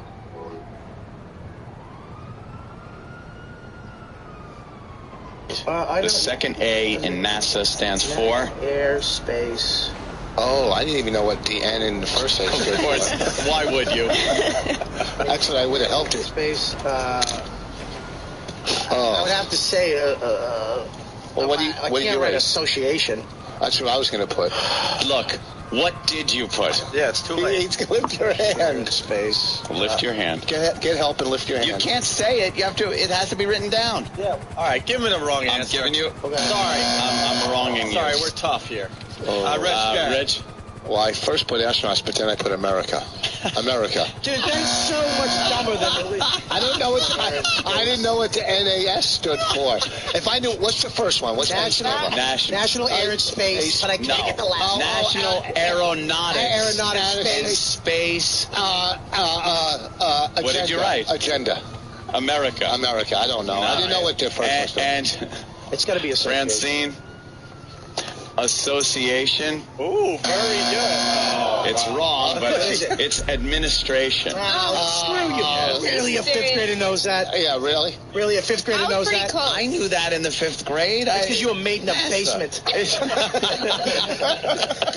stop. Why are you attacking him? Because he stinks. Him and his stupid space questions. Yeah. It does nothing for you. Yeah. Really? That's right. Who's going to walk Man, up we're and go, meant to fly. All right, enough with the space question. Okay. What do we got here? All right. friggin' acronyms. You know what those are? Ask that question. How about, What are they? how about, You don't know what an acronym is? you want to go with 16, Ed? It's Question 16. Send them in. 16. How about this? That's a hard one. Now this is one I think I'd get right. Okay. What was New York City known as in the year 1626? You got it? Boss's face. What do you mean? What was it known as? Like for like travel agents? Just shut up. They had travel agents in 18. What'd you say? Travel. Oh, God. Di Stefano, kick his ass. Go back. Yes. It went 1626. Yes. Oh, okay, I got it. 1626. All right. Okay, everybody's answers are in. Yes. Let's start with Francine. What did you write? Yes. You got to say it into the mic. Pennsylvania. She wrote, wait, can I just stop, please? Can I go home? Can I go home? I want to go home. This is making me dumber. This is making me dumber. That was great. I got to tell you, because I was watching her as she's writing, and she had this toiled look on her face for a second, and then she looked like, okay. Yeah, I and know wrote this it one. down like, I got this one. Like a light bulb went off. Why Pennsylvania, Francine? Okay, well, I know that there were like 12 or 13 colonies in the beginning, and Pennsylvania was really big. So I figured it's probably Pennsylvania. All right, let's move on to Rich Voss. You wrote melting pot. This is better than I ever could have dreamt that this would go. It's just the dumb off is so much dumber than I even thought it could be. It was, where everybody came in from everywhere, and it was like a melting pot. The melting pot. Mm-hmm. Oh, God. It's the year 1626. By the way, Bob, known as the melting pot. To make yourself feel good, I wouldn't have got this right. You would? I'll acknowledge that. It's a little rough, this one, but what did you write? I wouldn't have said Pennsylvania, though. New Amsterdam. Oh, no, you didn't. Yes, it was indeed known as New Amsterdam. Hey, Amsterdam, the Dutch owned Manhattan, and they sold it. They sold it for like $1. They actually bought it for like $1. You know what the problem with the way you something I don't know. You didn't say what was it called. You said what was it known as. Like with people. Oh my God. Okay, there's a difference because everybody knew it was New Amsterdam. You got it right. All right, let's go. She wrote Pennsylvania. I was thinking New Pennsylvania. All right. Let's check with the judges. Okay. All right, She is a moron. You want to go? Oh, my God. We could go with 17. I would go 19. with 17, yeah. All right, 17. Let's go with 17. Here it is. In the federal agency known as the CIA, what does the I stand for? Oh, I got it. Now, here we go. Write down your answers. No cheating, no looking, no talking. Oh, that's just write it down. The CIA, what does the I stand for? As they're writing, Francine is done. Rich was done very quickly, saying he knew the answer. He's very confident of his answer. And Bob Kelly's still writing. This very reminiscent of the other question with the A in NASA. All of them have it. And let's start with... Go with Voss. Rich Voss. Intelligence. Intelligence. Indeed, the I does stand for intelligence. Francine, what did you write? Say it. Intelligence. Intelligence. Oh, no. Wow. And Bobby Kelly. I wrote intelligence. Intelligence. We have a three-way. That was easy. Yeah, that's all right. A three-way tie for that answer. Very good. I just didn't spell. How about No, whoa, let me see. It says internal. He wrote internal. He just cheated. He wrote internal. You cheater. I caught him cheating. Wait. All right, deduct 2 points. Wait. Creep. Look at this. Did he really write internal? You cheated. You cheated. You know mine was a joke. Mine was, I showed you, you idiot. Internal. That says internal. Oh my God, your acting classes are really paying off. No, And he writes small. How many other ones did you I know. No, you can. I got them all right here. You can read them. I showed him, you loser. Deduct If I cheated, I would have thrown it out, and I would have just got the point, dummy. You crumpled it up, and I called you on And I it. said, do you want to see it? And you go, yeah, and I showed it. If you know what, I wish they would send you back to reform school. All right, how about 24? Let's go. How about 24 or 19 or... See Boston's insecure face. Central. He actually saw me write the wrong answer. No, I didn't. I swear to God. No, you didn't. Central Internal Agency. Yeah, well, I got them mixed up. Okay, here it is. That's an acronym, by the way, dummy. We'll go here with number 26. No, not mixing them up. Oh, God. Here's the question, contestants. All right. Which pilot was the first to achieve supersonic flight, breaking the sound barrier? Which pilot, famous pilot, broke the sound barrier first? Can we get a clue? Yeah, the plane was called the Glamorous Glennis. That's not a clue, unless you ask a question about the plane. This is history. People know this. Nobody knows that. Oh, my God. All right. Nobody knows that. How do you measure sound? By inches. Great. Oh, is she fantastic? Sounds like the SNL skit. This is not. This is real. They wrote that crap for SNL. I just want to swear to everybody, The dumb this Jeopardy is bit not they do? scripted. That's not This scripted. is exactly what is happening. Who broke the barrier? Who broke the sound barrier? I Yes. think this is an unfair question. Why? I think you should give a hint. I don't even have a clue. No good. Give a hint. I did. No, give a hint about the guy, not the fucking... Yeah, come on. Give us a letter. That was close. Yeah. A letter? Not a letter. First name. No, I'm not even going to do that. No, write I your think I'm answer. going to do it. You write down who the pilot Hurry is. up, because we get one more question in before we get out of here. This is unfair. I have no idea. I got it. All right. Boss thinks he has it. Francine wrote down something, and Bob Kelly again just staring, his brain baking as he tries to come up with this answer. I got it. He set many records. He flew in World War II. He is known for being one of the only pilots, one of the few pilots in a P-51 Mustang to shoot down a buzz bomb. And an ME-262, a German jet plane with his propeller plane. You just gave him 1,000 more clues. Well, I'm telling you about the man and what he did. Why don't you just give us his address? All right. Rich Voss, what did you write? Do you have to spell it? I mean, do I have to spell it? No, well, I'll know what it is if you... Rich, go ahead. Rich? A very proud man. Oh. He just wrote, a very proud man. Very good. Is that great? What do you want next? Bob Kelly. Bob? I don't know how to pronounce his Buzz... Armstrong? No, Buzz Aldrin. Buzz Aldrin? All right. Buzz Aldrin. Nice. Who was that? Buzz Aldrin was the second man to walk on the moon. Okay, so I was in the right area. No, second man to walk on the moon. Right. Francine, go ahead. And the pilot. What? What did you write? Albert Einstein. Oh, wow. Oh, my God. I was the closest. Hang on. Yeah. How were you the closest? You didn't even write a name I was down. the closest because I was in the same... he helped His him. last name sounds like a licoricey alcoholic beverage that you usually do shots of. Jack Daniels. Oh, my God. Zambuca. Sambuca, that's who it was. An Italian gentleman. Sammy Buca. Oh, my God. He said, hey, I broke the sound barrier. Oh, Zambuca. Mike DiStefano at Caroline's tomorrow night. Sunday. No, his name was Chuck Yeager. For NASA to go up to space. If it wasn't for him, we wouldn't have made it to space. He had to break the sound barrier so they could make the rocket and know that it was safe to go up. Shut up. Here we go.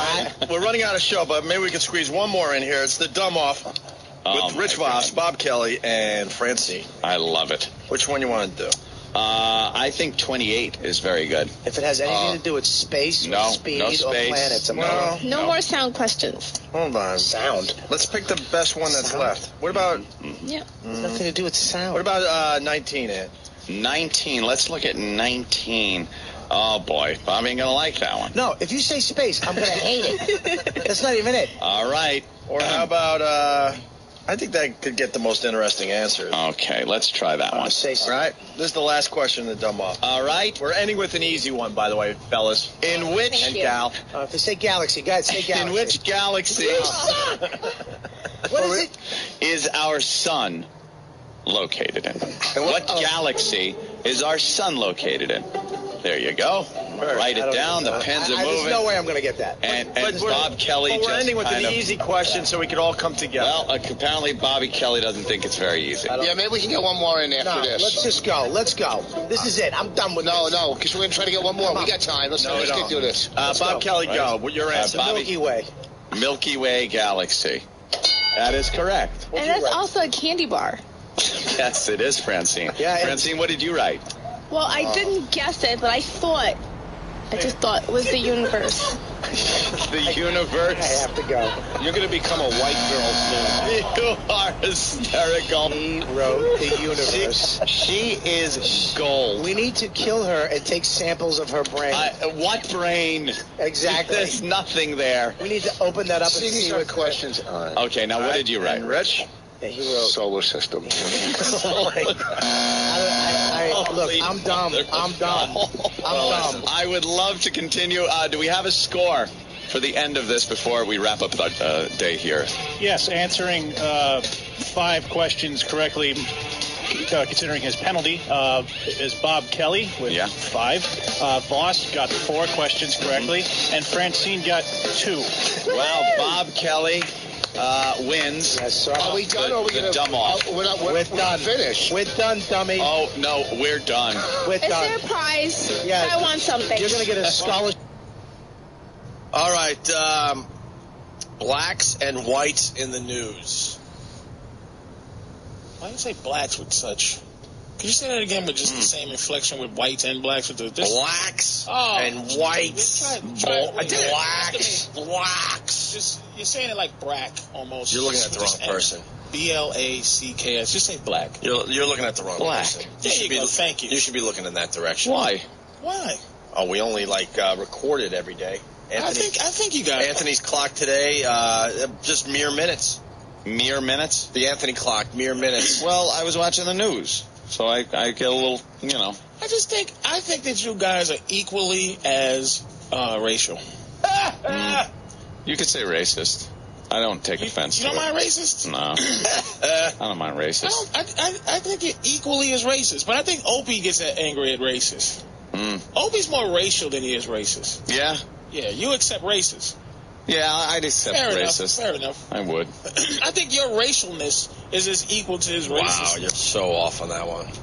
I think if y'all both were in prison, you would join the white motorcycle gang because you had to.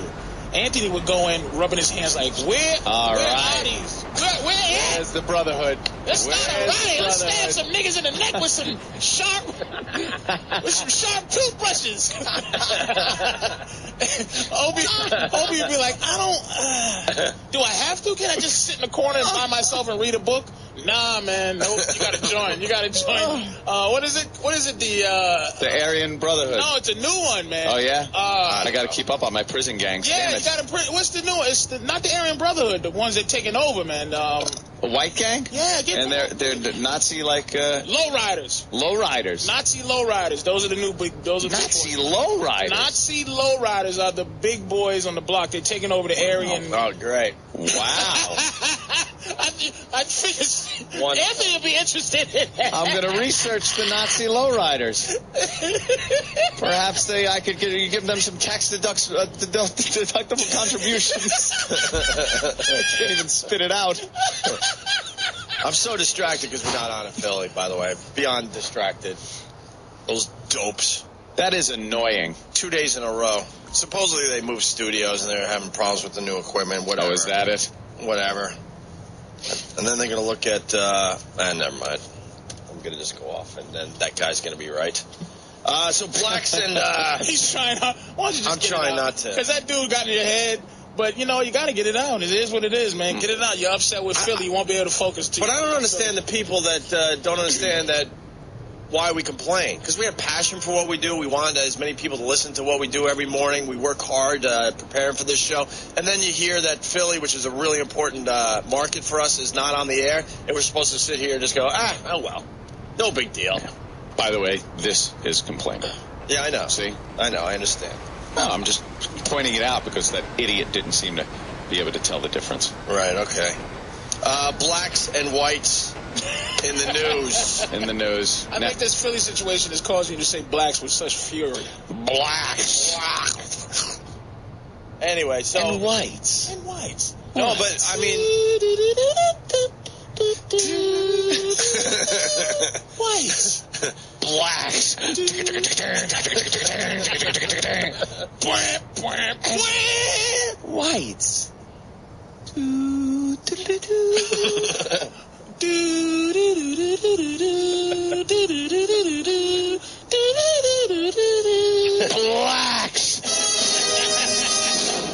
And whites.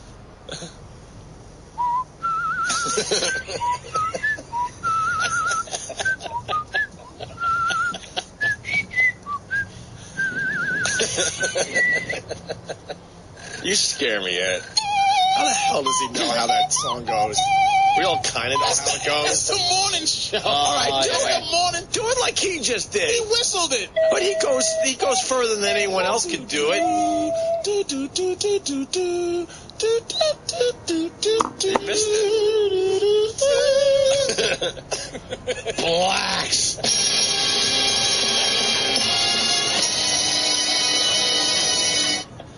And whites. What happened? And whites. What we And whites.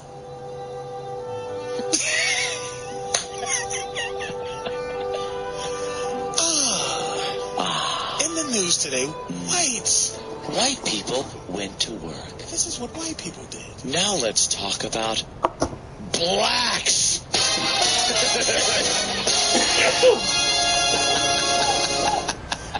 Black people wreaking havoc. Crime with blacks. Look out for blacks.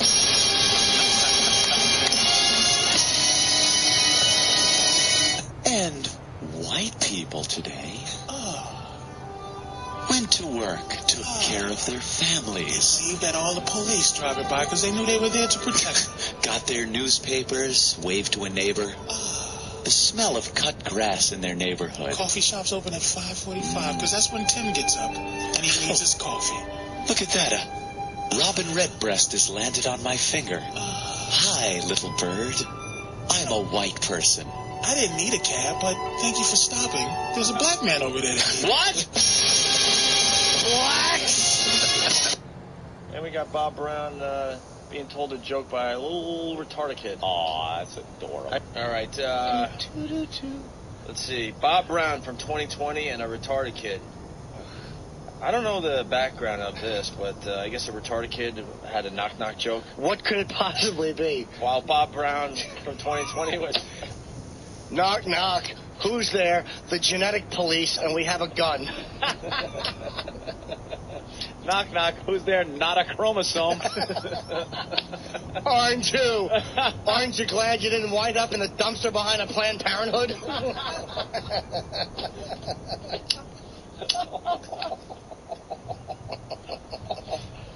Well, it's sort of like that.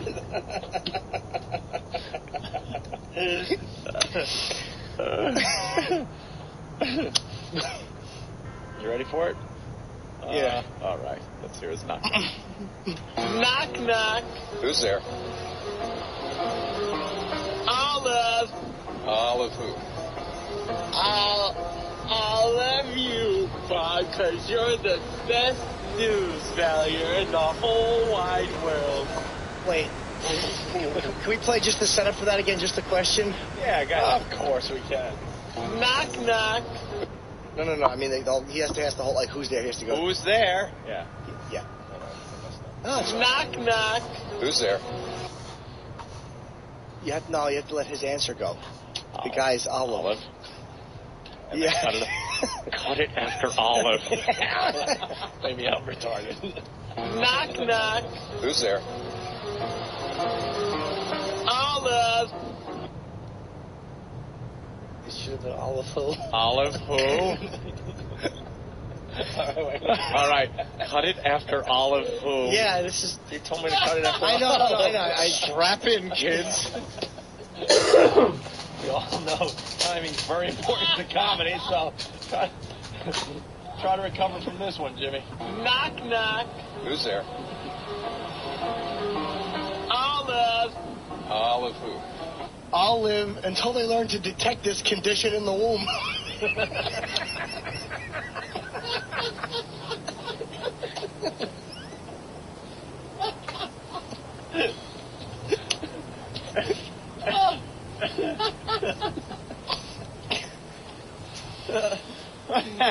I got the hang of it. You want me to try it again?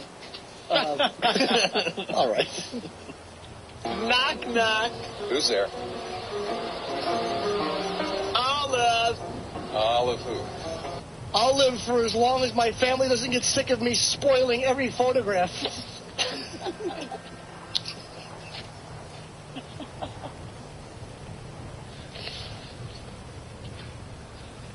Are we done, or do you have one more?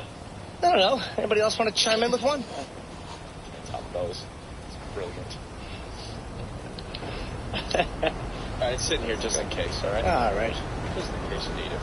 I'll live. Hey, Ben, what's up? Hey, guys, how you doing? I've been ending to the Knock Knock show. All right, hold on. I got to give you the setup, all right? Setup okay. coming. Here we go. Knock, knock.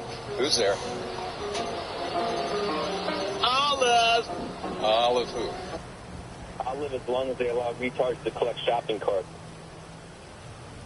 Oh.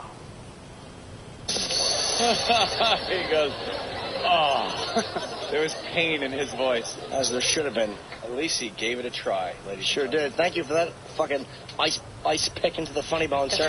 That was nice. We got a bunch of guys that want to give the punchline a try here. Okay. Chad in Virginia. Hey, I got a punchline for the show. All right, hold on a minute. Knock, knock. Who's there? Olive. Olive who?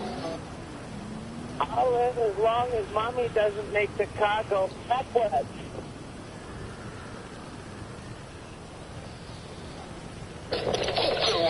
Well, suddenly that conversation didn't look so bad, did it, Ope? Wow. Steve in Louisiana. How about this one? Knock, knock. This is the bit talking. Knock, knock. Boys, I'll live as long as we don't take any more calls. Hey, how you boys doing? I apologize. I'm sure you have a gem coming. Go ahead, sir. We'll leave it up to Steve. If Steve gets a good one, bit continues. If he bombs, bit is over. All right, Steve? Right. Oh, that's a lot of pressure, fellas. All right, let's give it a try. All right, here we go. Knock, knock. Who's there? Olive. Olive who? I love to run headfirst into brick walls with my helmet on. The bit will live because you took it into a different direction. He did. You, of course, have the humor value of lung polyps. But I like what you went with it. Instead of I live, Happy birthday. I love. Oh, thank you, man. You know, Not his birthday. Dude, today's my birthday, August 1st. So the bit lives for a little while? I think so, too, because I love to run head first. It's pretty funny. All right. Except he put a helmet on. The and helmet too did. goofy. Yeah, that got goofy. Yeah. He should have said something about how he loves to and then, done something horrific. Does that piano just, that retard piano just follow him around like a soundtrack? That's great. Horrid. It just sounds dumb. They couldn't even pick a smart sounding like Beethoven tune. Ga-gung, ga-gung, ga-gung, ga-gung. It's like what's playing in their little, rec room during the rec room time that they get. Or in his head while fucking people are hitting him and molesting him. Ga-gung, ga-gung, ga-gung, ga-gung. Just hears happy, dumb music. It's fucking flaming garbage is thrown at him by bullies. We got to get the Jesus story on the air. I'll wait. Here comes Doug. Oh, well, this one's got to be good, right? Doug? Yeah. Hi, Doug. Doug the trucker. Now, should we do the same thing if he bombs bit over? Yeah, I'd say give Doug the trucker. This is not Dugout Douglas. Right? No, it's just Doug the trucker. All right, well, wait for the setup. All right, here we go. Knock, knock. Who's there? Olive.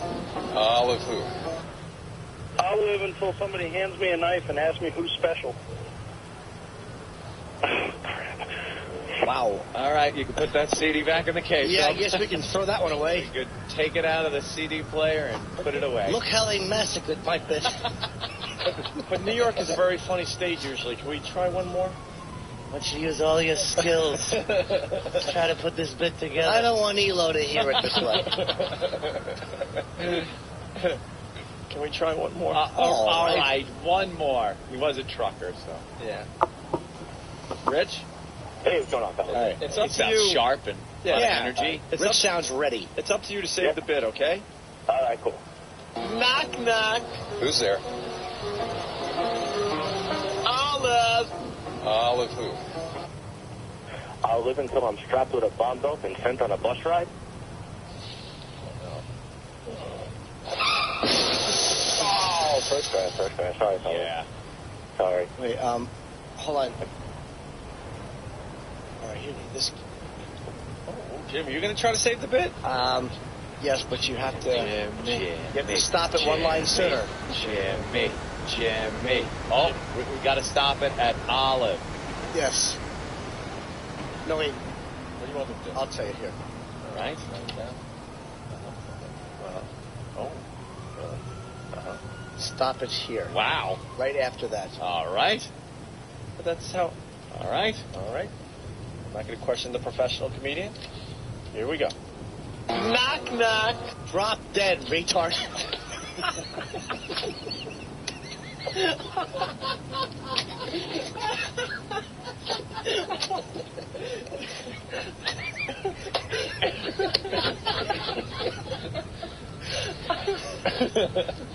All right. Rain delay's over. Time to play ball again. We're back. The grounds crew has come out and taken the tarp off the field. We're back in the game. Connor. Yeah. You want to continue the bit? Yeah, let's try it. All right. Knock, knock. Who's there? Olive. Olive who? I'll live as long as Daddy don't take Mama fishing. Okay. Oh, the clouds have come back over the stadium. Jesus, dude. That was great. I hate when the players are all ready to go again and it starts raining. I know. They're calling them off. They're still tossing the ball in the outfield. The pitch hasn't even been thrown yet. Next thing you know, you tune in the ball game and they're running a MASH episode. Like, what happened? I thought the Yankees were on. They picked the stupidest shit to play during rain delays. Oh, well. All right. Damn, that was funny. Well, Jamie, just hang. The's no pressure in the show. Okay, cool. It's not like you're having to walk or anything. Can we try one more? That music is just... Dun, dun, dun, dun. Oh. It's just... Eric? Brutal. Hey. Happy birthday, Jimmy. Thanks, man. I appreciate that. It's not his birthday. No, I'm not doing it. Yeah. Because that's what you were expecting. All right, you want to try this? Yeah. It's the music that plays when his big fat hands are diddling the neighbor's 8-year-old. It's great music to smoke. Hey, Jimmy, did you fix your car? Wait, this is the song? Oh. Wait, Hawk is really good at a lot of things. Yes. You found what this song is from? It's an idiot savant without that pesky savant thing. I'm sorry. Wait, you have great timing, and I jump in and spoil it. That's what you should do in comedy. Let somebody else go through the work of the setup, and then you just jump in and ruin it. I was headed toward the finish line. You threw me out of the car and gassed it. I flicked my cigarette out, and I jumped in front of you and crossed first. You ran the whole race, and I get the big W in the winner's circle. God, what a non-team player bag of shit move that was. Go ahead, Eric. What is it from? A Swedish porn. A Swedish porn. Maybe I should have jumped in and said that. Very nice. Sweden, Heaven, and Hell? How'd you find it? He finds everything. Well, how did you find that? Shut up. We don't care. You have it. That's all that matters. Good boy. Eric? Yeah. You want to try this? Yeah. Knock, knock. Who's there? Olive. Olive who? I love washing your windows with my big fat tongue. It's not bad. Game on! That's not bad. Here comes the grounds crew with their rakes. Can I try one? Can I do one? Oh, absolutely. You're in? This is Jamie. Jamie Lissau. No pressure at all? Knock, knock. Who's there? Olive. Olive who? I'll live by myself forever. Oh my God, this is really uncomfortable. I wish it'd be a little bit easier if a smaller guy bombed. Yeah. I want to get my first one out there. Just get it done. That's always good. You get it out of the way. It happens. It's not that bad. Welcome to the program. Let's go to Brooklyn's always good for one. Yes. Jim in Brooklyn. Hey, what's up, boys? Want to give this a shot? Yeah, I guess so. Knock, knock. Who's there? Olive. Olive who? Olive Special Ed. Oh, dear Lord. Oh, my God, dear Lord. Dear Lord. I may need Anthony's help for this one. Oh, really? Let me ask you. We're a regular Abbott and Costello. Here comes a who's on first routine. You have, Who's that? like... Oh, really? I don't think I have that. Oh, no? Wait, what do you got? Maybe I got it over here. I want to play. No, I want to be part of the fun.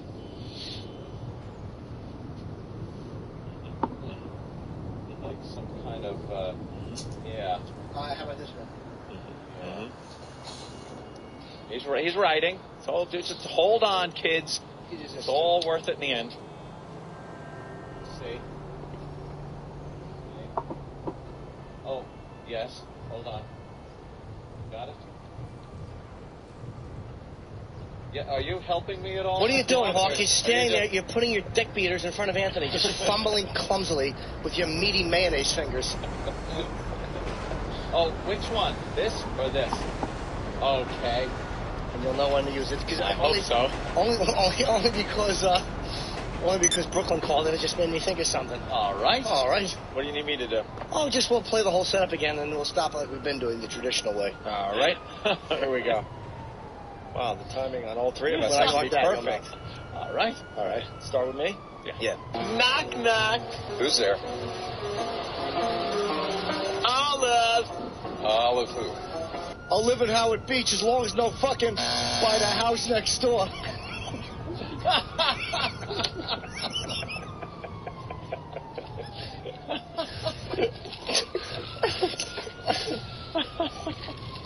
I wish we had a beep sound. I know. Still works. Rich in Philly. What's up, Rich?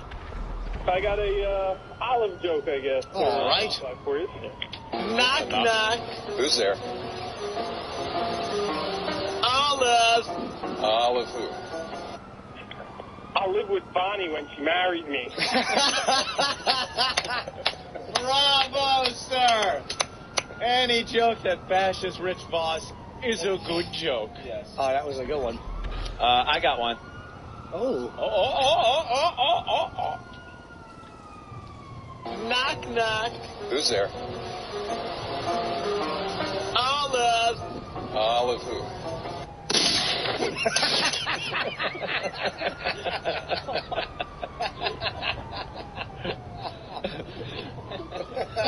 Jimmy laughed over the part where he falls down. Listen to this again.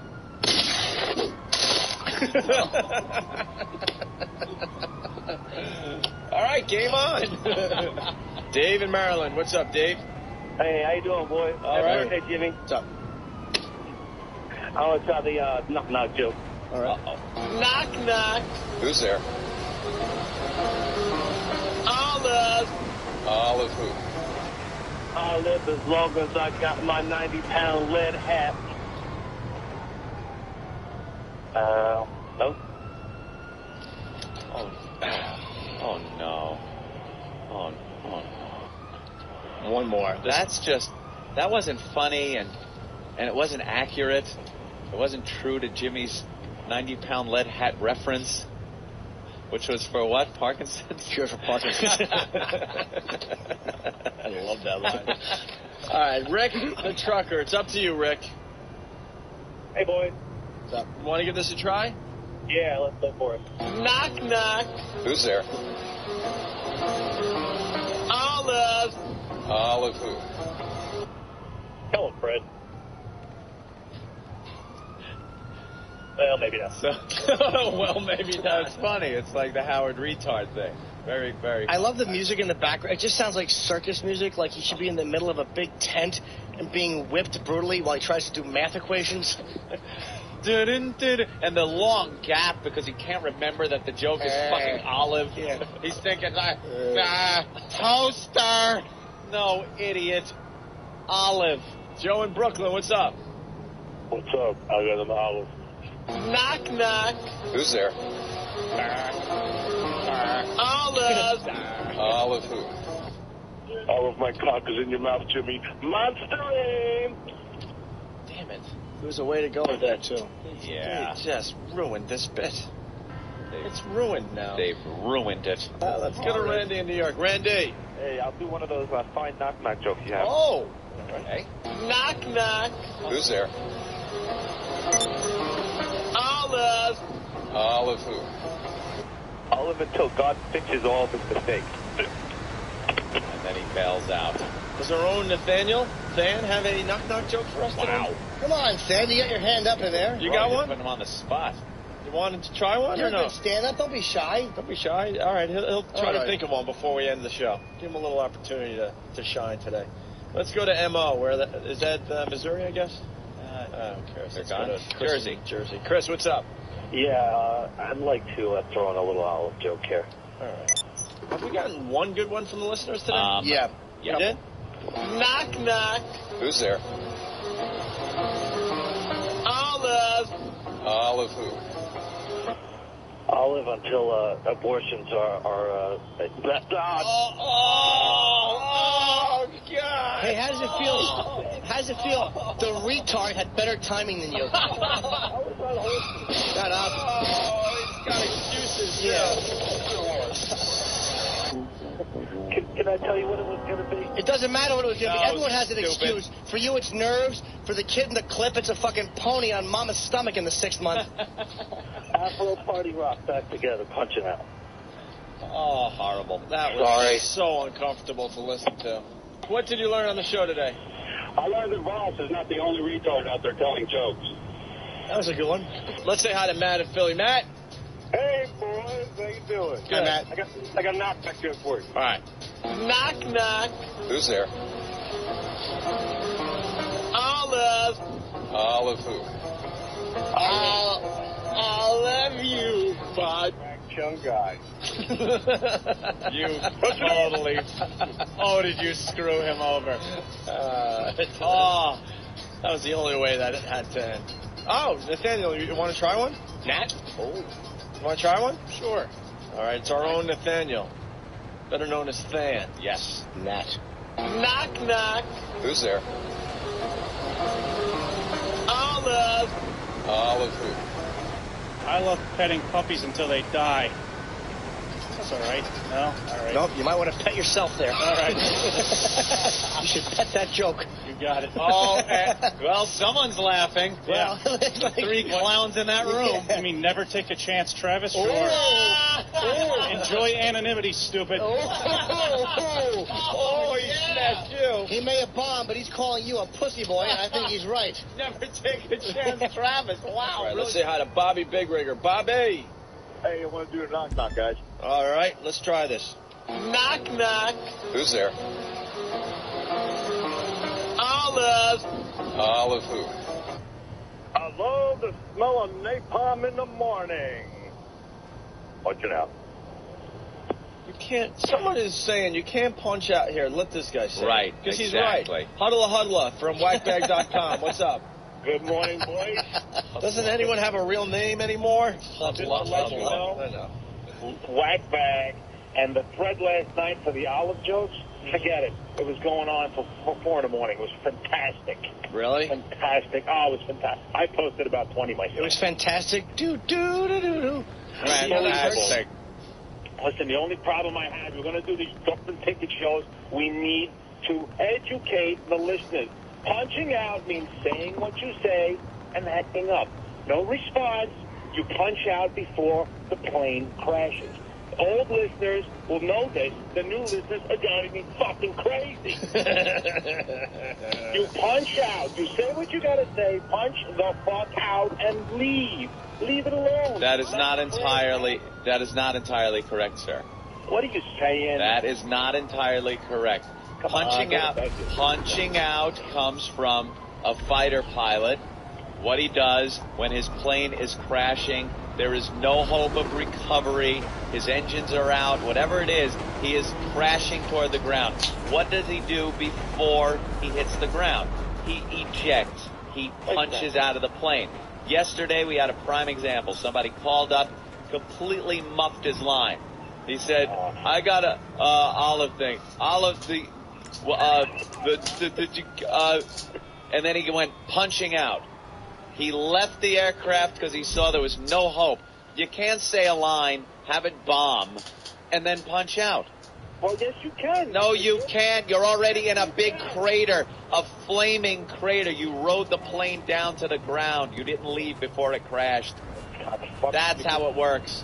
You can say what you want to say and then punch out because your response to the joke is the crash. Learn it. Get better. Dude, I invented the punch out here on the program. It's not yours anymore, though, Anthony. They took it and ran with it. It's mine. I know how it's supposed to be used. You know what? You don't even use your own personality on the radio anymore. The listeners have controlled how you perform now. Do they? Did they? What happened? We're just droids. What happened? We're just droids. I got a knock-knock joke. I don't want a knock-knock joke. All right. Is it one of the better ones that was on whackbag.com? Absolutely. All right. Knock, knock. Who's there? Olive. Olive who? I love the big bump in Ben's pants. Punch it out. Hey, you guys want to hear something really cool? Yeah. What?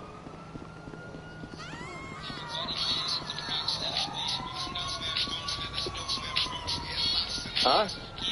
That's on your iPod? Are you listening to that? No, it's on my iPod that I found it. All right, OG. Leave him alone. Little Jenny from the block. Is that your face? We moved him over Carson style. Yeah, for a huge superstar. That's right, Colin Quinn. Colin. Who's playing Caroline's this weekend. Sarcastic, Bob? Yeah, I was until I said superstar. Yeah. I get a straight shot at Opie now. This is what I like. All right, very good. 212, Caroline's number is 212-757-4100. Are you there through Sunday or just through Sunday? Yes, I'm doing a portrait right now called Tibetan Lesbian on Couch. He made fun of you again. Sit down. He got slammed before the show even started, before the show came back from break, because Colin was coming in, and we told Bob, look, you're going to have to go to the couch, because Colin's coming up to the mic. It's like Carson, you know? Kenny said the that. new guy comes in, so then he had to move to the couch. So then Bob tried to get you, Colin. He sits down on the couch and goes, why don't you put Fatso on the couch? And without missing a beat, Jimmy goes, we just did.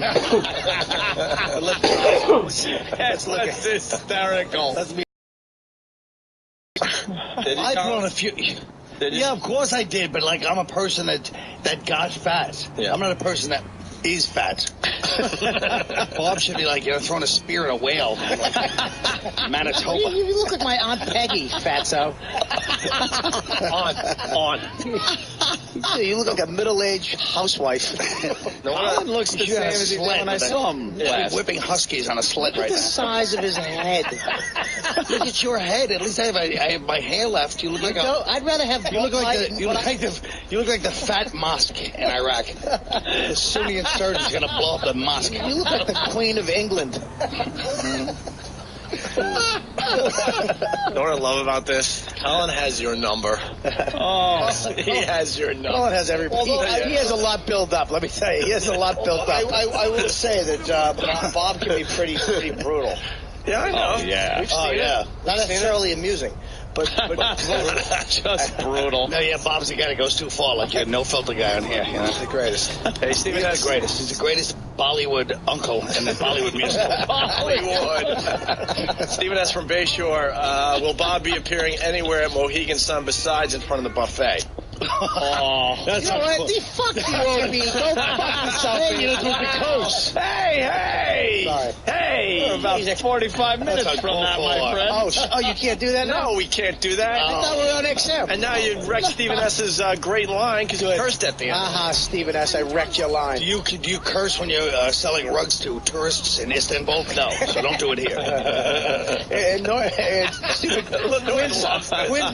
Quinn's not like Voss, where he's gonna throw out a stinker. Yeah. He's just gonna have 9 of them. He sounds like him. He mumbles like him. At Mohegan Sun, don't get upset when you walk by and hear people go, Tatonka. Tatonka. Why is everybody beating up on Bob? Yeah, leave him alone. Why do you think? Jimmy, you're enjoying it more than anyone. Yeah, but you're the worst. Yeah, but that's Jimmy's pause because he's got a good one coming. I